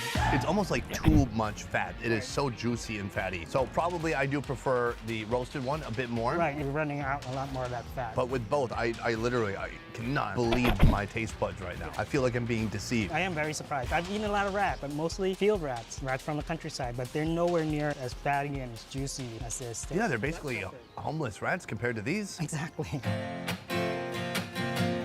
At the beginning of this episode, I was speaking on how rat farms could potentially save the world. There's a big problem out there, climate change. Okay. People are upset about cows. They have flatulence. And some Imagine, you get other shit from cows too, though, man. that's making the earth hot. And so what some people think we should do is eat less cow. Yeah, eating less cow ain't gonna do shit, Less man. meat in general. But I say You rats are- could save the world Why because you rats not? are much more efficient as a means of producing meat or protein for people. My question to you, sir, is do you think it is a lot more efficient regarding resources to raise a rat for meat than to raise a cow? Trong vậy tham nhóm con nhóm phim cho em cô đã. So Moiran actually used to raise cows. He said that raising cows requires a lot more effort, a lot more time. They create a lot of bio waste. The difference is that rats breed very fast. It takes up a lot less room, and it's a lot more efficient to raise rats. Here's the problem. My American brothers and sisters are, I hate to say this, they're disgusted by rat meat. They find it very off-putting. And so right now you had the chance to speak directly to my audience and tell them why they shouldn't be revolted by rat meat. Và trong cái tha trong đạp nha người ta chơi chôn. If you raise the rats properly, you don't going out and catching rats somewhere, you don't know where it's coming from, so you don't have to worry because this is meat just like any other meat. It's healthy just as if you were raising pigs. And plus it's delicious. They eat natural food source, they eat corn, rice, that is legit, so you don't have to be worried about it. Try rat. And you typically eat rat with beer. Cambodian beer. Okay. What'd you win? A hangover? A can. Let me see yours.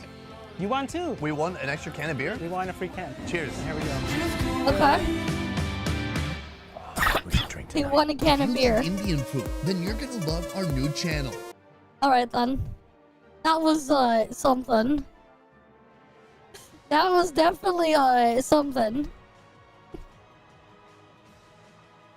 He definitely eats all sorts of food that's definitely, out there. Right?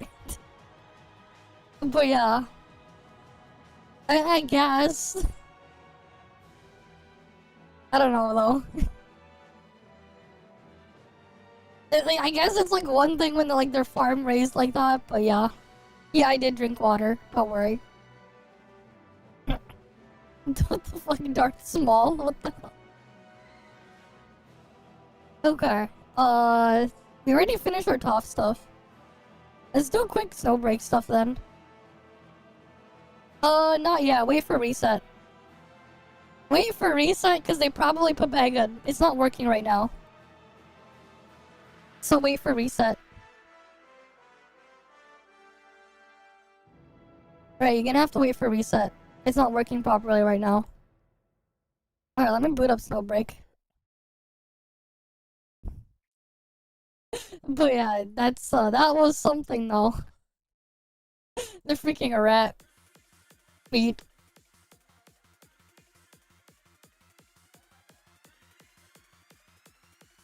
Gotta prep for World War III, oh boy.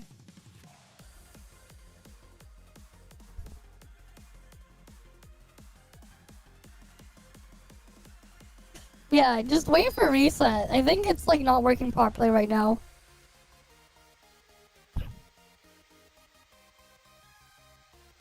Alright, let's get in here.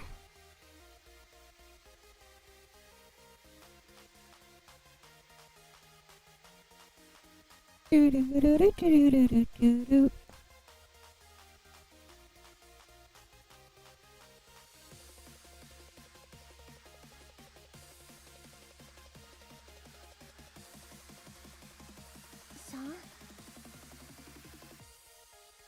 Oh, what the hell? I'm just like double checking something. Okay, that's fine.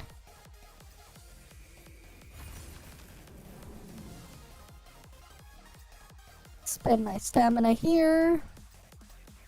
I did most of my dailies here already off stream. It's like, it doesn't take long. Right, it's no break after all.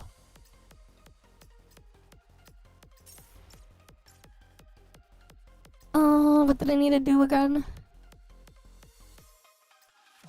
Oh yeah, this thing. Right, I need to do it like, what, 3 more times? For the... Which one was it?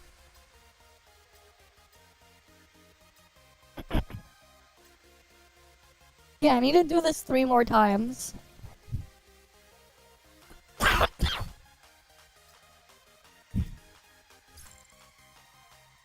Surely we can get people, right? I need to do this 3 more times. Surely. And then I'll be done with the thing for the event.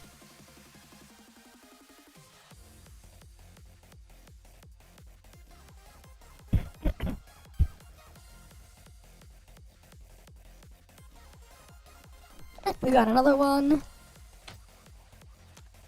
Surely we can get someone else to fill in the slot.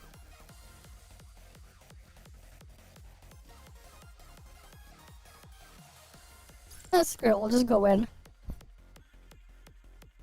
The double boss fight.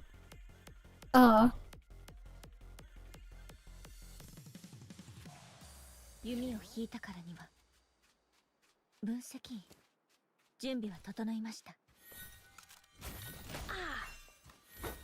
戦車番線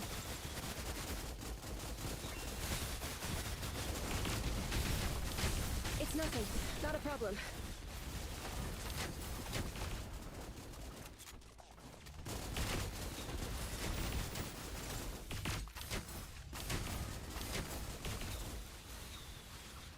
Reloading. Oh yeah, wait, is that the one that's active right now? For the challenge mode? Because if it is, I'm just gonna do that. That's faster.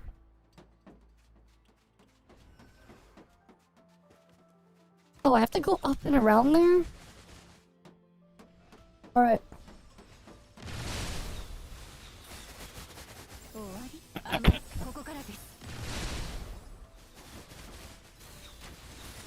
Nothing to be afraid of.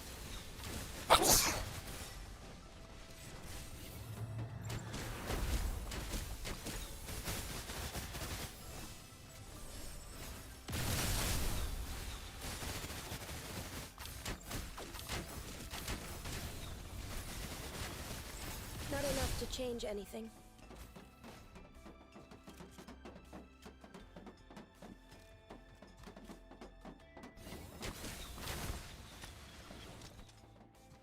Oh, we forgot a box, I think.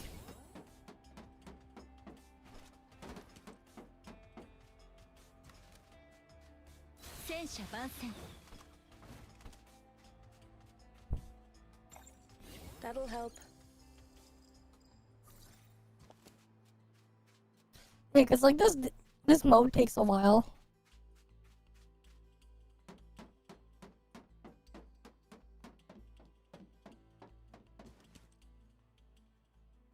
because it thinks I'm in combat. It takes me forever to run over. Not enough to change anything.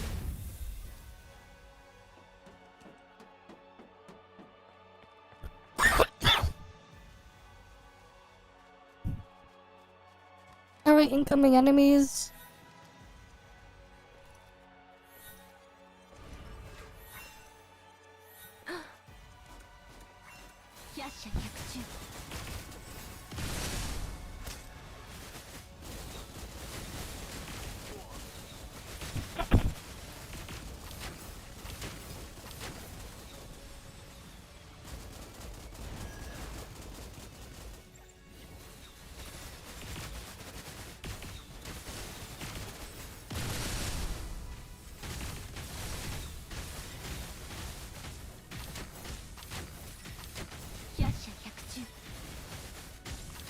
It's nothing. Not a problem. Objective complete, all according to plan. Alright, next one. Where are they?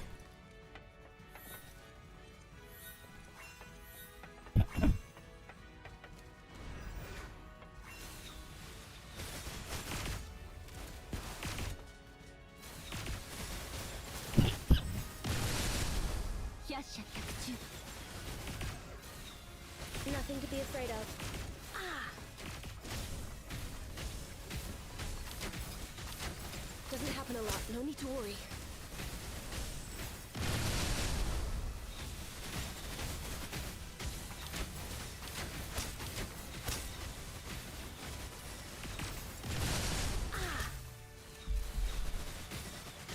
Damn it, I'm almost dead. Not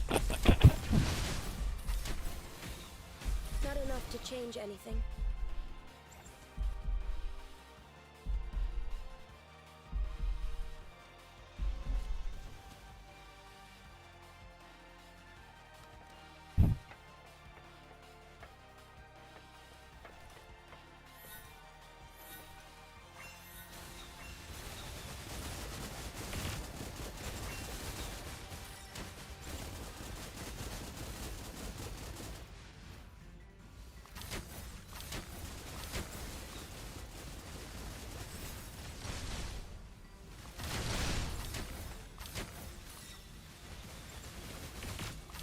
Nothing to be afraid of.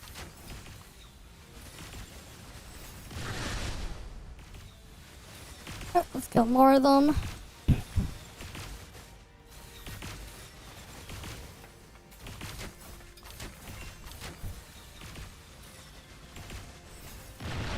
Doesn't happen a lot. No need to worry. Not enough to change anything. Alright, that's cleared.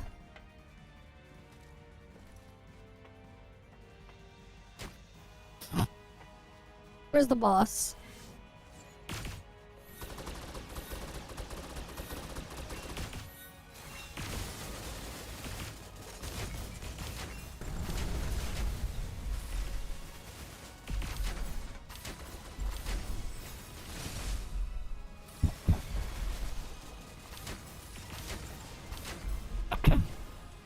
Alright, it's dead.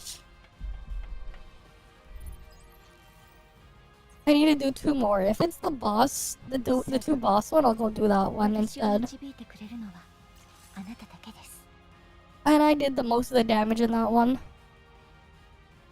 Because of course I did.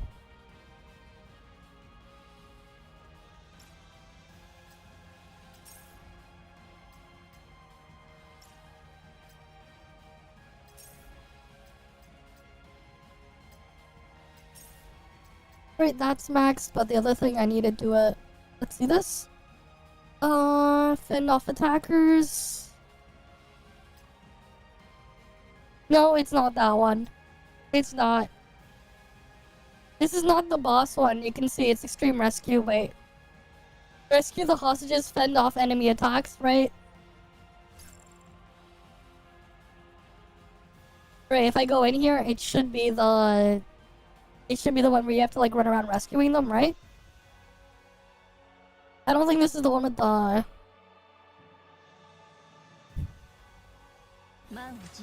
Yeah, it's that map.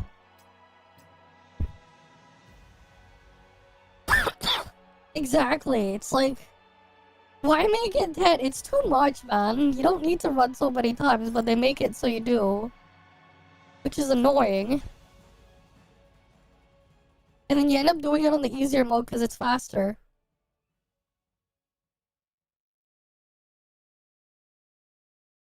I guess this person just started that mode.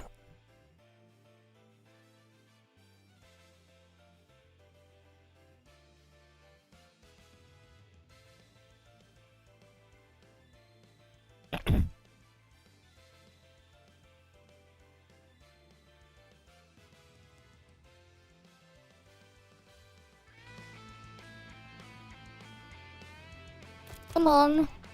Come on, Blaziken, just start it.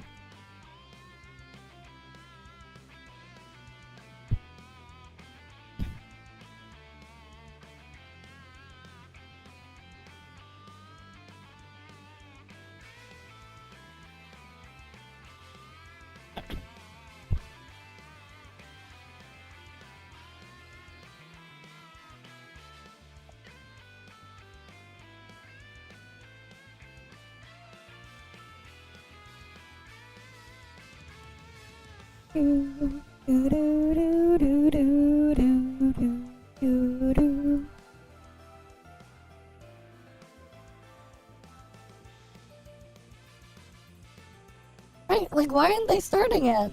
Are they gonna actually wait for another player?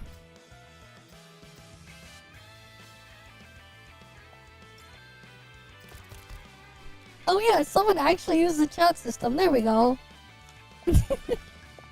There we go, we filled up. We're good to go. That's a first. That's the first time I've seen someone actually use the chat system.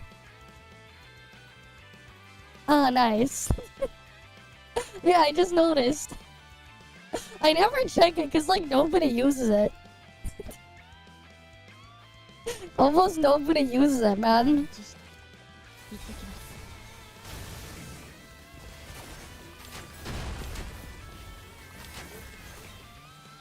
Nothing to be afraid of. I think I'm lagging in here.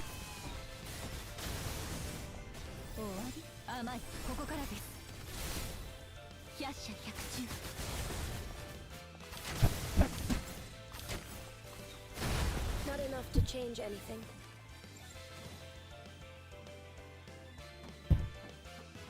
That'll help. Let me capture this point because everyone's moved further.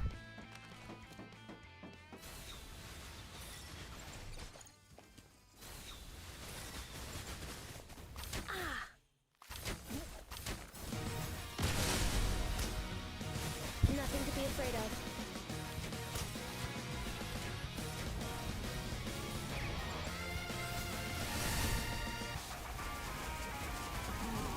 Do-do-do-do-do-do.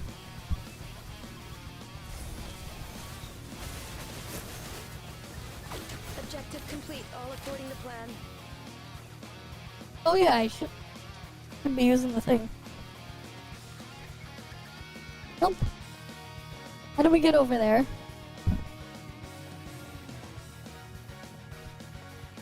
Yeah, host is still loading. This should be quick.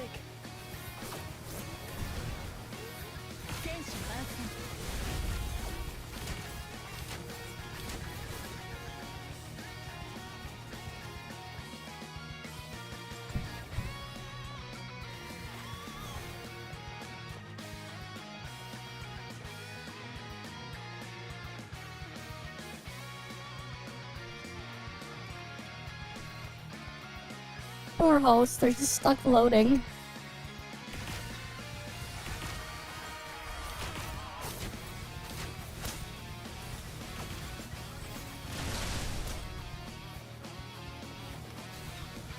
Nothing to be afraid of.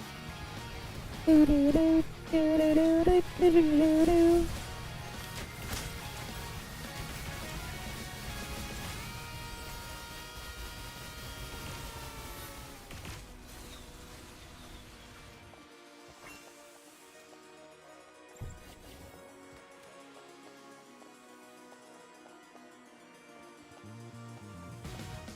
Where's the wave of enemies?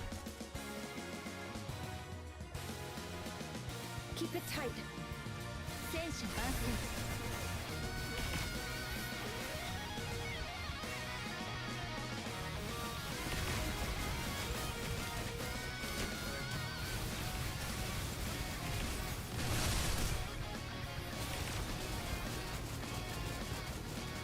Doesn't happen a lot. No need to worry. Reloading.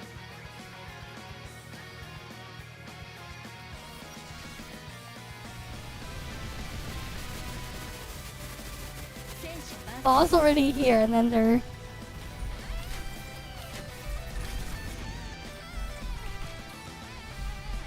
Poor guy. We're already fighting the boss and he's still not loaded.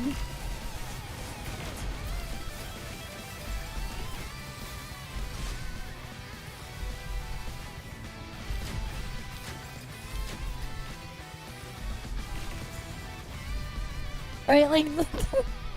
We already cleared it, and he's still not loaded.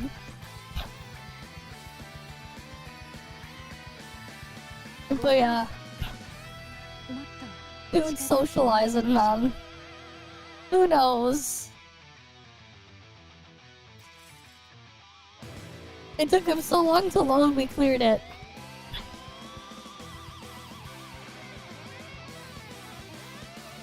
Feels bad.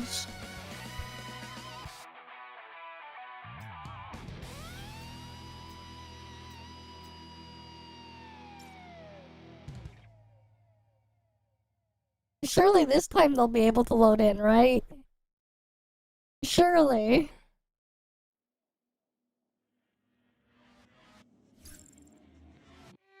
Surely this time they'll make it in.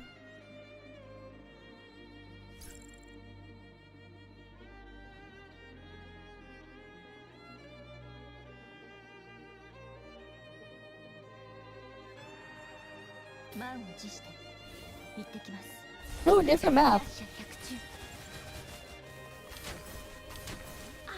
It's nothing.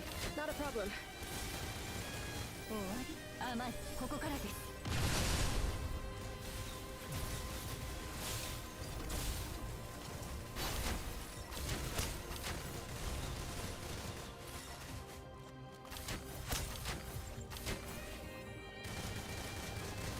Objective complete, all according to plan. That'll help. Yep, they loaded. This time they didn't crash. They're here.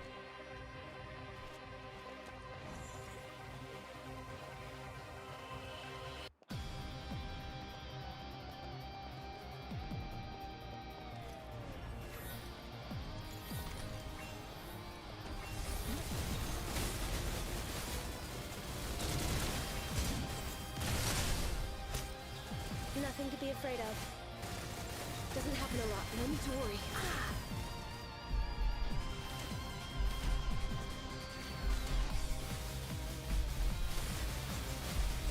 Not enough to change anything.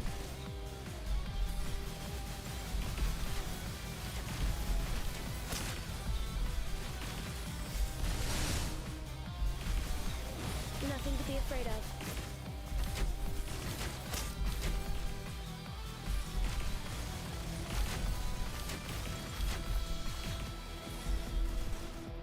Reloading.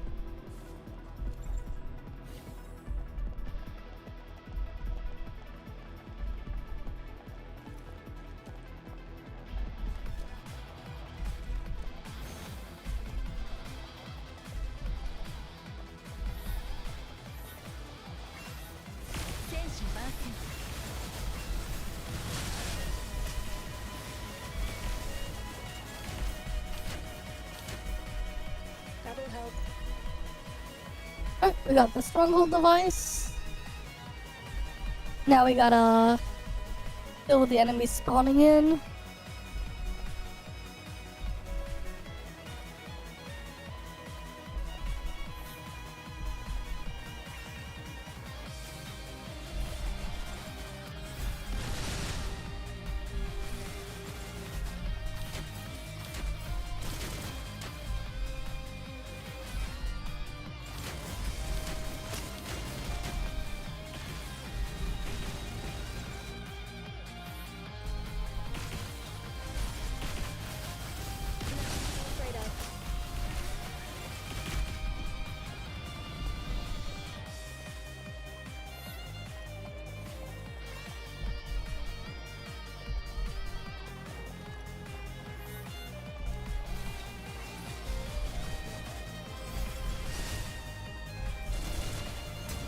Let me refill up.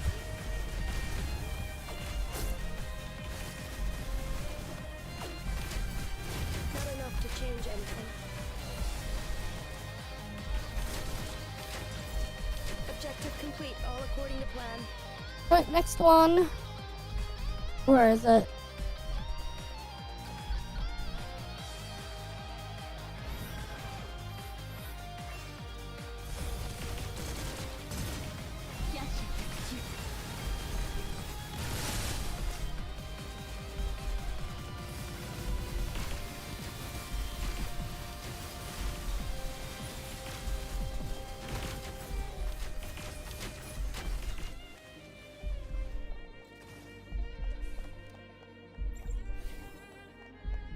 I don't know, there's 2 bosses here.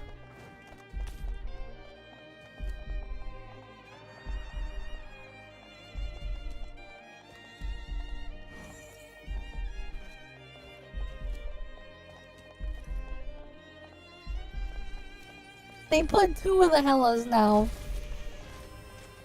That's gonna be a hell of a time to fight them. We get 2 of them.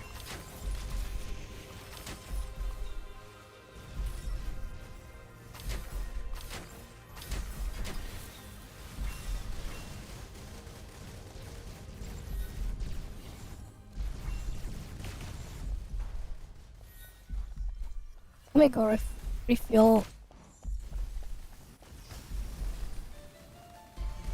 This is good for like the other Chenching, the older Chenching.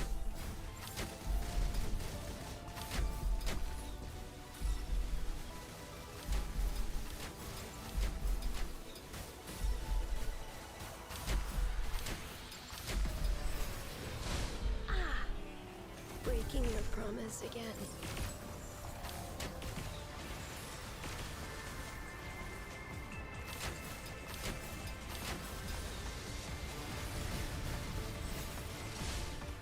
Yeah, it's not exactly the greatest for armored targets.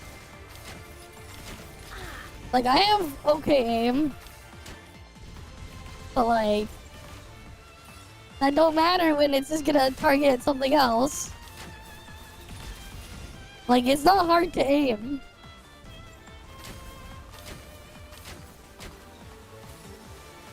Right, imagine not being able to aim. I saw how it would end for you. What is this?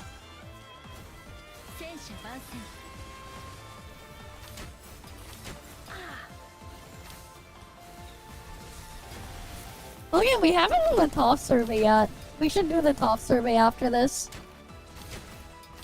I almost forgot. We got ToF survey.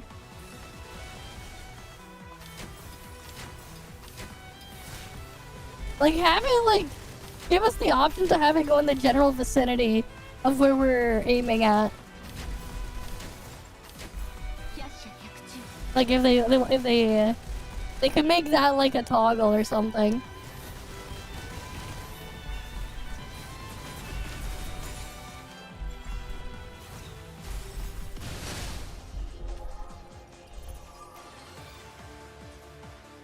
Right, because like I'm already aiming anyways. Yeah, I did half the damage.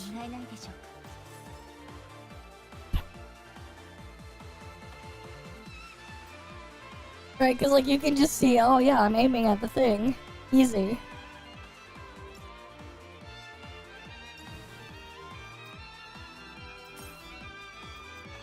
Right, that's handled.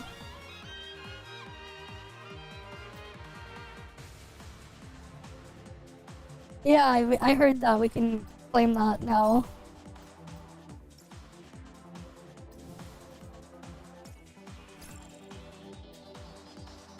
Star Master has our free bait. Neural Sim.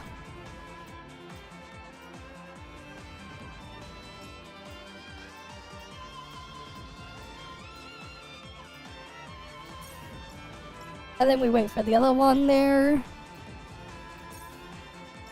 Right, more free Digicash. Is there anything else we need here?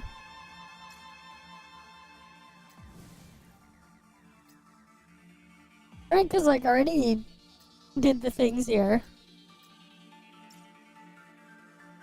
This is just like for high score stuff. Alright, we can try this. This is chest. This is the glow stick. And any other thing here.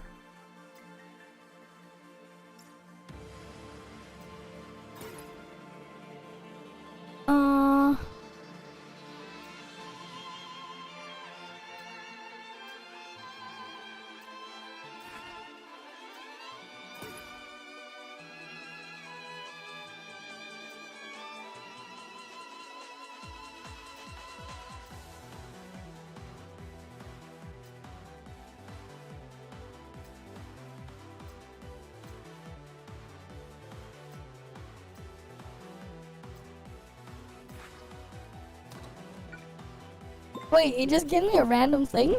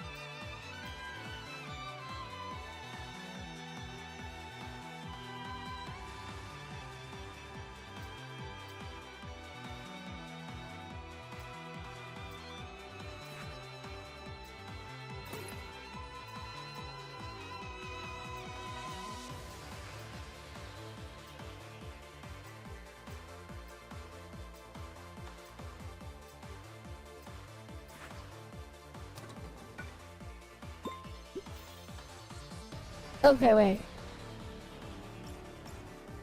Oh, so it just randomized? What's the point of those other things there, then?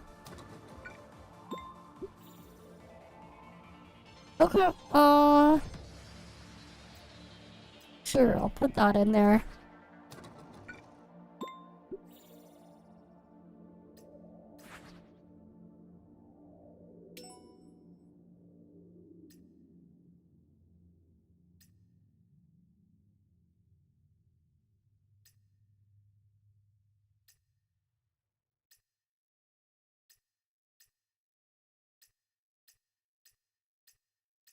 Oh, it's not giving me, like, good upgrades. God damn it. Those upgrades are not good.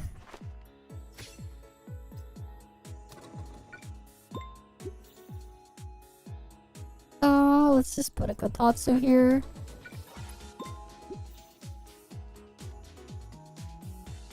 Wait, does it change the thing?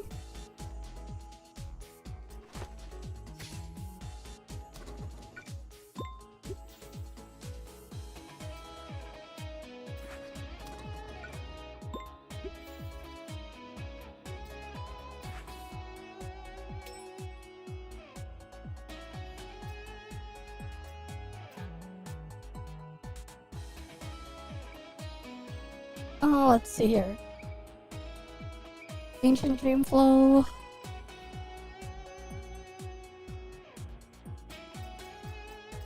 Yeah, I'll take the Explorer's pack.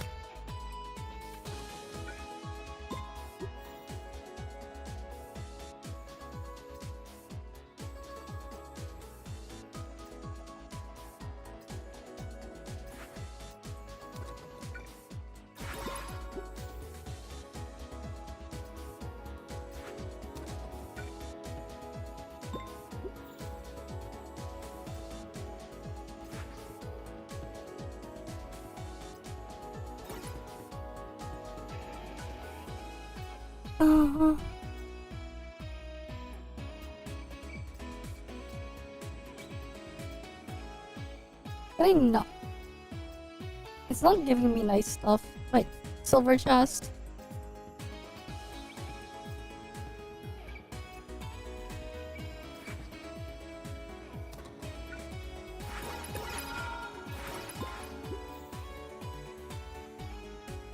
Let's see.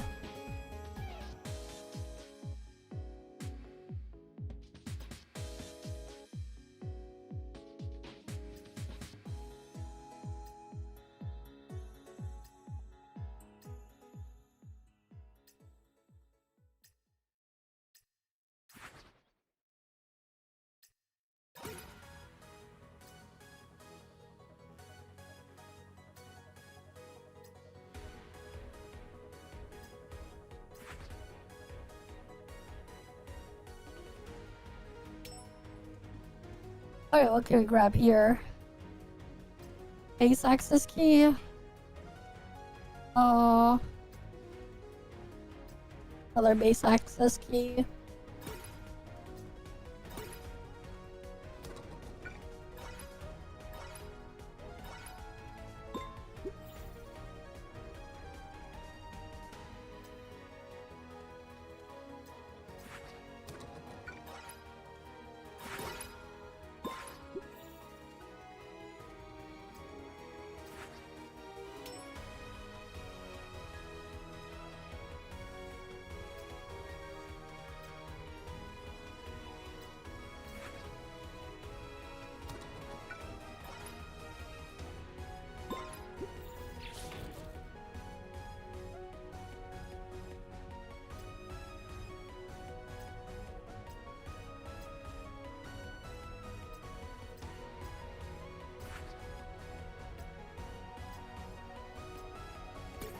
Alright, that one's fixed now.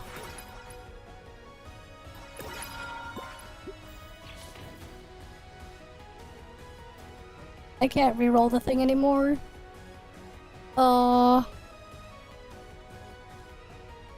Generates 180 if it's next to a treasure piece, sure.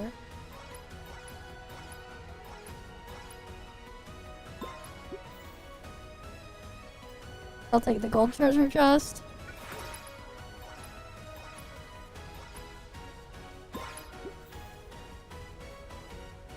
I'll take the helm, I guess.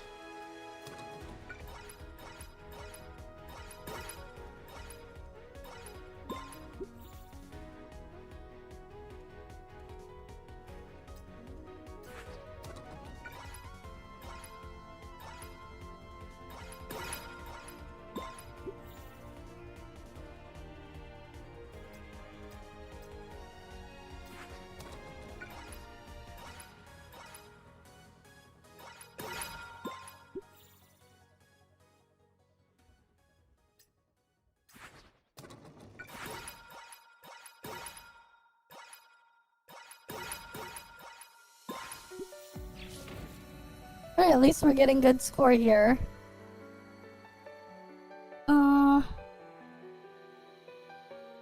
I don't know what I want here.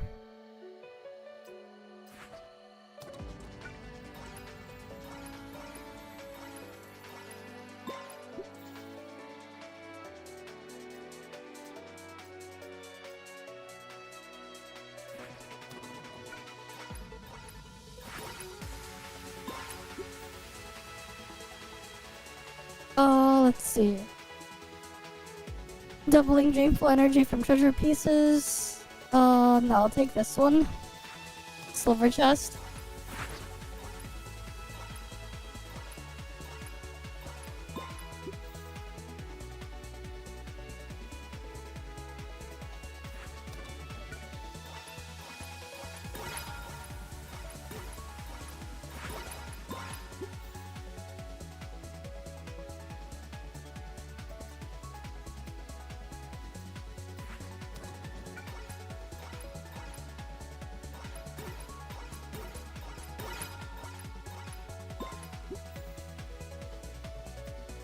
Grab a monocular.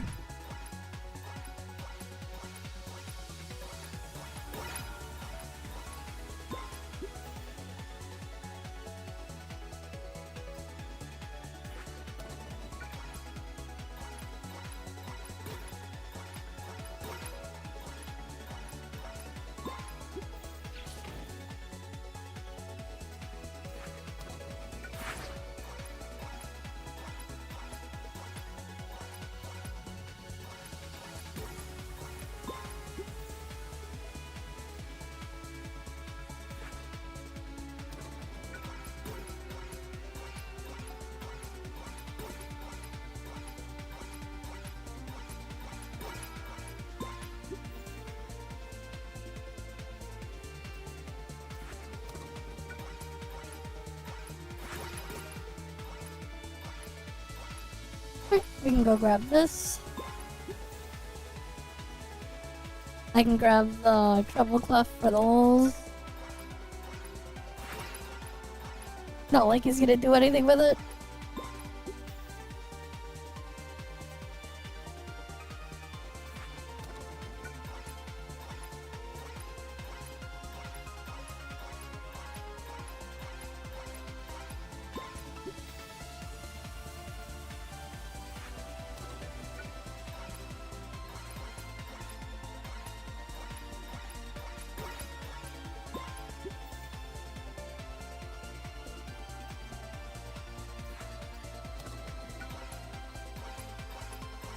Oh, we can get a super like bonus here now.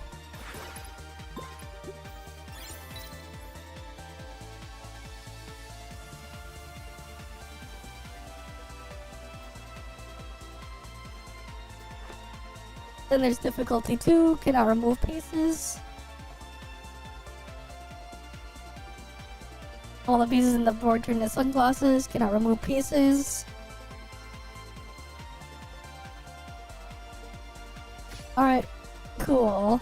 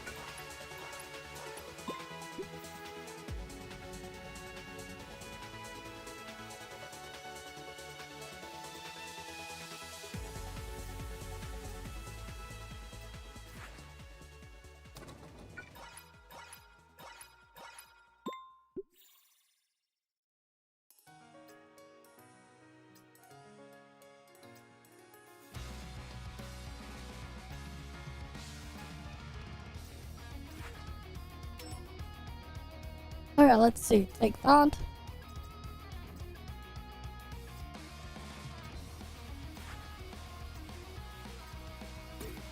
Put that there.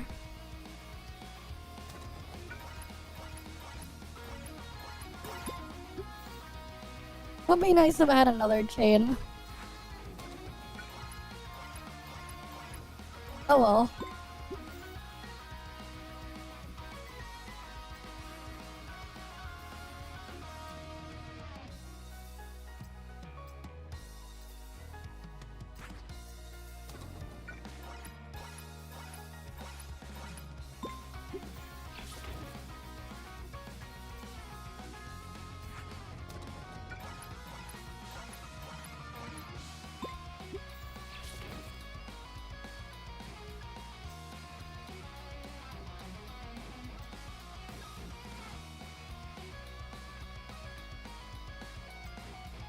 Sure, I'll put that there.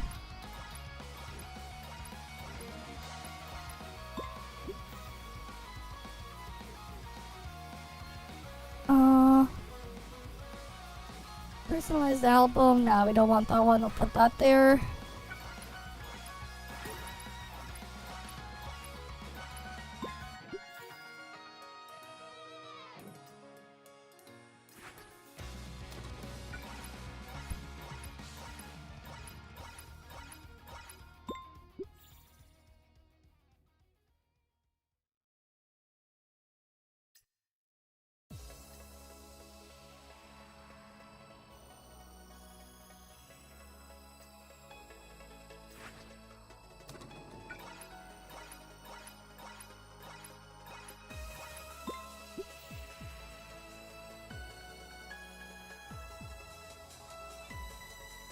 Alright, what's else here?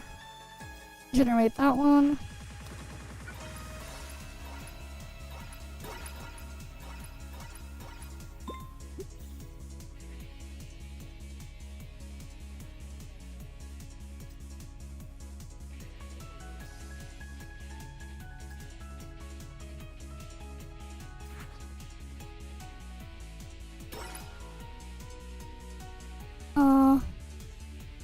we can get a super like.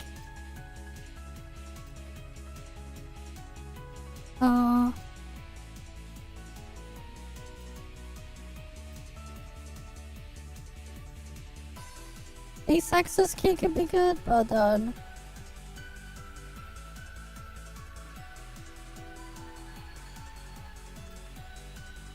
another chain.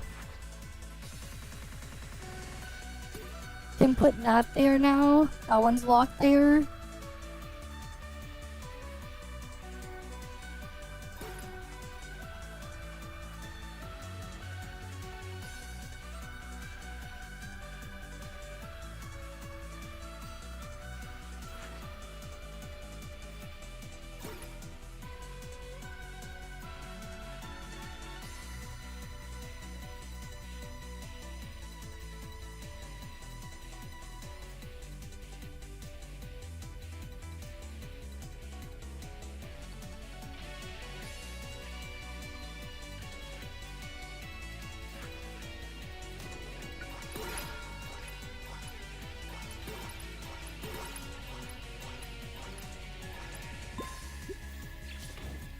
Oh wait. Oh wait. I just realized how the thing works. I forgot, it consumes the anchors too. We don't want it consuming the anchors.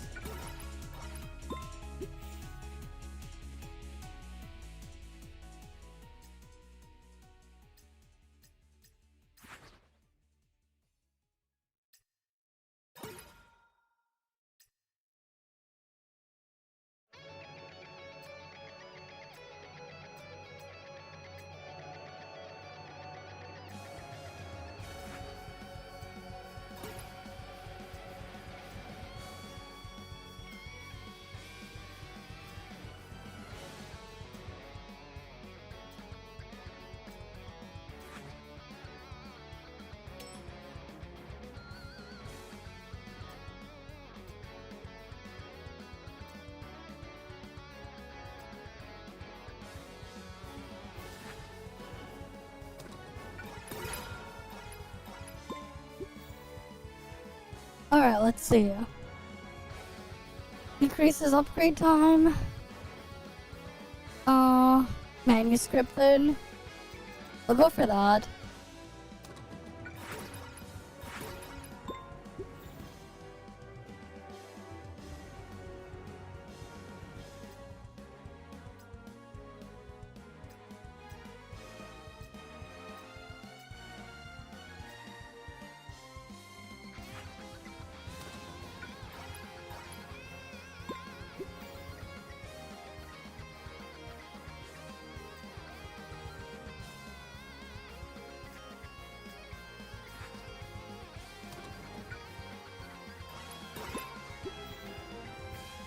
It'd be nice if we can get a key.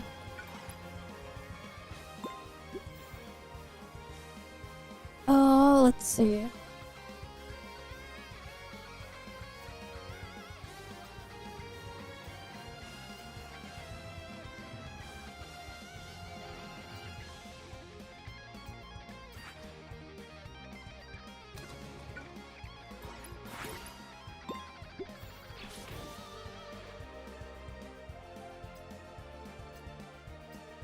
Can I get a key, please?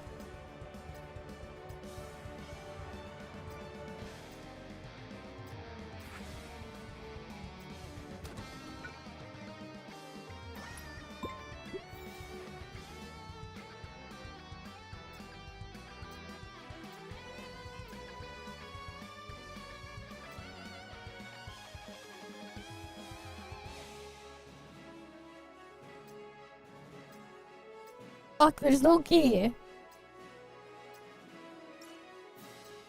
I'm not getting like good runs, man. Cause it's not giving me the shit I need.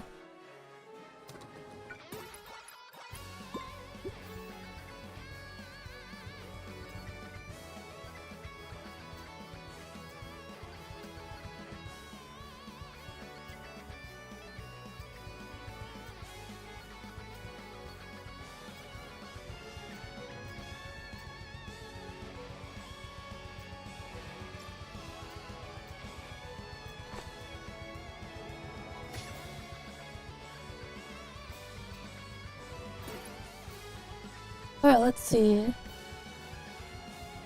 Punch clock, nope. There's ink, reading notes.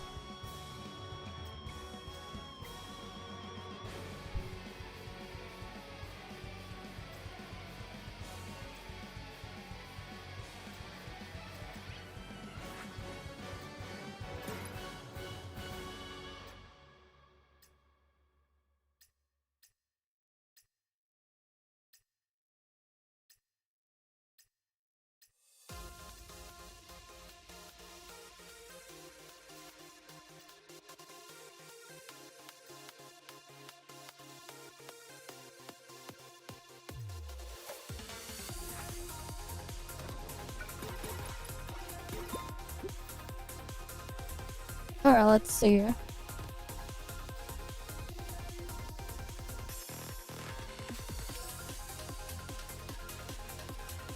Generates 400%.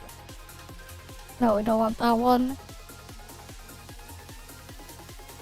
Alright, let's see. What else do we have here? Extra piece selection every couple turns.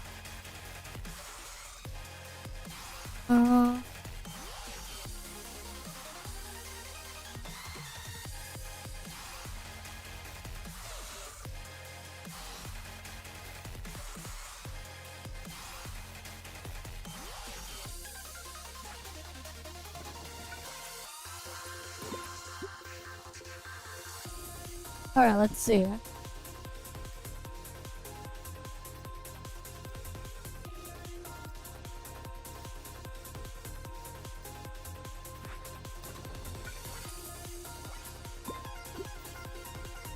Manuscript page.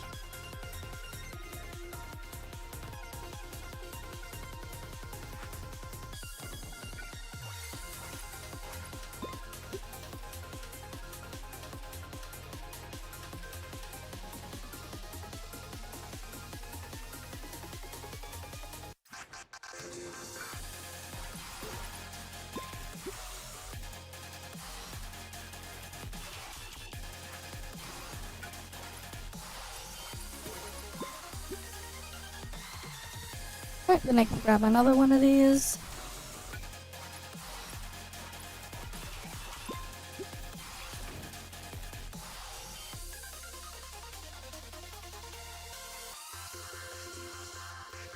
Another manuscript page.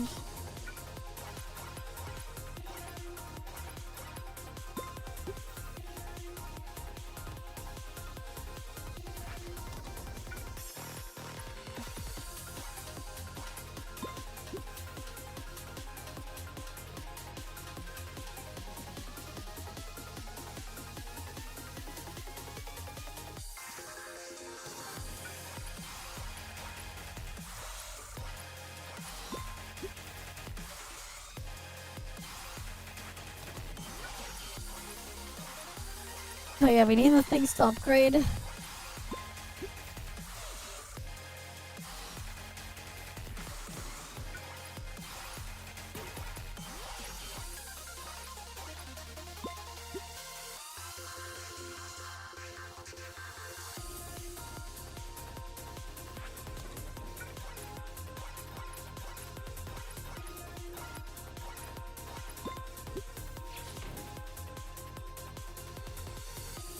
Alright, we'll take that one.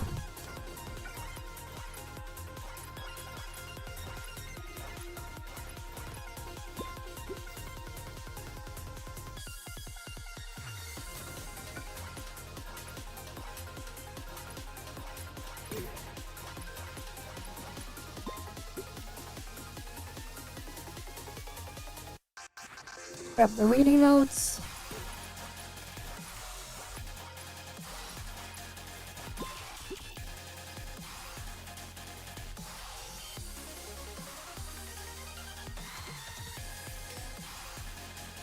Alright, let's see.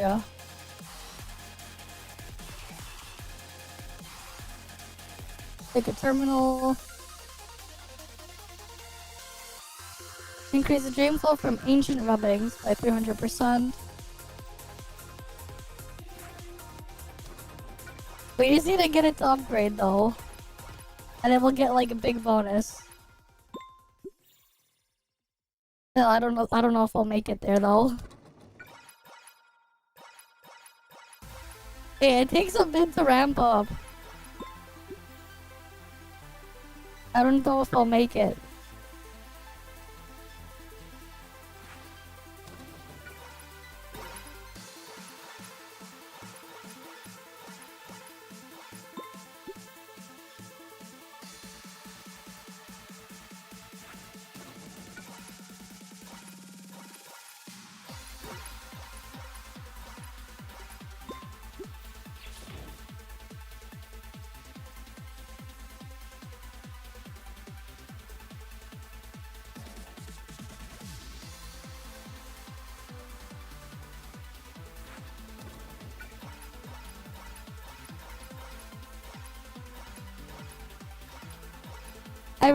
I don't have any consumable.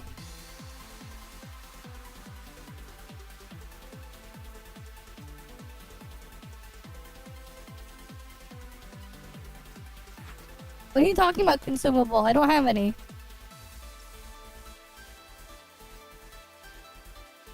Oh, you mean that?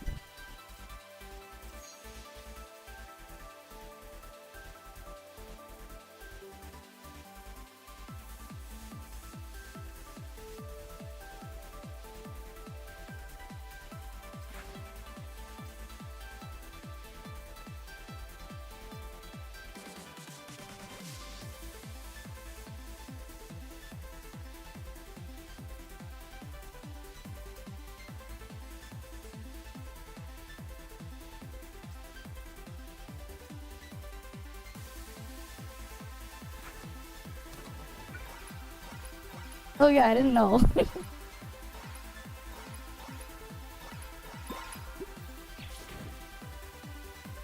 Alright, let's see. I think...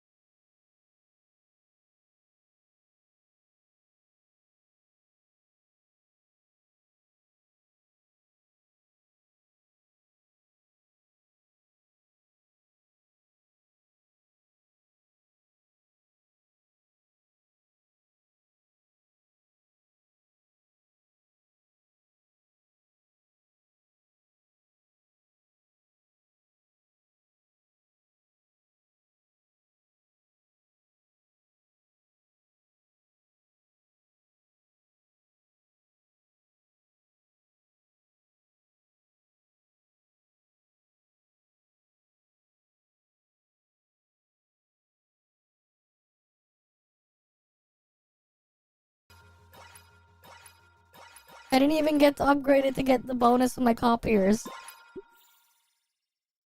That's sad. I couldn't even upgrade for the bonus in the copier.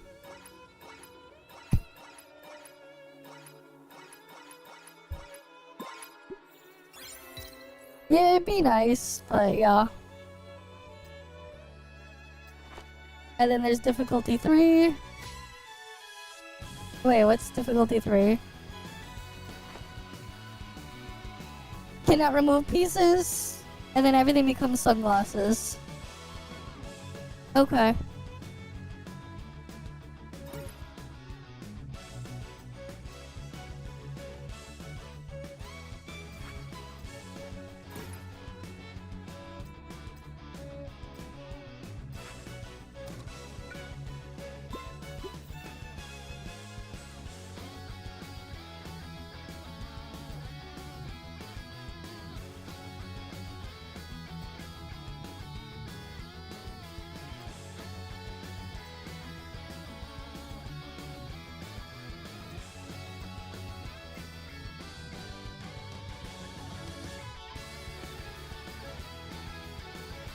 Wait, I got an idea.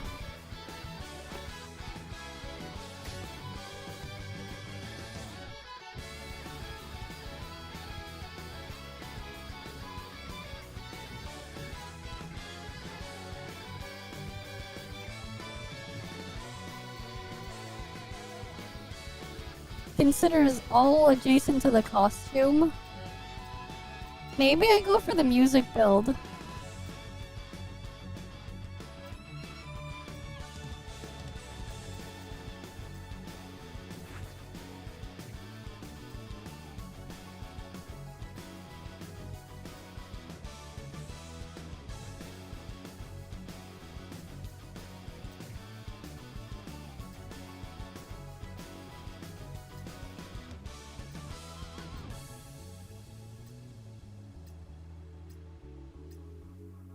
Man, this RNG is so bad.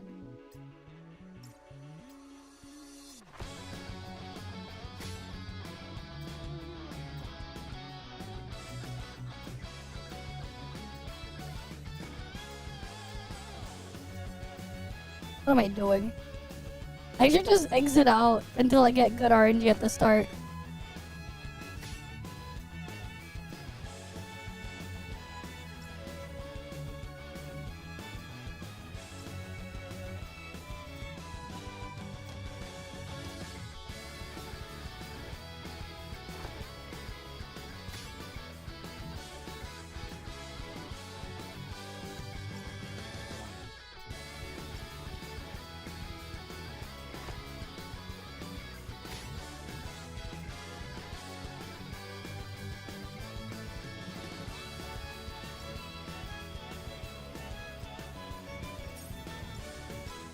Because you like the ice one, but I can't use the ice build on this one.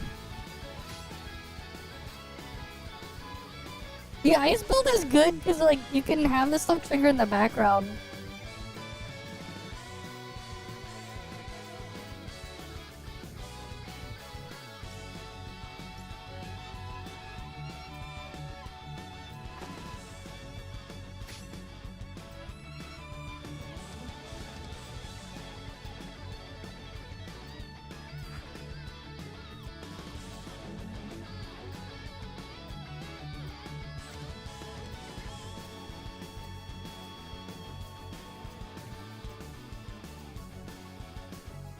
Fucking hell, man. I'm not getting good RNG on the reset. The resets there.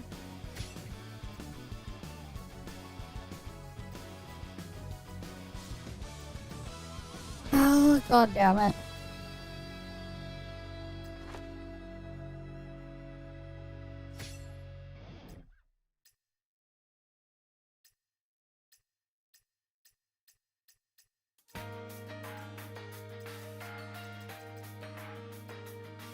The reset RNG is so bad.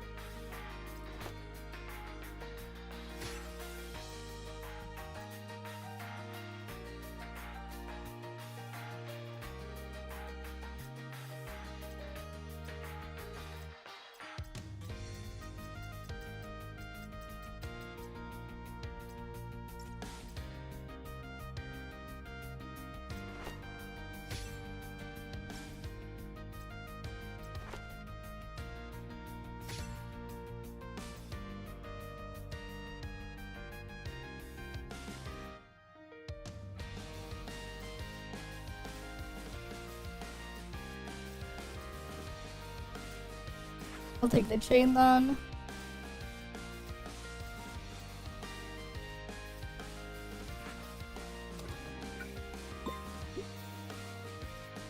Alright, let's see.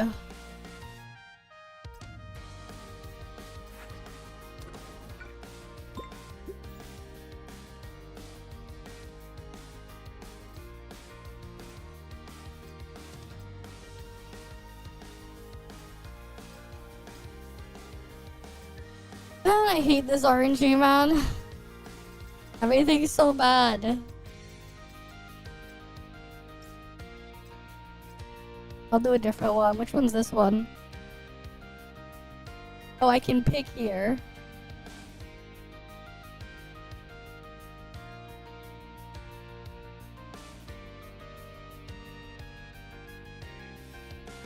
And this one is what? This one has the ice one. Cannot skip selecting gift pieces on this one. Oh boy.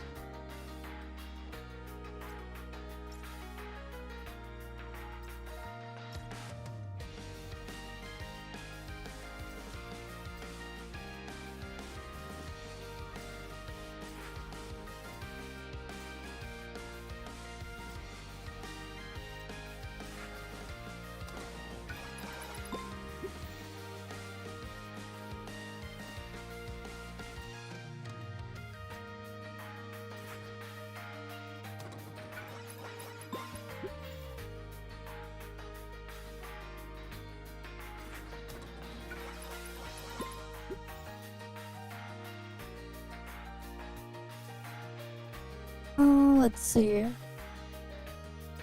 Lollipop good.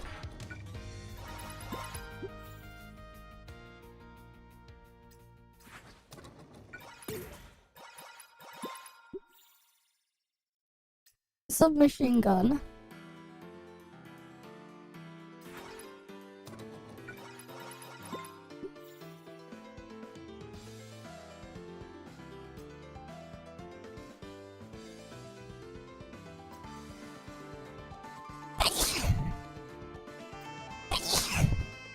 Oh, let's see. Sure, I'll take the chest.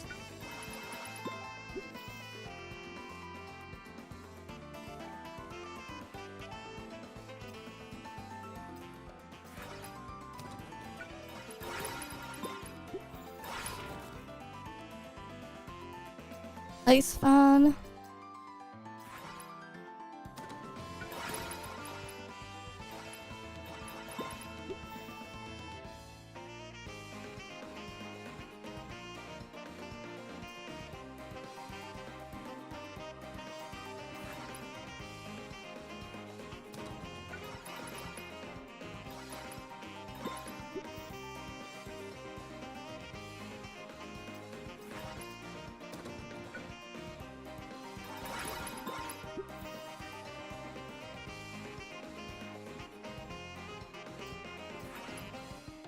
Alright, let's see. This thing.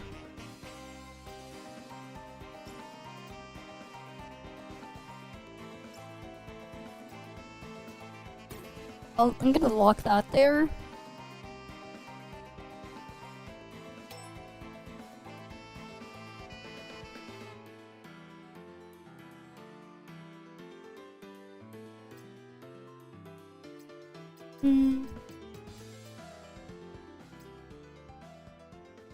Alright, every 6 turn increase the dream flow from Snowfield. Yeah, I'll take that.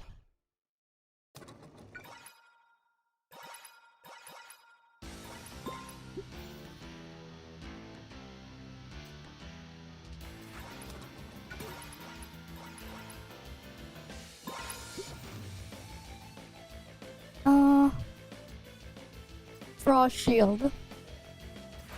Right, Alright, we can get Frost Shield.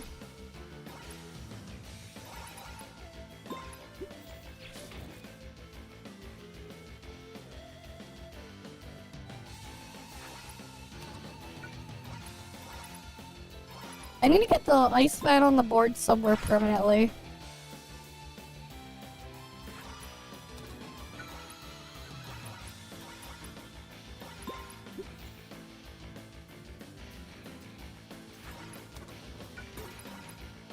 Or get the magazine locked there.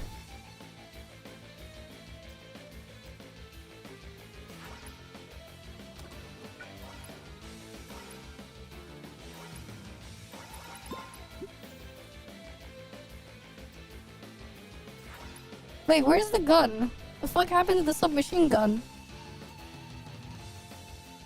Why isn't this locked on the board anymore? What the fuck?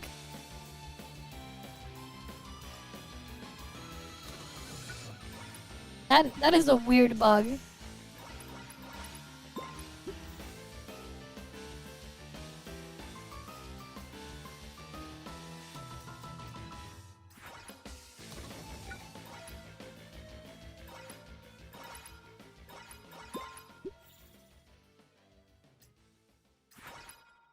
Okay, for here,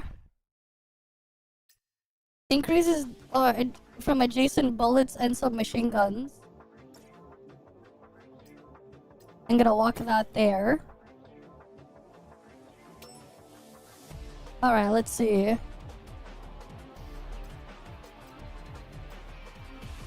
Take that one. Frost Bloom.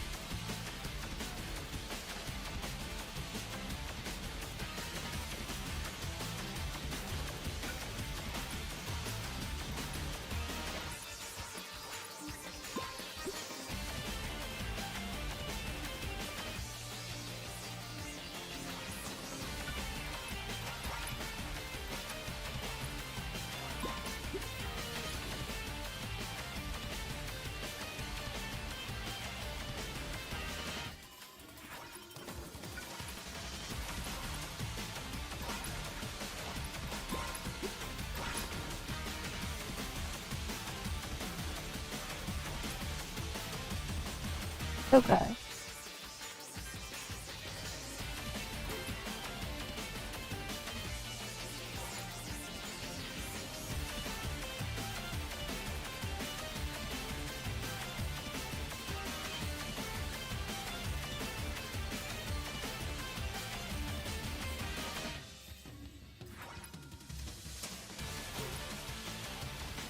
Might as well take those.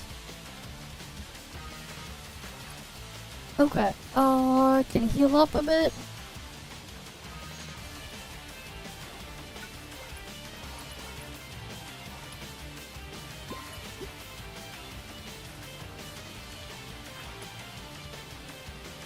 Alright, what do I want to keep on the board forever? Somewhere.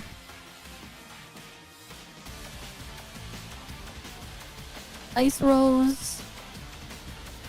No, we don't want that one on the board forever.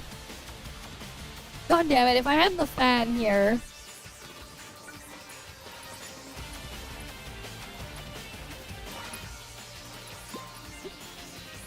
Oh, that's unfortunate.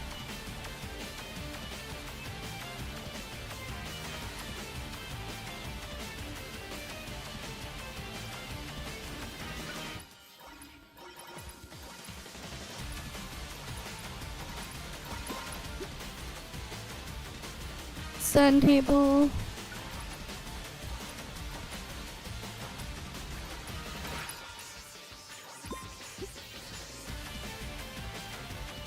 Okay, yeah, right. We want to keep this on the board, right? Dual submachine gun. Keep that on the board. What else do we want to keep on the board? No fan here, though. Fan would be good to keep on the board somewhere. Oh, what else? Right, because this is now these three are on the board. Adjacent submachine gun and bullets.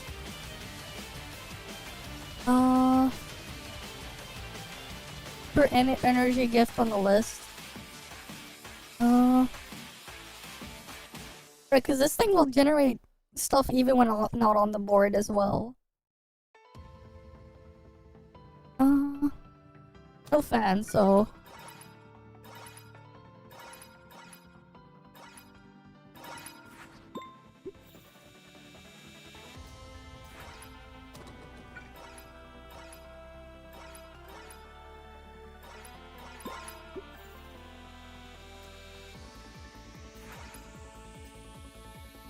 We only need one fan, and that fan can go anywhere, because then it can convert other pieces randomly.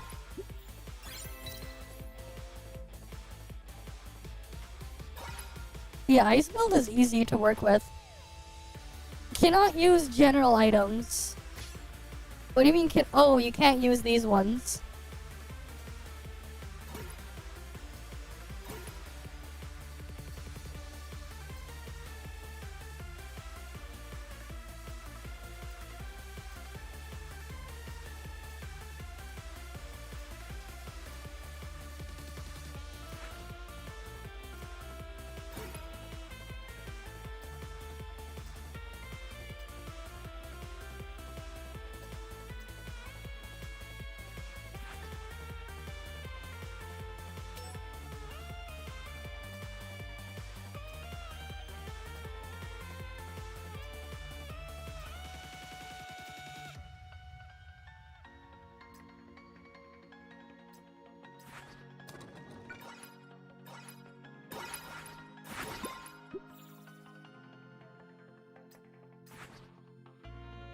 Alright, this thing though...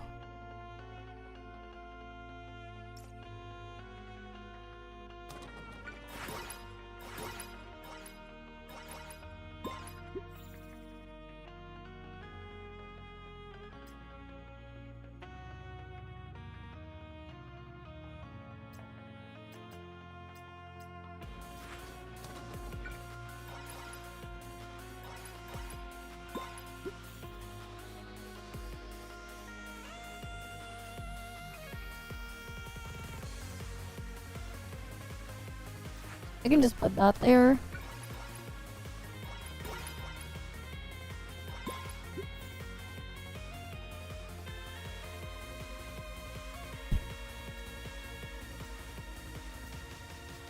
Grab another snow crown.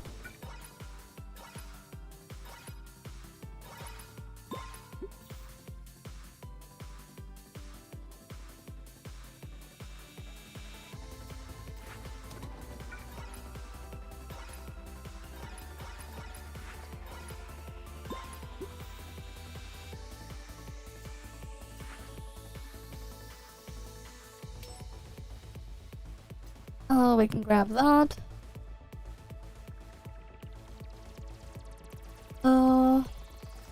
I'm gonna grab the chain.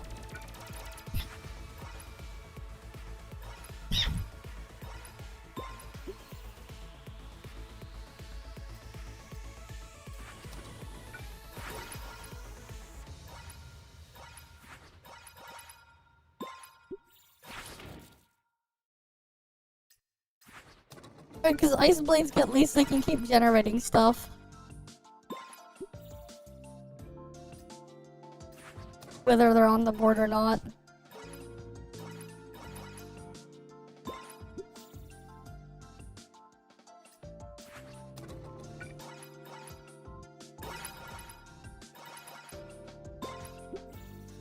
Yeah, I need a fan, man.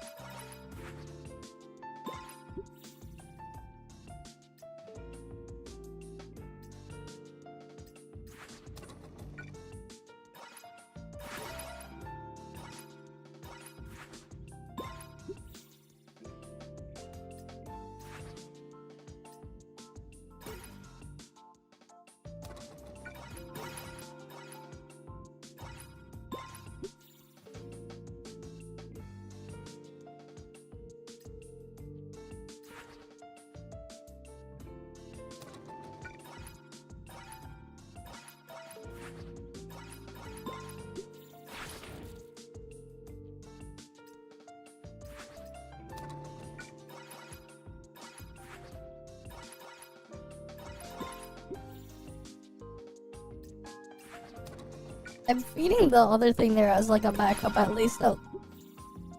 Okay, let's see.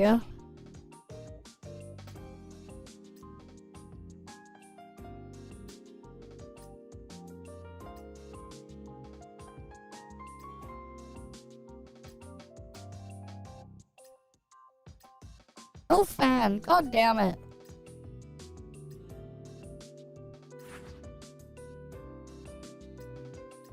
I'll just put that there.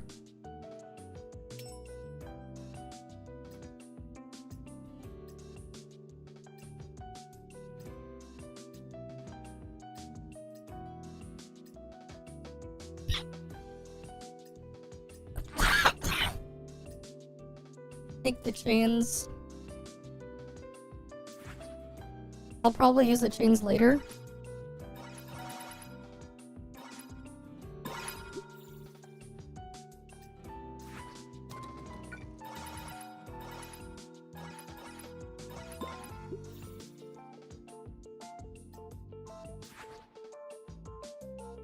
Oh, let me use this. Put that there.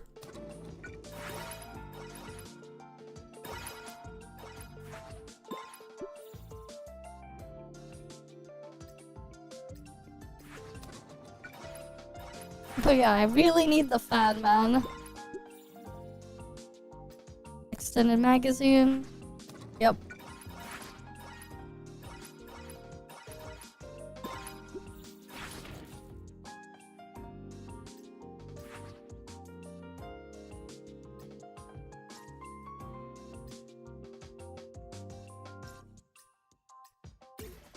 Put that there.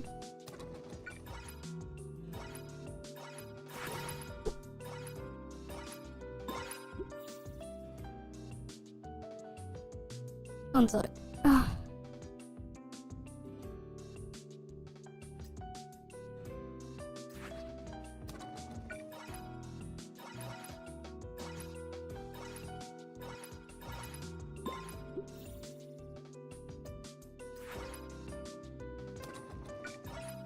Now we just need the regular submachine gun to get near here.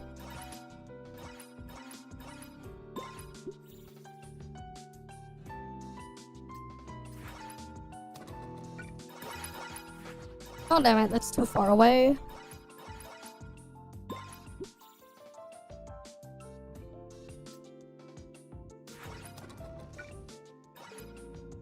And now the submachine gun's not even here.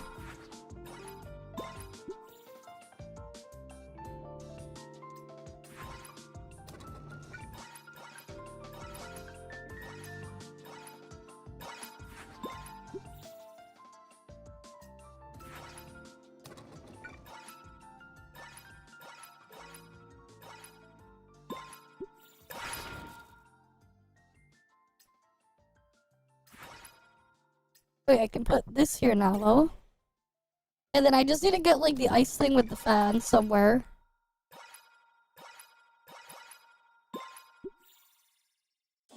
Snow globe, grab that.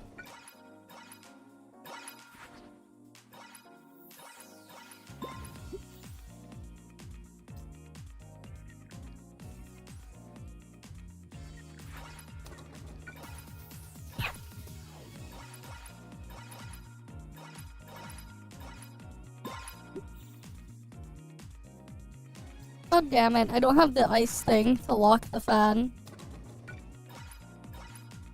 It doesn't want to give me that. No, you can't delete in this one. On the harder mode, you can't delete.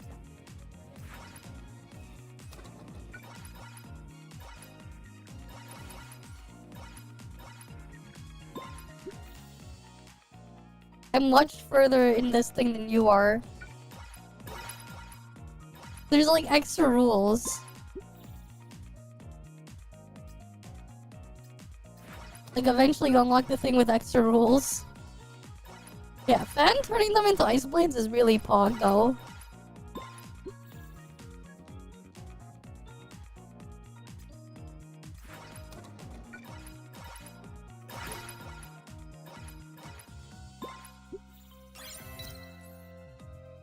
It's a massive square there. difficulty 3 here. Yeah, like you cannot skip selecting pieces or gifts, cannot use items in general.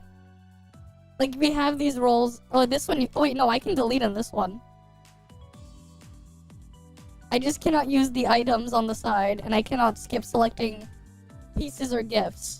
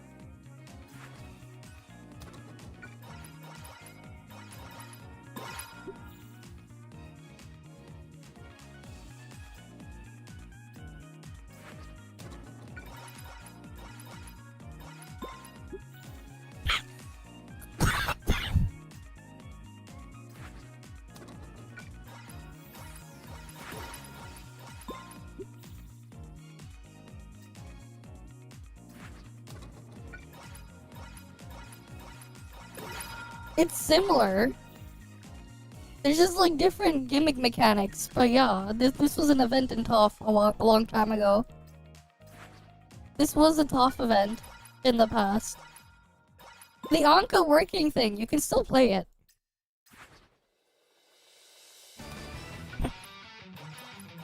And this is for the Frost one that you have here, this thing. Okay, take that one.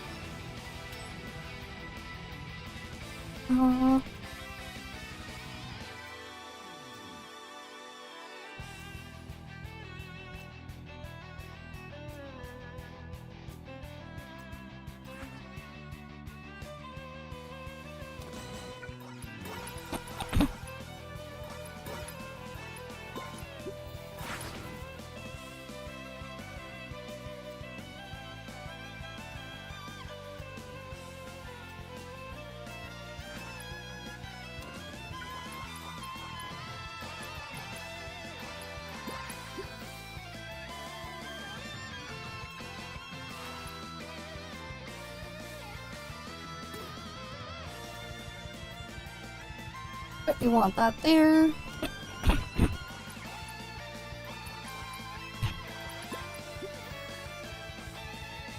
You want Frost Shield.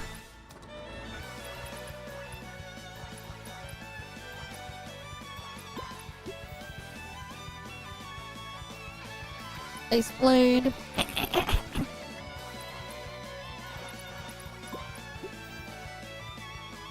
Oh, take Sand Table.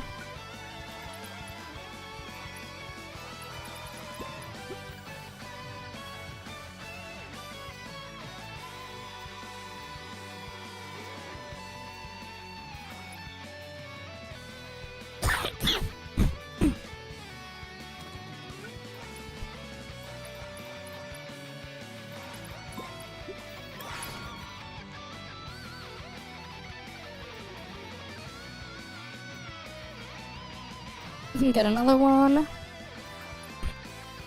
of these.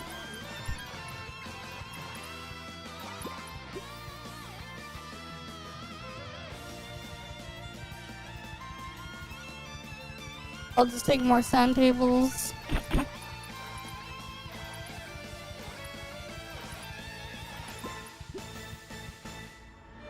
Crossroads. Oh, sand table. Okay, what do I want to lock on the board? Bullets. It's good to lock bullets onto the board.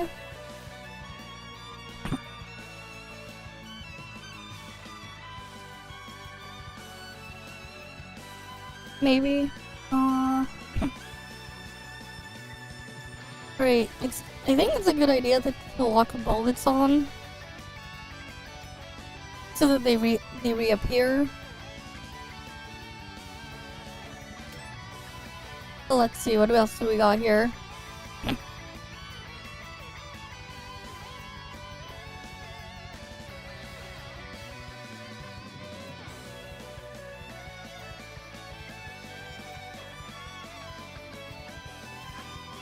I'll take that then.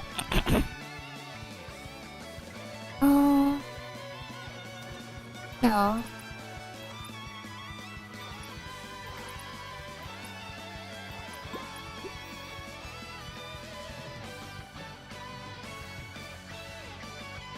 Another snowflake.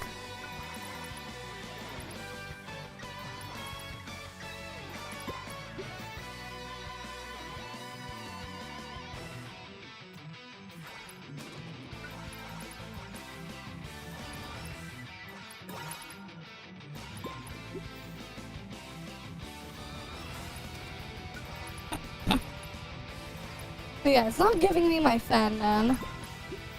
I needed my fan.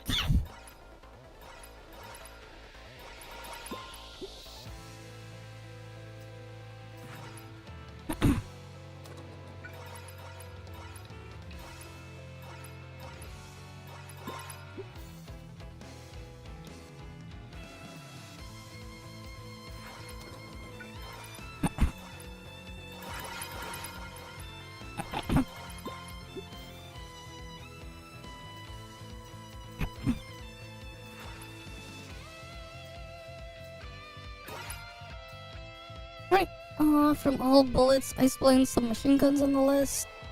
Grab that one.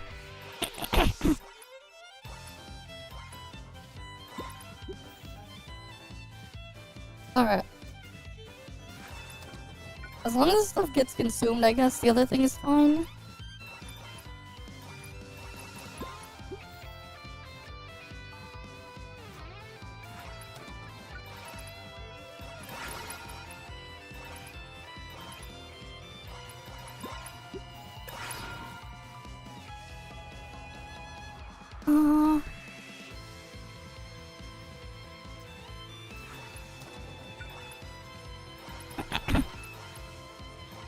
It's not even giving me the other gun, man.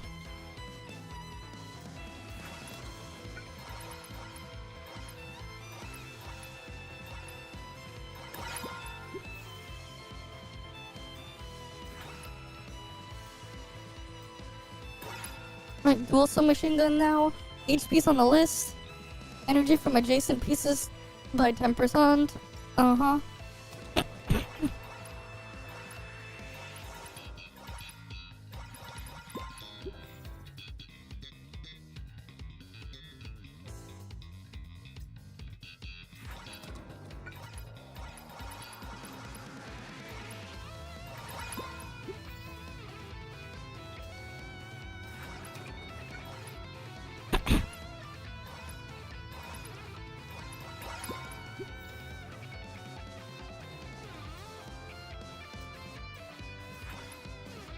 Alright, we can lock a snow globe here.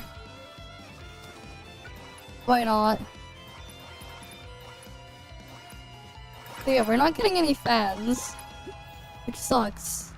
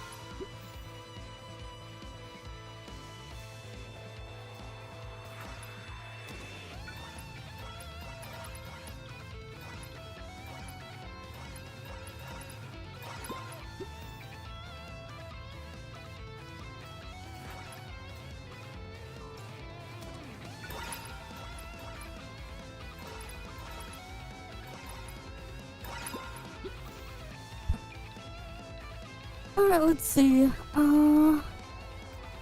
Put this one down then.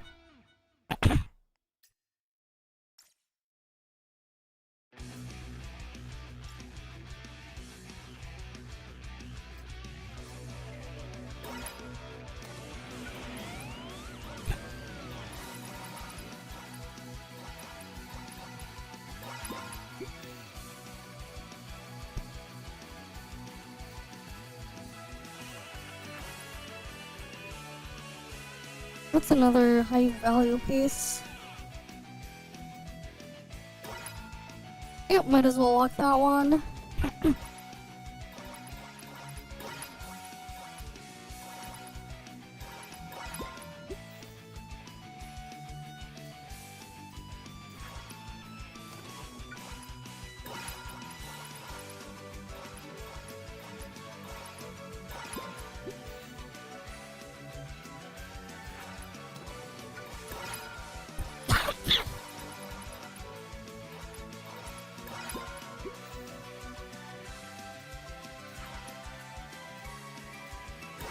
Alright, I'll lock another snow globe.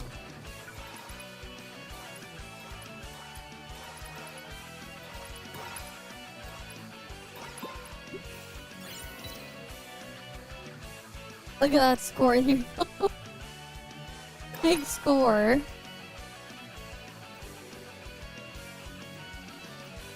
You need to get 280,000 total.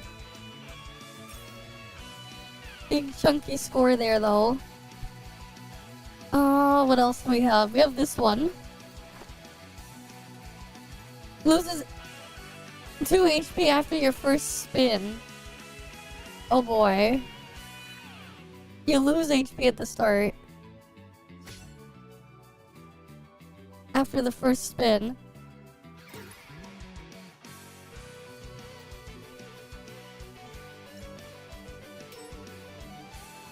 Okay. Super like.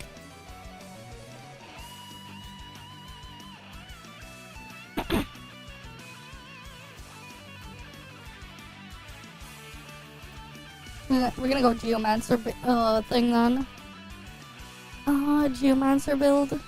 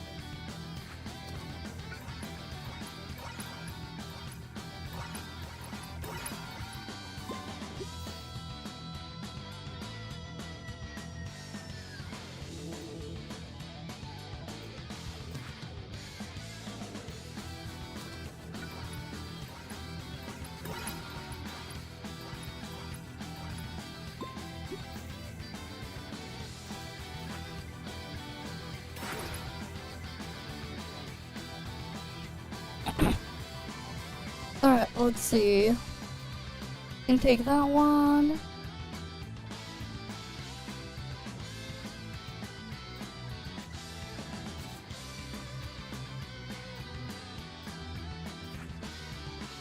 Alright, cool.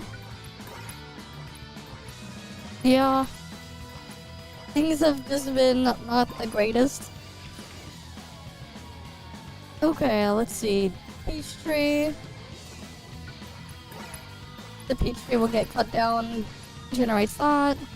Those get consumed.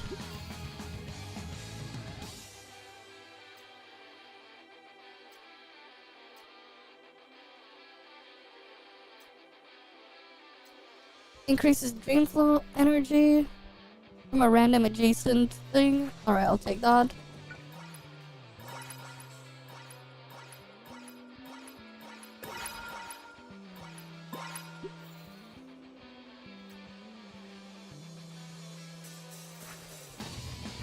It gives me 2 random pieces as well.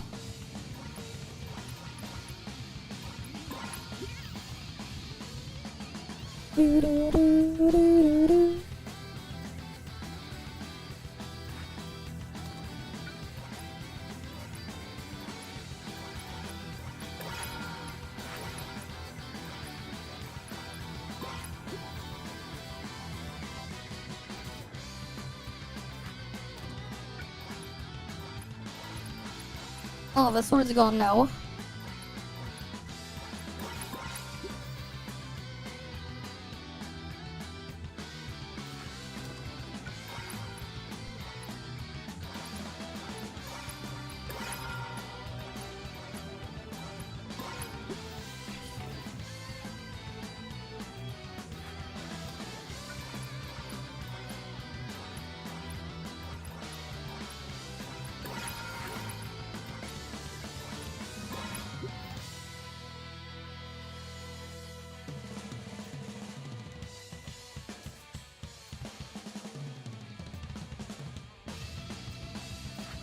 Can get another one. Alright, let's see.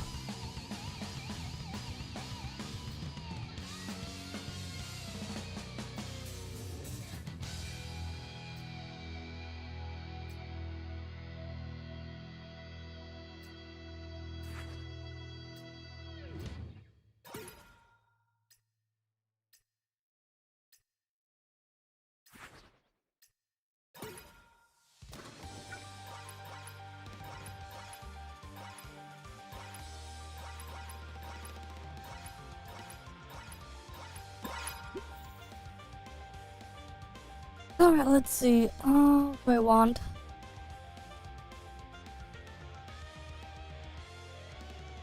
Every 4 turns 1 peach wood, converts it. Alright, we'll take that one.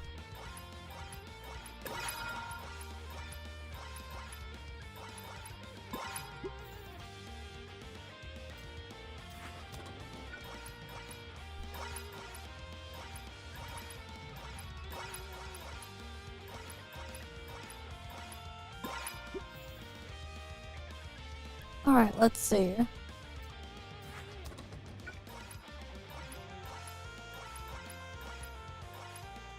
So you see that piece there is like, it's freaking over 800. Which is crazy.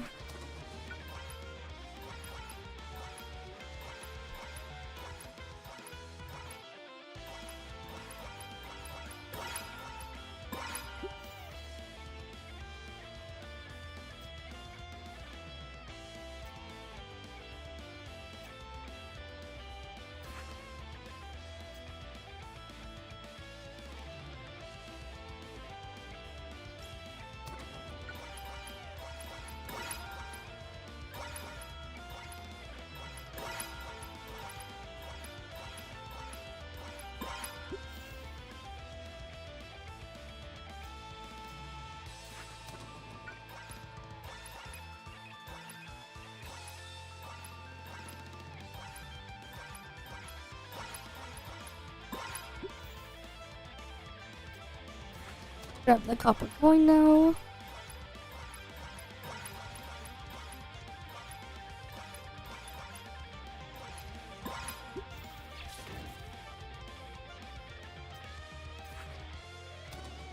And then we got another one. Oh, the stronger sword is not there.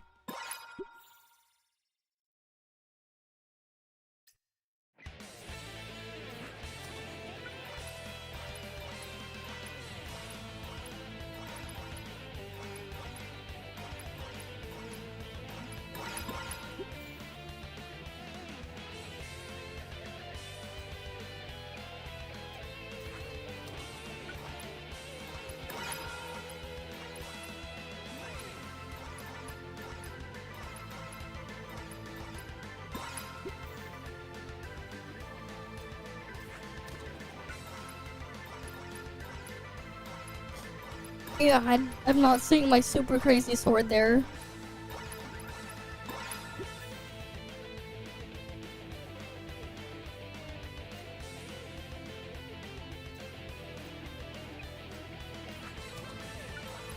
Oh well.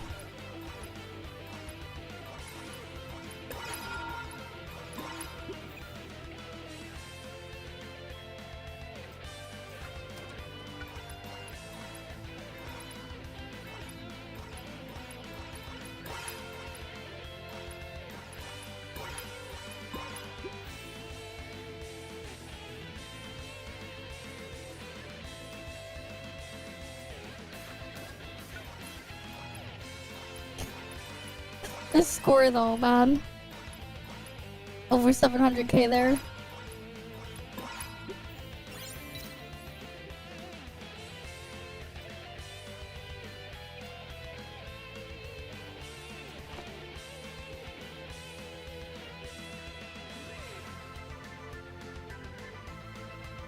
Cannot refresh gifts or pieces. Damn, that's brutal.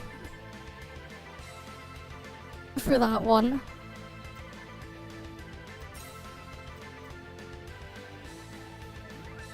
I don't know. It's not like it matters though. I'm 94. But like, it doesn't show us the score. 33 for that one, 63 for that one, and then no evaluation.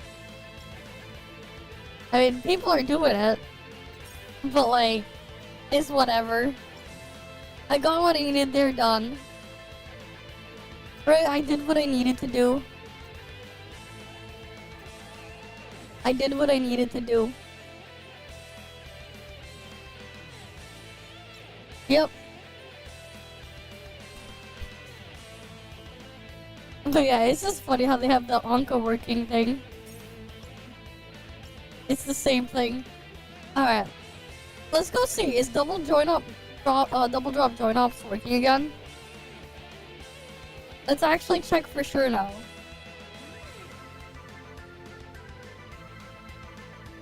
Let's give it another look. Is it actually working now?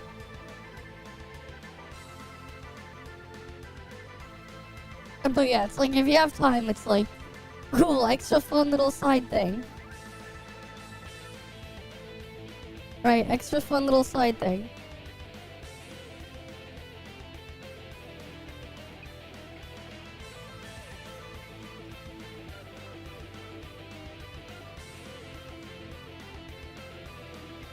Alright, let me boot up my ult. Yeah, sure. But yeah, it's like it's been in ToF for like what, like 7-8 months or something?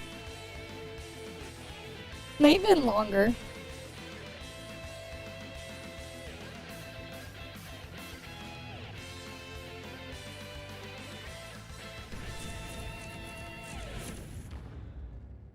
Oh, let me not die first.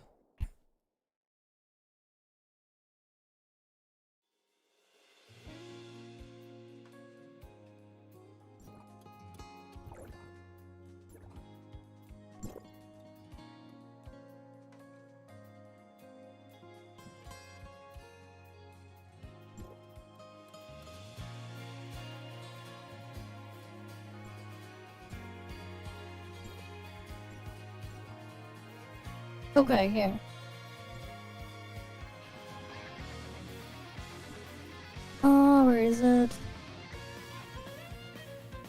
Here we go. We just gotta go to the arcade. Alright, you gotta go to the arcade cabinet and then you can play it.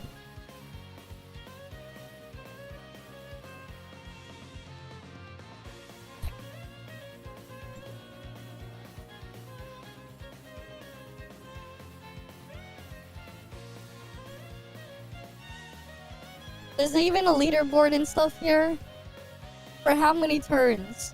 Instead, it's endless, and instead, like, you're scored on how many turns. But let's say go easy mode. Start work. You don't get as much stuff here. You can delete items. There's like the list of all the stuff. There's a restart button here. As you can see, you put the thing there. It'll do the thing. And work. And then you have stuff again.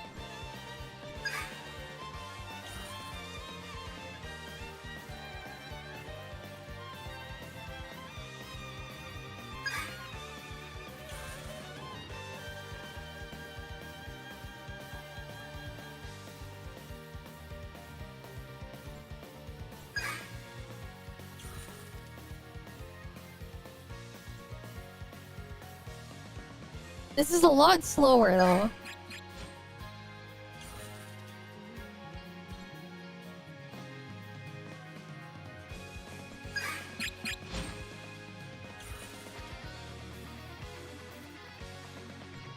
No, it's more so it takes it's no, like it's slower in that your turn count between rounds is a lot longer.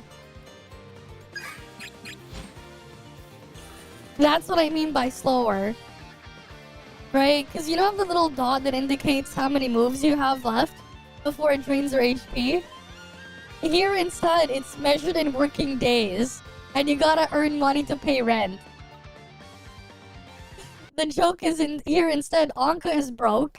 She needs to work to pay rent.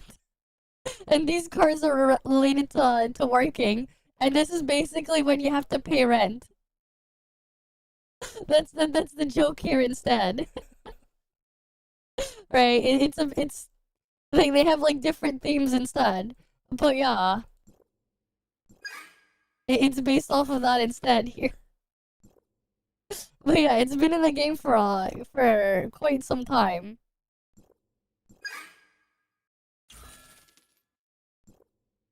Right, I think they added it, what, 4.1 or something?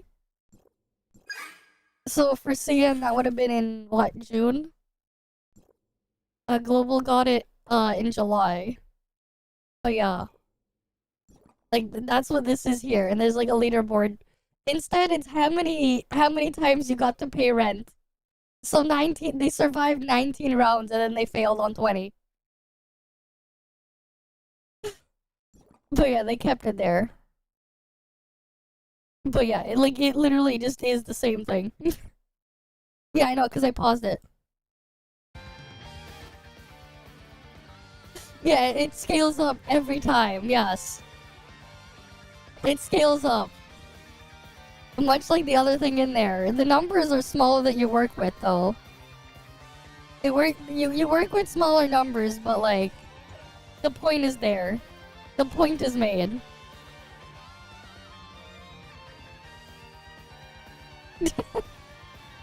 It's inflation, man. Big brain inflation. No. It's reflective of what it's like for real. It's too realistic. That's why. It's realistic, okay? Okay, we have 100 pull here. Let's see this. Surely I'll get an SSR in this one. I don't need it. This is like the funny pulls. Yeah, alright. Do we get one or do we get multiple? Now we can sit here and watch and do all 100 pulls. But no. Page 1, nothing. Page 2, nothing. Page 3, nothing. Page 4, nothing. Page 5, nothing. Well, that's 2 flame gold. I mean black gold. Okay. Page 7, we have that one.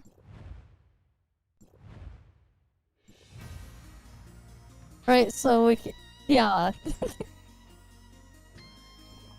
But like these purple balls are like, this banner has like no pity or whatever. This is just random for fun. So they just give you randomly. And then there's the actual regular standard banner. Can you imagine that like other gacha game, you just see this? I have 500 right there. Just sitting here with 500 of them. Over 500 just sitting there.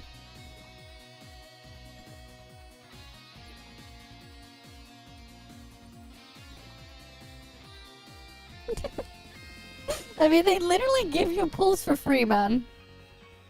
You get at least one standard banner pull every day. Just for the lols.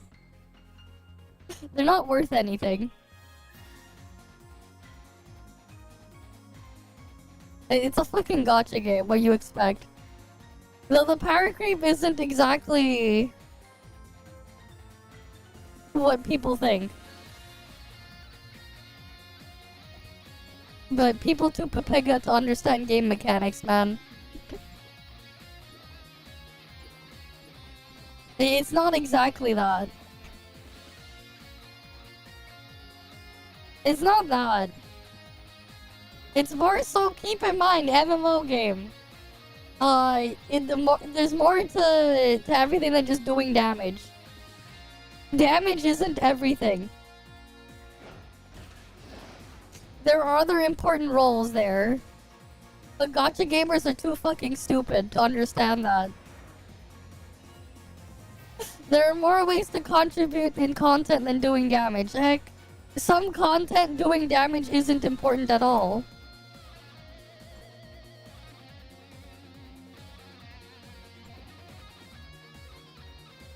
Which, yeah, it might sound weird, but yes. There are cases where damage actually don't matter. It happens. As weird as it may sound. The special, like, event raids. Damage don't matter. It's all mechanics. You need people to not die and do mechanics. It's an actual skill check. Yeah. You already saw, like, how hard it was to get people to draw a fucking triangle. You do mechanics wrong, boss heals. The boss will actually heal. If you fuck up.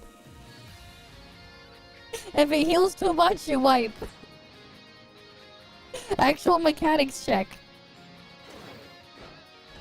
But that's too hard. Even if it's like such a basic and simple mechanic, it's too hard for gacha gamers, man.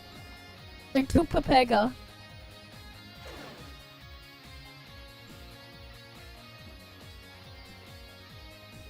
Alright. Is the double drops working now? Let's see. Yes, people still don't know how to draw a fucking triangle. To this day, they still can't draw a fucking triangle.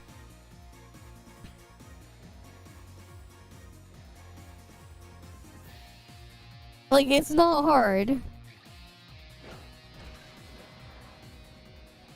But yeah. Well, we're gonna do out of bounds skip.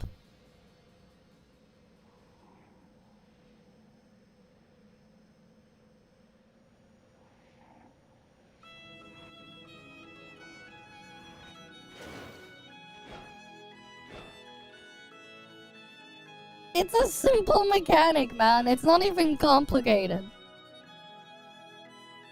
Like, it's not like they're doing anything super crazy. It's just a very basic, simple mechanic. Just freaking position yourself to draw a triangle around the objects in the middle. Make sure you make sure the colors match. You know, the new one. Don't stand in the fucking fire. Get out of the fire.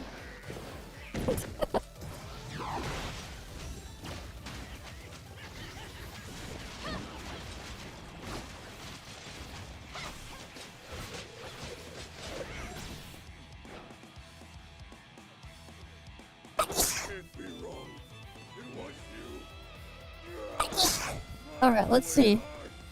Surely double drops is working now.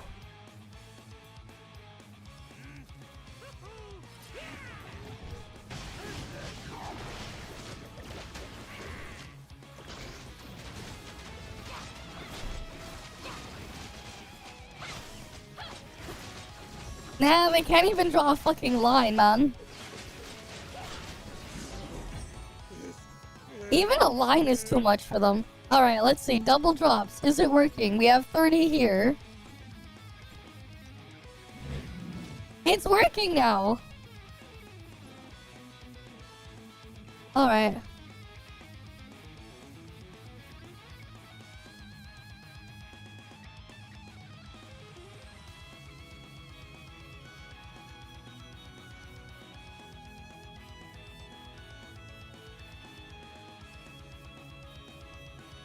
It's working now. You can go spend your vitality. Double gear drops is working.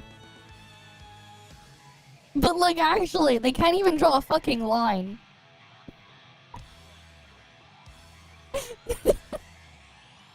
like, that's just how dumb they are, man. Gacha gamers are a special breed. They're a special kind. A special kind of stupid.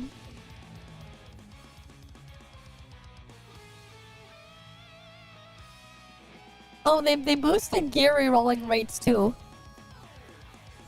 Yeah, speaking of, gear rerolling rates have been boosted as well. That's also boosted. So, yeah. Right here. Minimum equipment advancement value increase from 0.4x to 0.58x. Higher chance of reaching the max.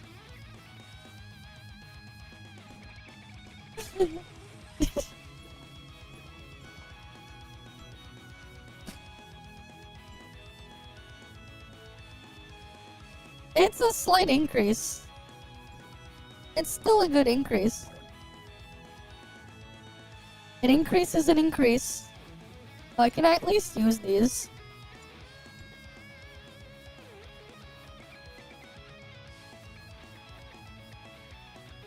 This is a good join up to speedrun as well. Just gotta make sure I keep track of them. Because we can only do it 6 times per day.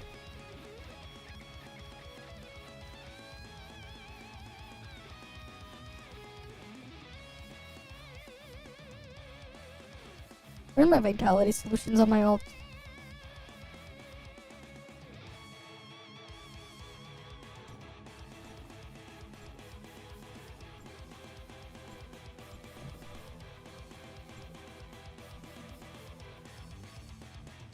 Rip.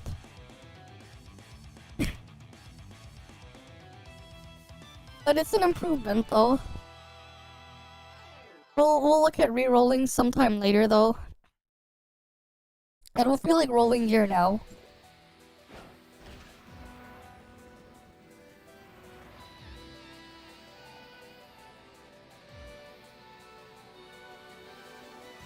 Oh yeah, like this is a great one to just do the skip. Just fly to the end.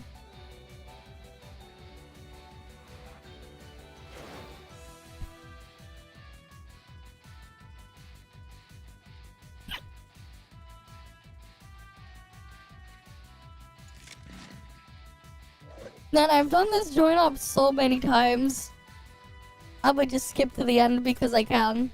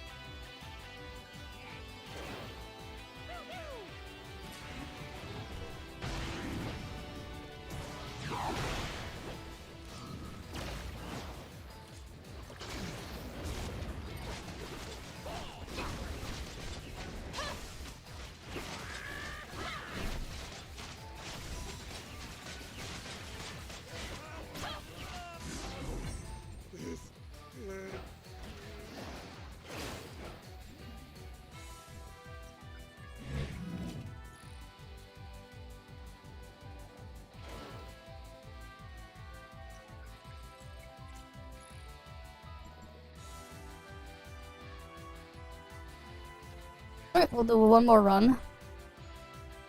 And I can save the rest for later.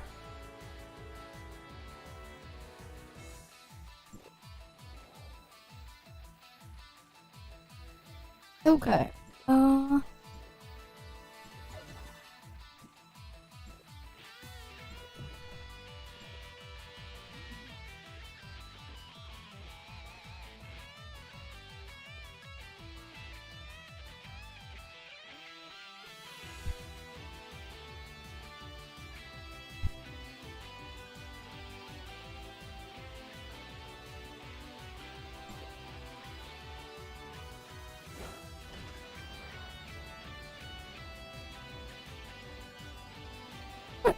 Alright, time to bring this one again. And then I fly the other one.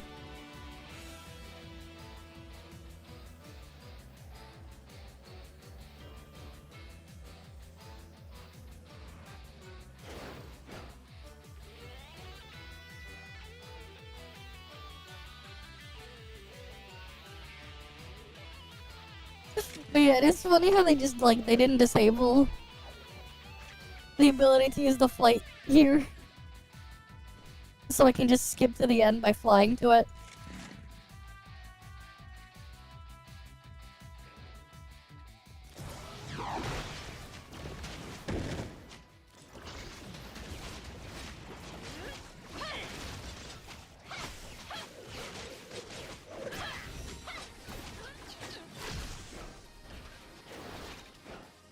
I can't be wrong. It was you. My sweetheart. I will avenge you.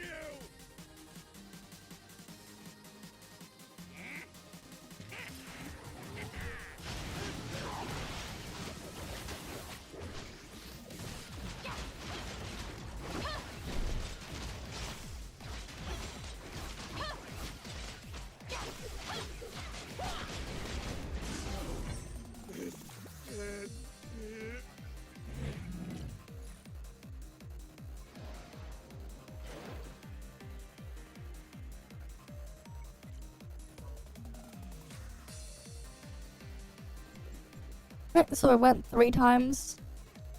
I technically can do it 3 more times. 3 more times for double drops today, but I'll wait. But yeah, using out of bounds stuff, very nice. It's nice being able to just go out of bounds, skip to the end, and then do it again. It is nice.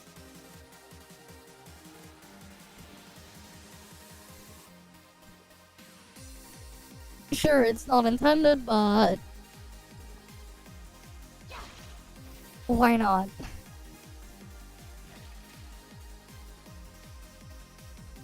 Okay, so that's +2 there. Nope.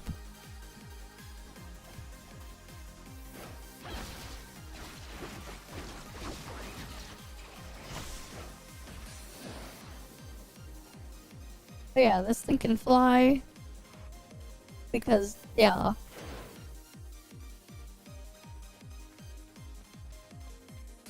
I don't know, man. Oh, what's interesting here is, like, this game is not based around dailies. I don't know, they haven't really added anything to it in a long time. But that's just basically where we spend our stamina, man. Like, here's the thing, though. Here's the thing where it's like, what's even the point? It's like, I wonder what this page is. What's here?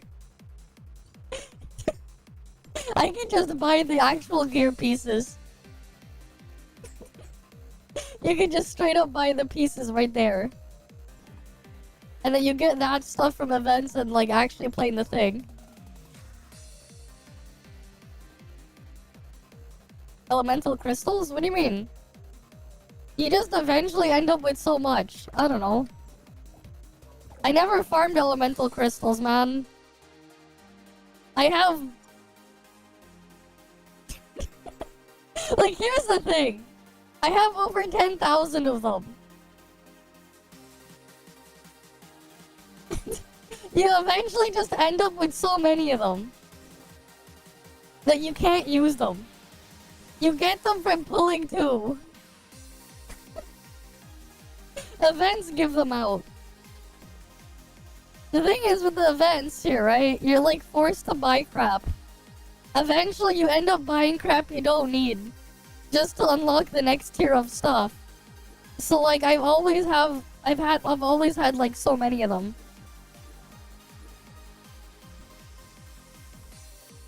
You eventually just end up buying, like on the way, you get boxes full of crap you don't need.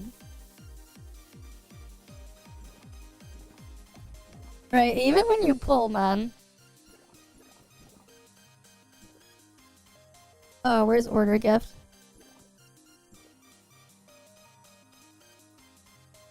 Right, as you pull through, you get resources to go upgrade your shit. Like, they straight up give you stuff. Right?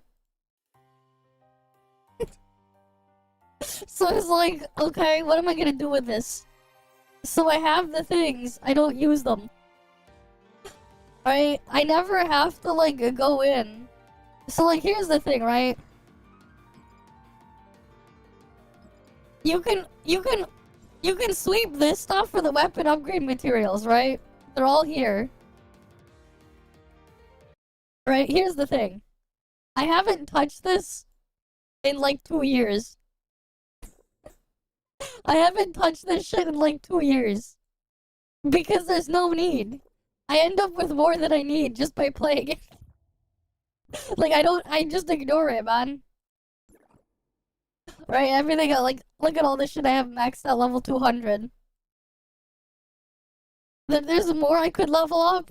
I have the resources. It's just that I'm not gonna use a lot of these older things here. So it doesn't matter. But, like, yeah. Alright, just, like, thought it wasn't worth it. But yeah, like, I just don't use that stuff. But yeah, you can get better gear rolls now. For, like, the next couple of days. Double drops and join ops and stuff. But yeah, like, obviously in this game, dailies don't matter. Right, look at the rewards from dailies are, like, whatever. Oh yeah, I guess the upgrade mid boxes are also here too. I forgot they also gave us the dailies also contain this. And the pull. Right, we get the free daily pulls. Right, like... You do them, you don't even have to snap it. So, like, that's the thing, right? Eventually you get to a point where you have so many resources that you just don't pay attention anymore. Right? And, like, here's the thing. I don't even need gear. I'm not even doing it for gear. The only reason why I even do that is so I can get gift items, the condom gifts. Where's she? Where are you, Liho? I know you're here somewhere. It's so I can eventually give all of them their gifts, their condoms. Max out all their condom gifts. That's literally the only reason why I even do join ops daily. Just so I can get the gifts to give them. And max it out. If it wasn't for the gift, like, giving them the gifts, I wouldn't even be doing it. Like, here's the thing. The moment I get to the point where every single character here has all their gift stuff maxed out, I won't even touch it anymore. Yeah. Just for the bonus.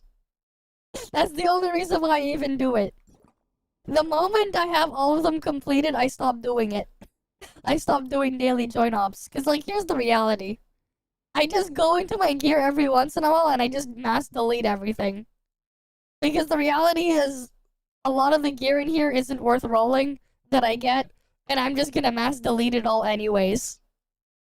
So, like, I don't really pay attention much. A lot of the pieces of gear I'm using, I've been using for over a year. Some pieces almost 2 years. That I have equipped here. Unless it's, like, crazy enough, I'm not gonna replace a lot of these pieces. They're just gonna sit there. And I already have my Titan stuff finished. I can even switch this to be damage plus 18 if I want. I can move around normal and skill damage to what I needed to, if I feel like it. So it's like, now I'm collecting Titan stuff to make another set of Titan for the lulz. Because, I don't need the things anymore. But yeah. Like, eventually you get to that point. Right? Like, the reality is, if that wasn't there, I wouldn't even have to log in daily. I would just log in once a week, collect my stuff, do the weekly stuff, and then get off. Because, like, you don't even need to do shit every day. Right? All the actual important stuff is all weekly. And you can just do, like, all the shit here. Right? I could speedrun it all in a day, or I could do other things. For some reason, the mecha boss does not count as kill world boss. That's kind of interesting. But yeah. Right? Because it's weekly game here.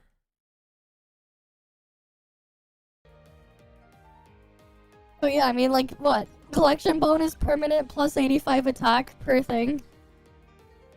Why not stack it to the max? Right, get that, well over 100k attack. You gotta get it all as high as possible. Because why not? Eventually I'll get to an endpoint. Because the reality is, right, they release characters far slower than, I can upgrade them.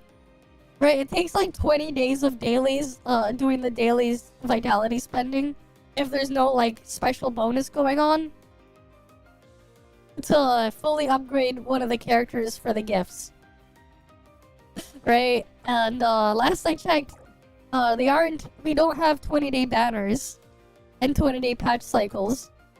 Right? So, like, eventually, I'm just gonna get caught up and every single character is gonna be done. Eventually. That will just happen. The double drop world boss thing will temporarily, like, speed it up even further, because, I get even more condoms a day. Perks of Dead game. Sometimes it's too alive, man. Sometimes it's not truly dead, but too alive. All depends on how you look at it. It's less dead and more undead. Zombie game. It's more undead than dead. Ape and Sky. But yeah, double drop world boss is active now. If you're on North America. I don't know about other regions. But on North America servers, it is active. You can go spend your vitality if you're on North America. Because double drop world bosses, not world bosses, join ops, my bad. And the gear upgrading event is up too. If you need to reroll anything.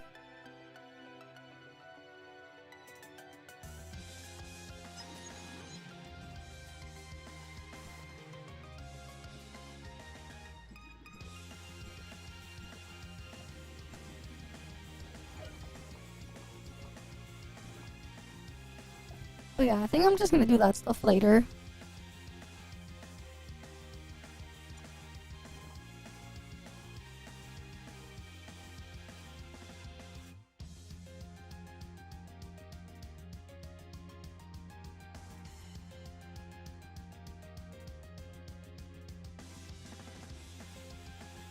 Well, there is a point. Condoms. The only reason why we even do it, man, is because of these. If these weren't in join ops, I wouldn't spend them I wouldn't do them at all. The condom item. This thing. Looks like a condom, doesn't it? The condoms, look. It's these. If these weren't in join ops, I wouldn't do them. You get two every time you open the chest. The space condom, but in double drops, you get 4 instead. Doing a join op every day, you also get a bonus 2 on top.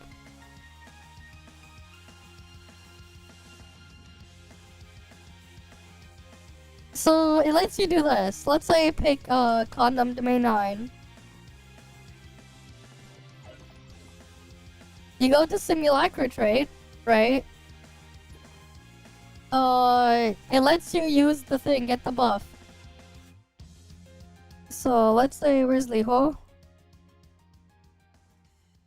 I have too many characters, man. It's a pain to like search through everything. You see this? It lets me put them in here. And I can get the stat. I get permanent plus 25 attack, and then eventually I can get another plus 55 on top. This is permanent account wide. Permanent attack, permanent HP increase. It's account wide, always active. It's permanent. Yeah, but you need them. You need them to unlock those. Right? You need them to unlock those. So that's why you do join ops. Because that's where you get them. You get them from doing the join ops. That's how.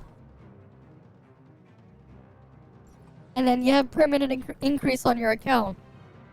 Right? It's a permanent increase.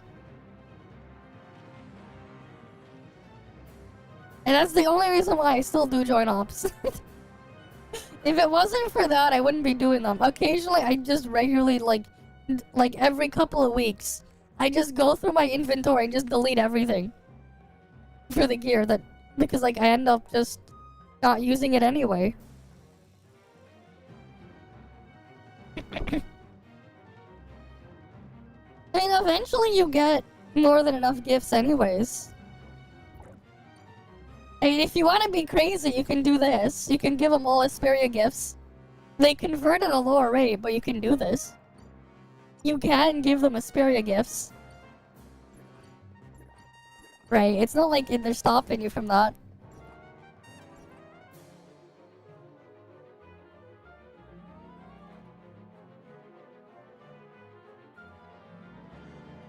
It is running better after the swap, yes. It is running a little bit better after the swap. But yeah. If you already had it on an SSD, using a better SSD won't change too much. But like, it is better after the swap, yes.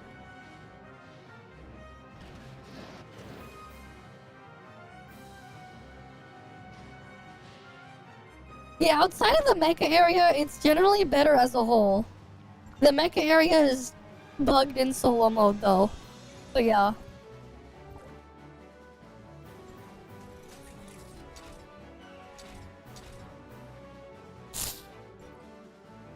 It is what it is there though.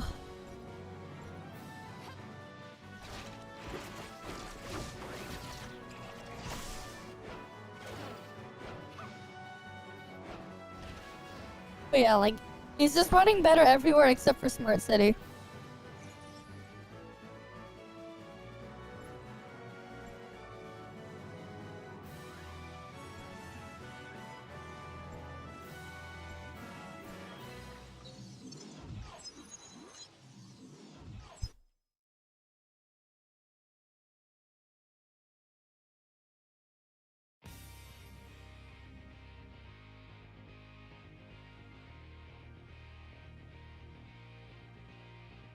There's a free loot of the high boss. I might as well take advantage of it.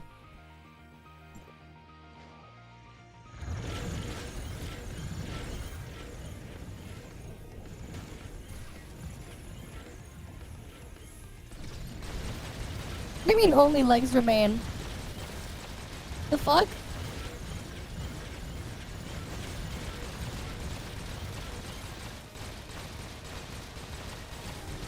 Is it actually just only legs? I guess it just might have bugged when I was teleporting in. Yeah, it is only the legs. What the fuck? Oh, that's good. 4 channels for Artificial Island.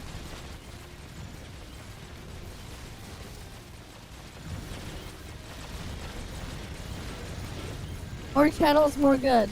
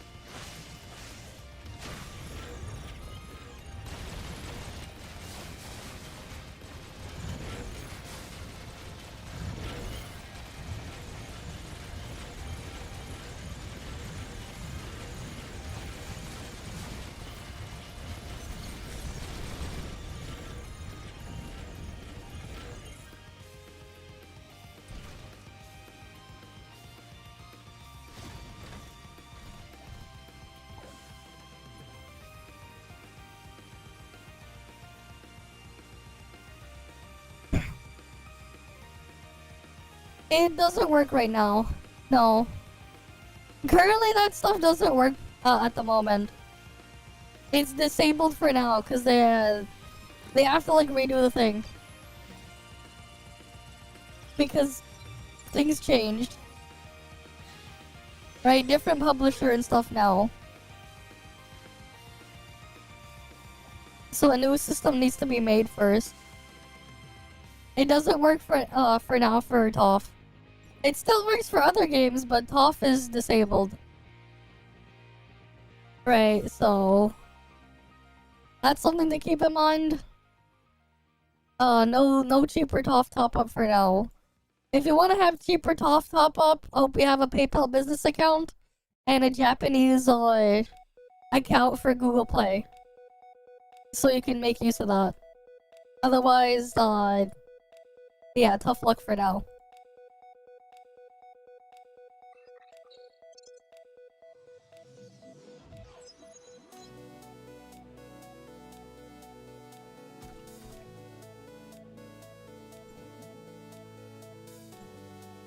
I see.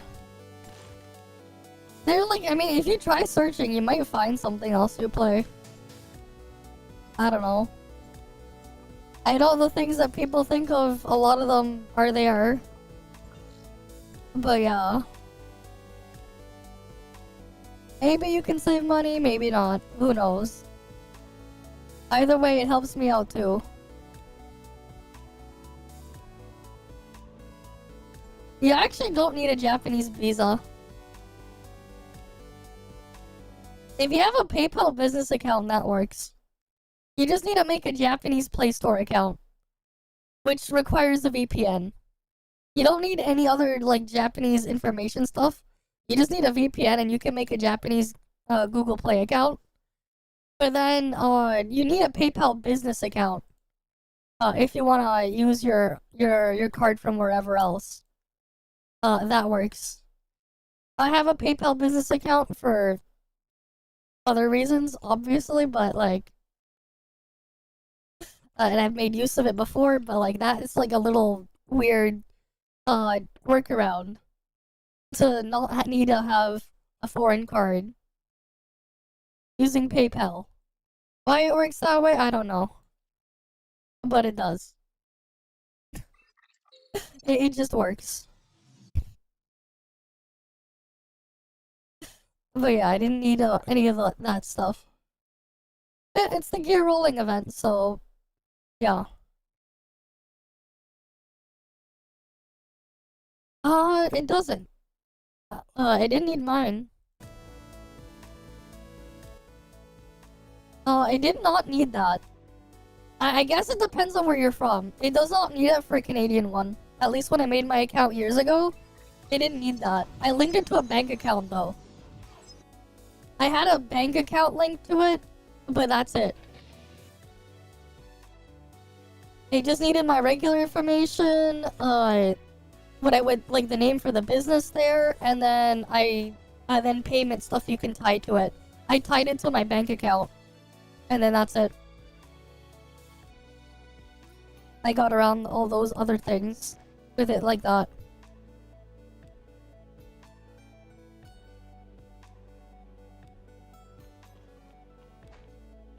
I don't know, man.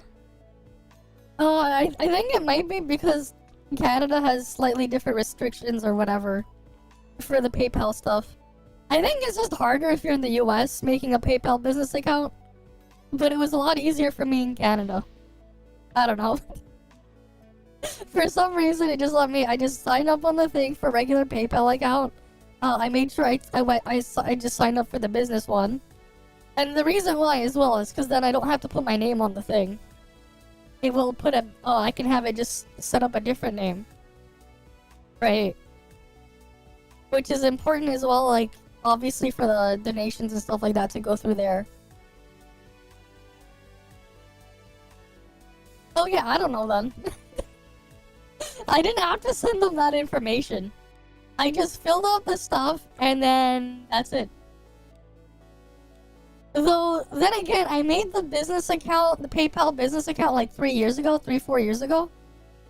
I think. Yeah, something like that. Around 3 years ago. I made it about 3 years ago, and like, that's kind of it. I don't know. I don't know when you made yours, if they changed stuff, but like, I just put my name, my information there, the name of the business entity I want it to show up as, and then like that's it.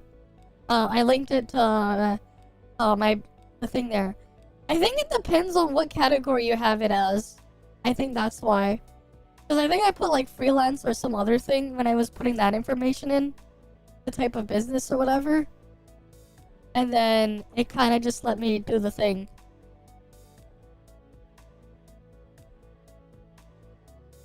Because like I've had to accept payments through there. But yeah, you even had to send them an electricity bill to prove the company is real. I think it's because of the type of business you set up. That's probably why. But yeah, PayPal business account lets you, like, you can use the PayPal business account on the Play Store for other regions. But you can't use a regular PayPal account for that. I don't know why it was super easy for me then. I'm just like guessing. Right, for me, I'm just guessing why. But yeah. And we're gonna end soon anyways. We've been live for like 6 hours. 6.5. But we'll finish all the weekly stuff. I have to do final trial tomorrow anyways. And then I gotta do my dailies and stuff too then. So we'll finish this up tomorrow or tonight or whatever. Because it's already like 6 in the morning. I need to get some rest too. Right, we've been live for 6.5 hours. Anything else new to look at before we go? Let me double check.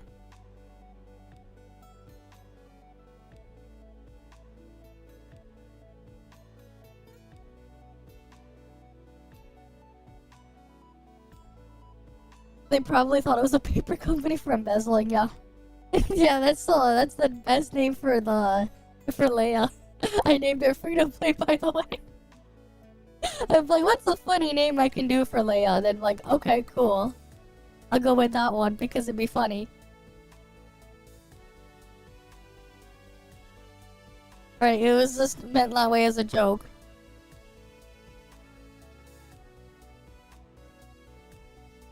But yeah, I don't think there's like anything else interesting to look at.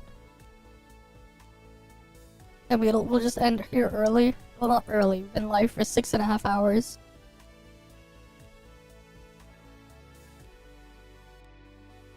Yeah, I figured it's a long one. Right. I don't know. Would you like to date this Russian bombshell? Amazing Russian bombshells want to date you. 10-year ban for screen translator. God damn. Are they actually serious?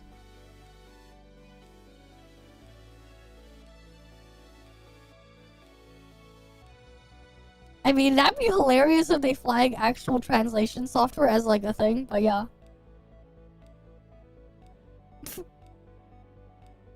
If a third-party program is used, yeah. I'm gonna guess more. This built-in AI Google Translator pops up. If you configured it to trigger key macros, I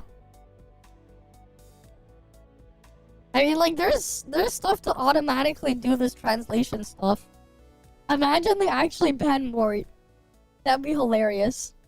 They lock it though. I mean, I like Mort screen translation automatic. I've used it before.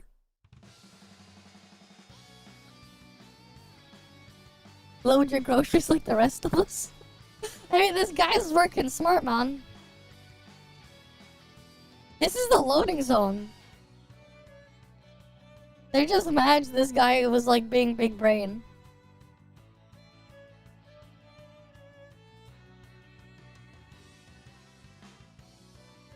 People not happy with the fucking Pepega Wuwa game mode here. Oh, what's this?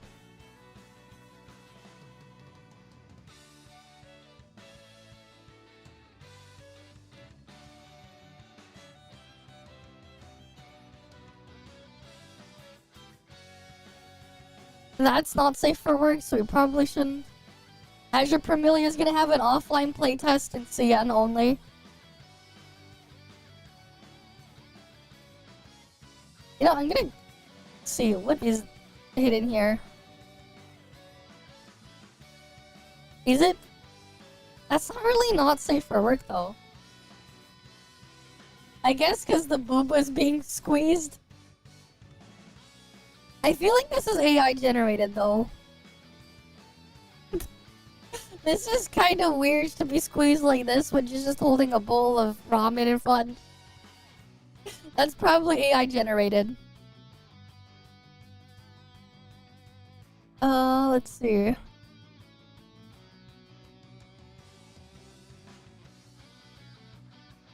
Yeah, there's the 80%. You can get your voucher there.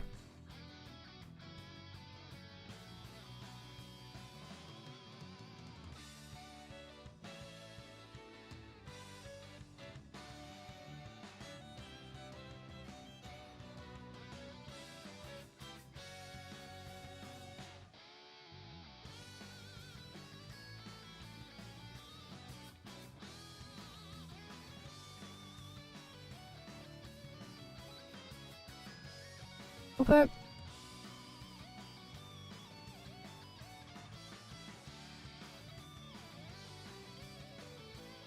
Anything else new here?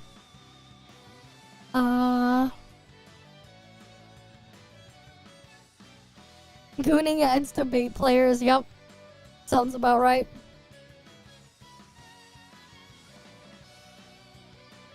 You just get them to goon. Oh boy, what's this? Know you're r/gotcha gamer. I spent XXX dollars on banner to support the devs. I need a justification for spending this much on JRPGs, sure.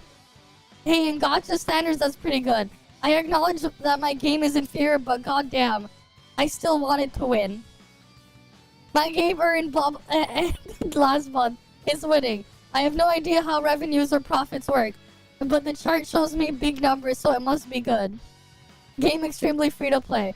Game gives out lots of roles and has a huge roster, but like only 20 of them are viable.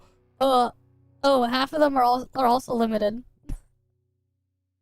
Story's the best I've ever read. 90% of the time, it's a depressive story with a lot of character suffering. Other 10% are memes. Devs listen. Devs listens to the sound of dropping profits.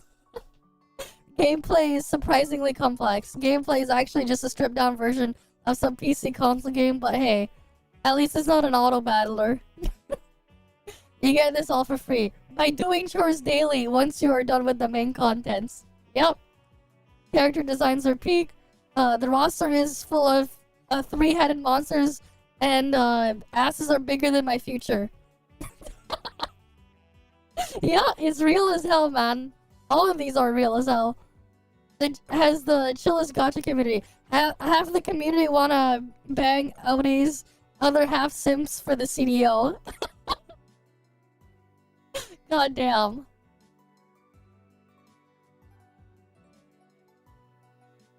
There we go. Sounds about right. Here, I'll give them the upvote. They can have the upvote. Anything else here? What the fuck? Isn't that just Kuin? They got Kuin relic. What the fuck? They took the Kuin relic, guys.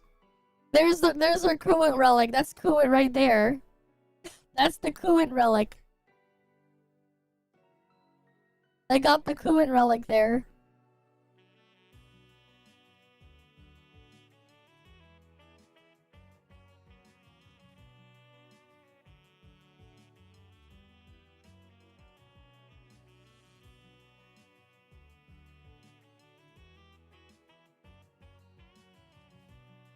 But like, we're done here. I guess. Right. As usual, guys. Thank you all for stopping by. Hopefully I can see you guys again next time. Right, you guys have a good day or night or whatever. I'm gonna get some sleep. We've been at this for almost 6 hours and 40 minutes anyways. Right. But yeah. Once again, have a good day or night. See ya. See ya, guys. See ya.